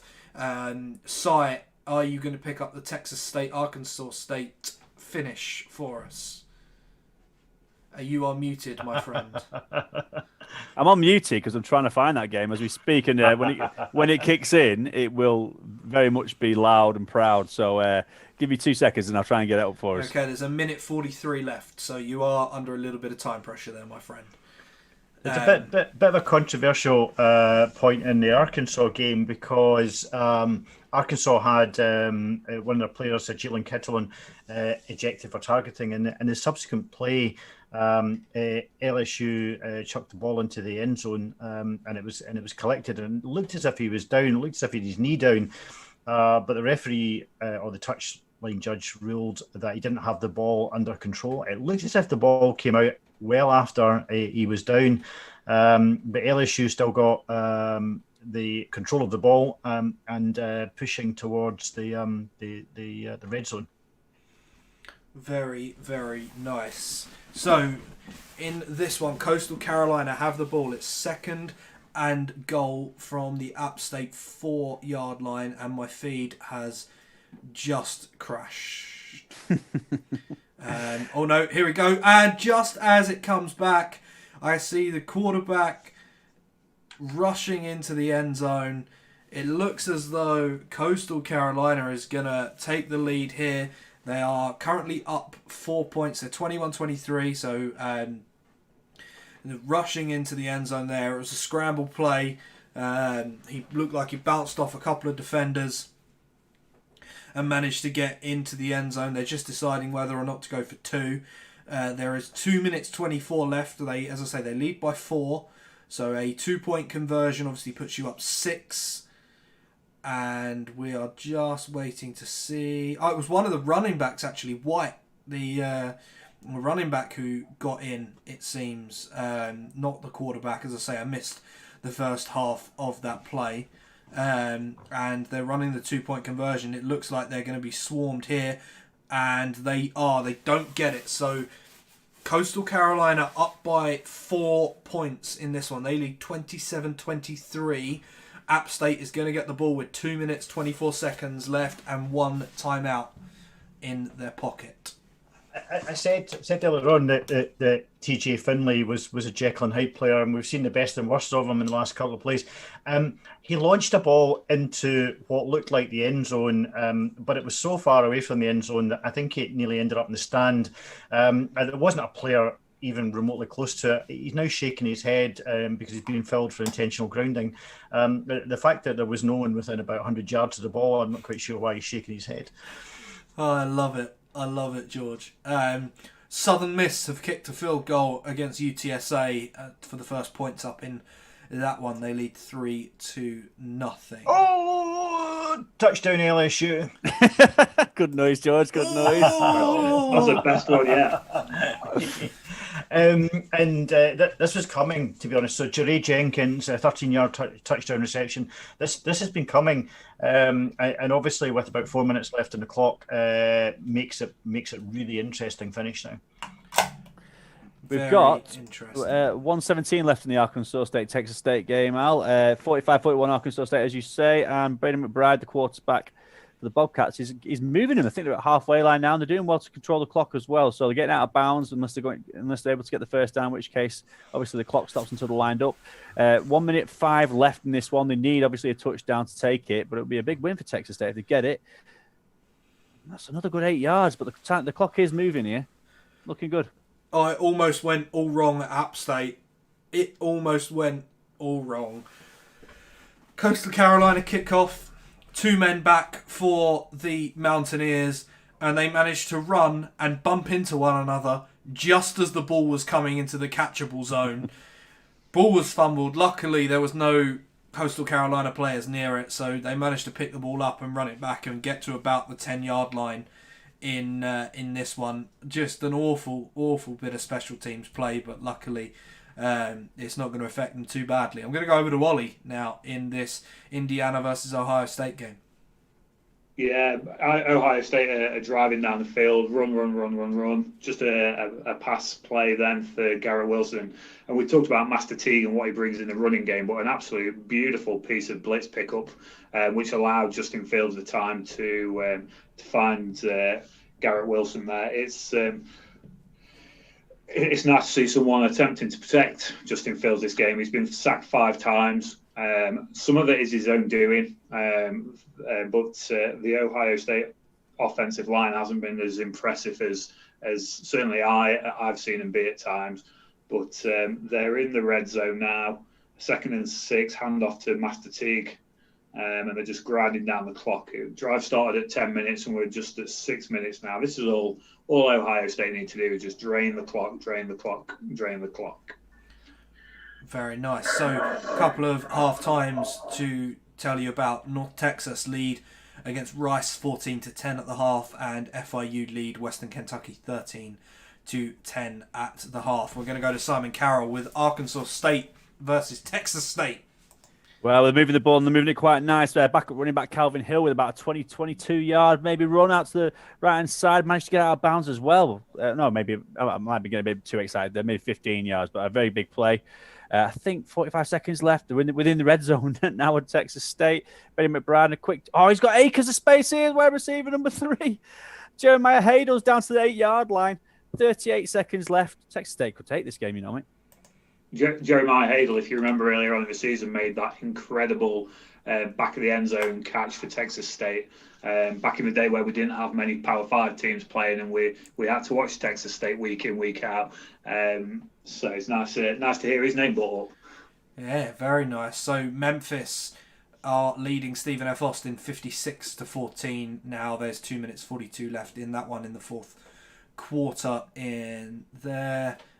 Just looking around, there's no other scores to tell you about. I'm going to keep things open in case we need to go back to site in the last few moments of this game. We just got a timeout by Texas State. Interestingly, both teams got 2 timeouts each, and with Texas State knocking the door, it's not out of the realms of possibility that Arkansas State let them in, if you know what I mean. And if they get so close and potentially try and go down the field with what little time there is left and get a field goal, tie it up, because they really are knocking the door here at Texas State. So plenty of game left in this one, mate.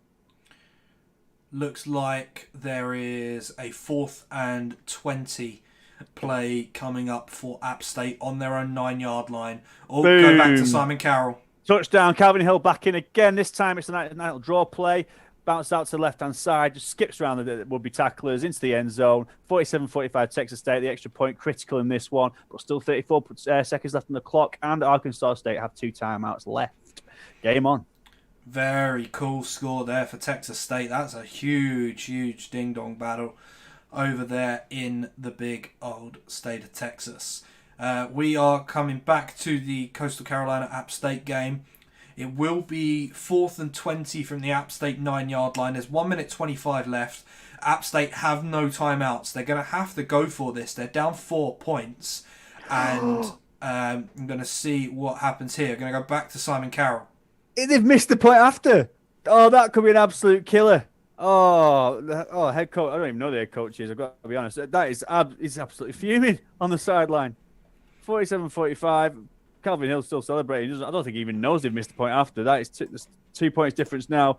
Arkansas State no longer going down the field to tie it, going down the field to win it with a field goal. 34 seconds left. That is a crazy missed extra point. College kickers, eh? Who would have thunk it? Oh, it's picked off. The 4th and 20 play. They had to throw beyond the sticks. And it is picked off by Coastal Carolina, who will now win this game. It's a pick six. It's a pick six for Coastal Carolina. Nice. They will stay undefeated. Strong has, I think, his 3rd pick of the day. At least his 2nd pick there for the Coastal Carolina quarterback. It was a bit of a Hail Mary kind of play. It was 4th and 20, and it's caught Coastal Carolina take the ball back, and they will win this game. I'm pretty sure now. Well, there's still a minute 20 to go. They probably, I don't know, the guy may have gone down, might have been the better option, but they're an extra point away from leading by 11 here with a minute 20 to go. App State have no timeouts left, so you would imagine this one's in the books, but I will keep everyone up to date with what is going on. Texas State special teams are desperately trying to throw this game away. Not only have they just missed the point after, they've also booted the kickoff out of bounds, which means that Arkansas State start on the 40. Jake Spavitel's the head coach of Texas State.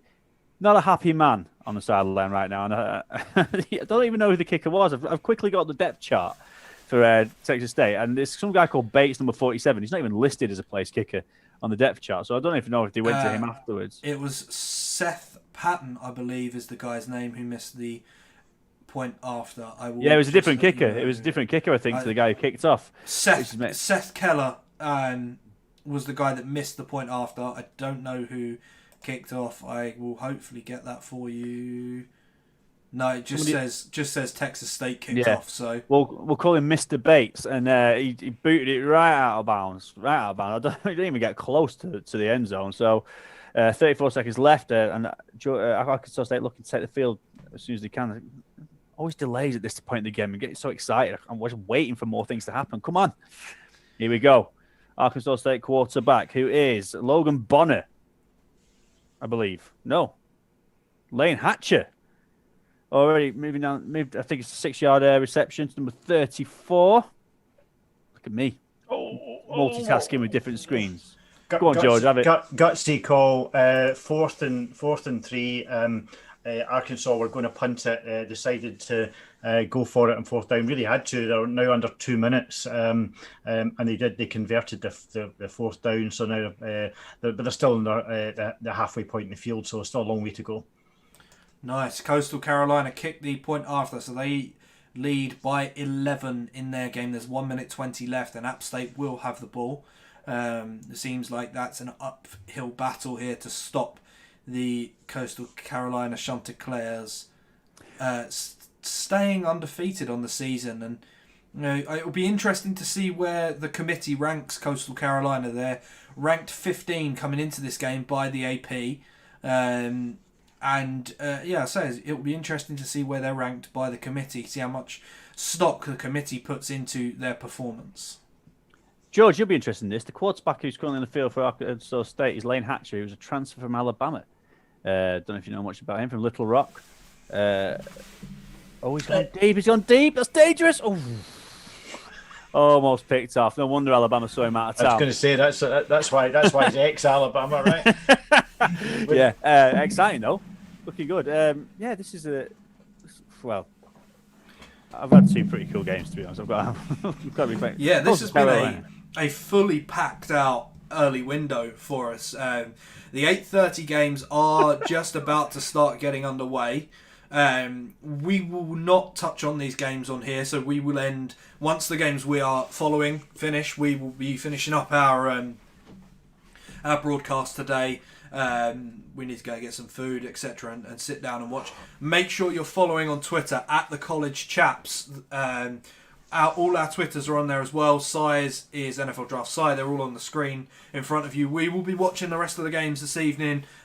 Twitter will be the best place to reach us. Ollie will probably be up at 4 a.m. watching Hawaii against Boise State because he's just a bit mental like that. And it's definitely going to be worth joining us for the rest of the college football day as a long pass goes incomplete from the App State quarterback, and it looks like time is going to run out for them very soon. There's just over a minute left. This Arkansas game's probably still going to be going on at 11 o'clock at night because I've got a feeling this might be going into overtime, to be perfectly honest. It's still 24-27, but Arkansas with 1 minute 40 left on the clock have got 22 yards to progress to win the game.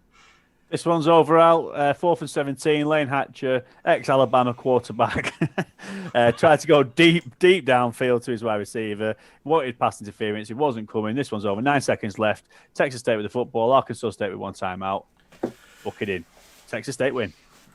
Very nice. BYU lead 13-0 over North Alabama now, so there is an extra point to come in that game as well. This looks like BYU are going to roll to a very, very big victory today. And that goes incomplete, so it will be 4th and 4 with a minute remaining for App State down 11 at unbeaten Coastal Carolina in their one. I'm going to go over to Ollie to see what's going on in the Ohio State-Indiana game, because Ohio State were in the red zone and now it looks like they're not. Yeah, so as you said last time you came to me, Ohio State were methodically moving the ball downfield. They got to within around 6 yards of the end zone, and Justin Fields took it on a quarterback keeper, got down to a 1, so 3rd and 1. They decided to go for it, up just one score, and Master Teague, he's all right. That didn't look pretty on his ankle. So they got down to 3rd and 1. Went for it on 4th and 1, didn't settle for the field goal. Interestingly, they are only one score up after all. Failed on the 4th and 1, but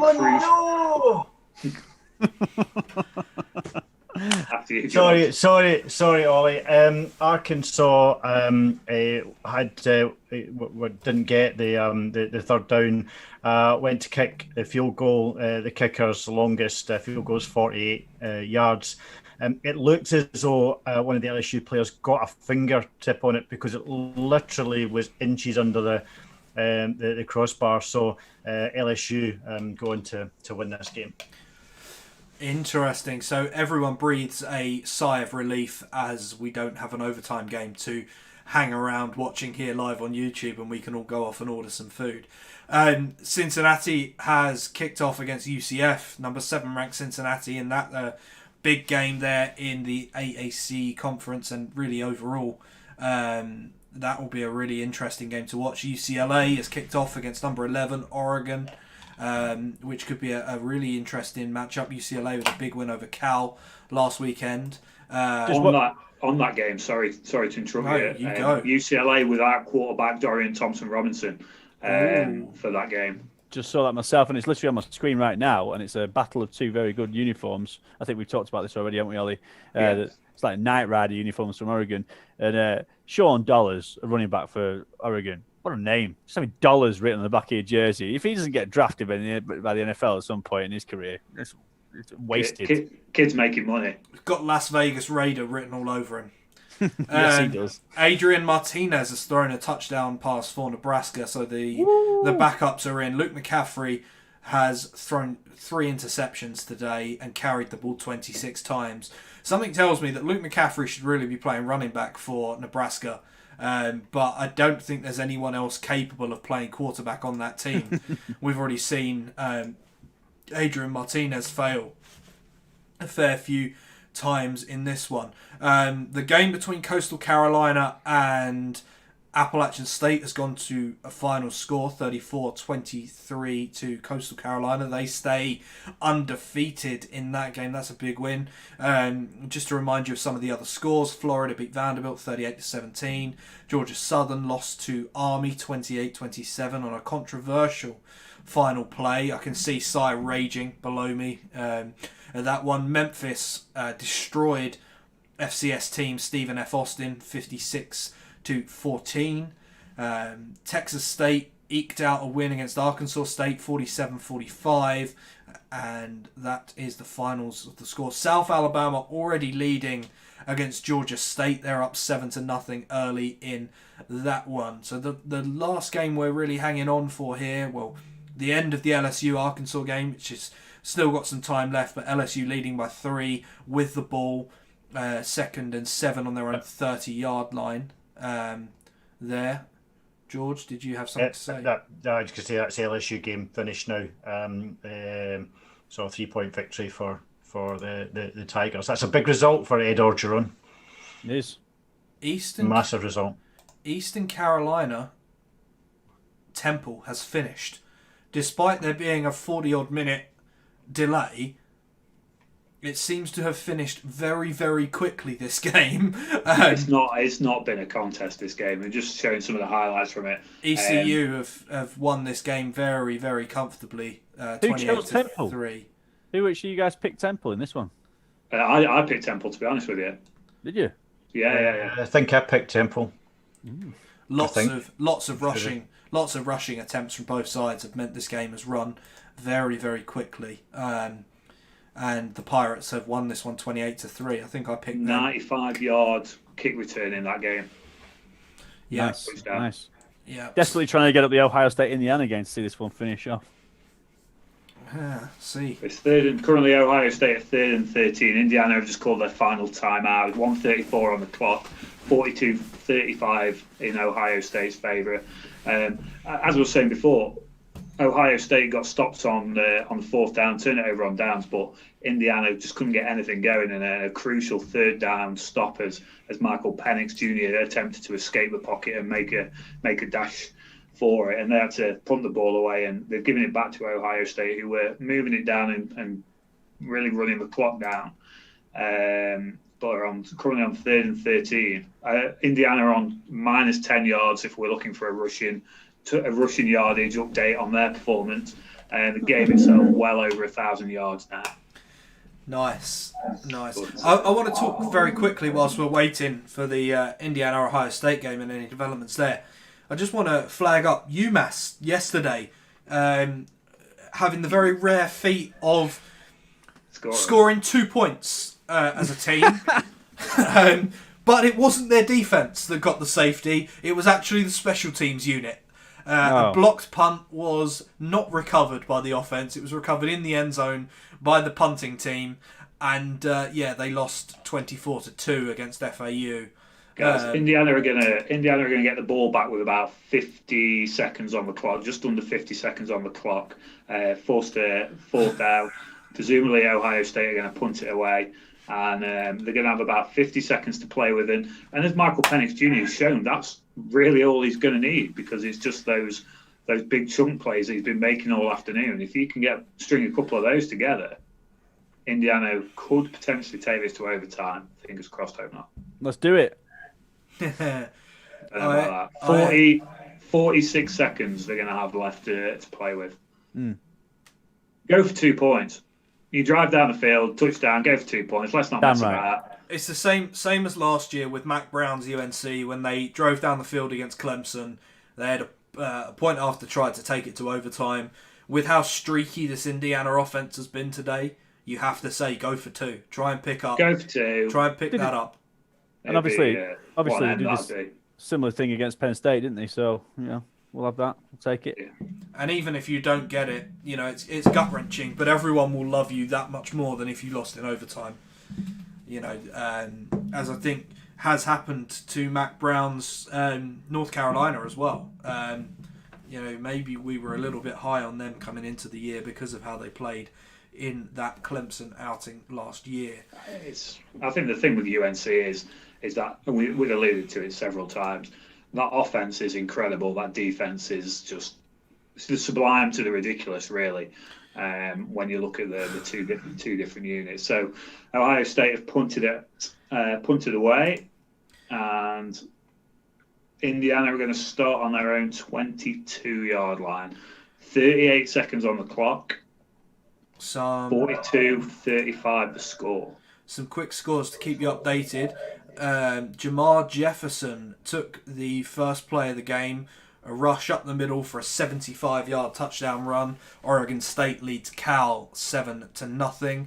And then Greg McKay has run in a touchdown for UCF. They marched down the field on this Cincinnati defense to lead 7-0. In the Wisconsin Northwestern game, there was a PI call. It looks like it was in the end zone. Northwestern are rolling down the field at the minute on offense, I believe. First play, Michael Penix Jr. puts it into the dirt. Interestingly enough, earlier this year, Alex did a series of articles called Lookout List, which was my duty to a year ago to do. And Greg McKay and Jamar Jefferson were both on my running back lookout list. Like, what was it? Maybe 15 months ago now. Greg McRae's on my fantasy football team. Is he? How's he getting on for you? Doing pretty well, averaging 18 points a game. You nerd. Well, I tell you guys before, in my fantasy football team, I only won fantasy football team. I just picked all rookies this year, from start to finish, every single one, and I've still got a chance to get into the playoffs. So that's how stupid fantasy football is, isn't it? Picks up a completion on the second down. That's going to be 3rd down and 2/3 for Indiana. They've got to make this count. 29 seconds on the clock. Miles Marshall managed to make it out to stop the clock. Really annoying sitting here watching a feed that Ollie's feed is much further on than mine, so I've just got rid of it. Keep me up to speed. All you need to do is listen to me. That's it. Troy. You have to look at you at the same time. Troy lead Middle Tennessee 3-0 in their game. I'll keep you updated on scores, etc. As we go along. Iowa, Penn State. Penix Jr. takes up on his feet, picks up the first down. 22 seconds on the clock. Indiana first down. Let's do it. Iowa versus Penn State is currently scoreless, as is San Diego State and Nevada. If you can get a link to the San Diego State-Nevada game, that'll be a pretty good middle-of-the-day game. There, two pretty good teams. Carson Strong, quarterback at Nevada, has been incredible this season. So is his receiver, Romeo Dubes. Great combination. One of the best combinations in college football, I think, with the quarterback and wide receiver there. We are waiting on this Indiana-Ohio State game. That is our last game that we have covered today. Just to run you back through the games that we have covered so far today. George took on 2 SEC tilts as Florida beat Vanderbilt 38-17. It started off close, and then the Gators just eased themselves away at the back end of the second and into the third quarter. And we'll go over to Ollie. Michael Penix slings it across the middle of the field. His receiver, I didn't even catch who the receiver was. It was the tight end Peyton Hendershot. Bounced out of his hands straight into the arms of an Ohio State, into the Ohio State safety, I think it was, who managed to drop it.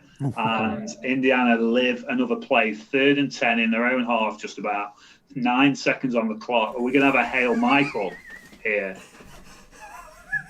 I'm watching Wisconsin Northwestern, and the Northwestern tight end Charlie Mangieri caught the touchdown. His quarterback's run over to him, and as he's celebrating, he's headbutted his quarterback, and the quarterback has just flopped onto the floor in this one. It was quite some celebration, I've got to say. Going back onto the recap, LSU defeated Arkansas, a late touchdown drive down the field. They defeated the Arkansas Razorbacks 27-24 in that one. There was late controversy as Army defeated Georgia Southern 28-27 in that game that Cy watched. He then jumped over to Texas State defeating Arkansas State 47-45 in that one, whilst I was keeping you up to date with Coastal Carolina's win 34-23 over App State to stay undefeated. This is it, boys. This is it. Here we go. So it looks like there's 9 seconds left in the Indiana-Ohio State game. 4th and 10 for the Hoosiers. It's 3rd and 10. 3rd and 10 for the Hoosiers. 3rd and 10. They've got four wide receivers spread out. It's the Hail Penix. So they went for a quick pass to try and pick up another 10 yards, but it was dropped. So they're 4th and 10 5 seconds remaining. Now he's got to just go sling it for the end zone, and hope for the best. Certainly a. I get the impression that you three just want this over. I want Indiana to do him. I see the hail panics. Come on, you cowards. It would be really cool if Indiana can come back and win this game. Okay, they're going lateral. No. Never good sign. No, that's no good can come of that. Nope. Here we go. No good can come of it. It's on the floor. Ohio State man on it. And that's it. Game over here. 42. Ohio State 42. Indiana 35. Wow. If that had been a lateral touchdown, that would have been quite a way to end the show / take it into another half an hour of broadcasting. But that's it. Final score here in the horseshoe. Wrap it up, Al. Fantastic. Thank you ever so much, everyone, for joining us today. Make sure you subscribe to the YouTube channel below. We're going to have loads of these coming up over the next few weeks. We're really enjoying this format. I love that you guys are as well. We've had some fantastic feedback so far. So really, really pleased that people are watching. Just some really, really fun for us to be involved in this. Yeah, as I say, please be sure, drop a like on the video if you've enjoyed it so far. It just helps us reach some new audience members. And I've been Alex, and from the four of us, thank you very much for tuning in today. And hopefully we will see you again next week, where we have some new tips and tricks planned. So we're going to be sorting out hopefully a few new bells and whistles over the next couple of weeks, over the next week, and by next week we should have some fancy new gadgets, etc. Enjoy your evening, enjoy the rest of the College Football Saturday. Stay safe, stay well, and we will see you all next week.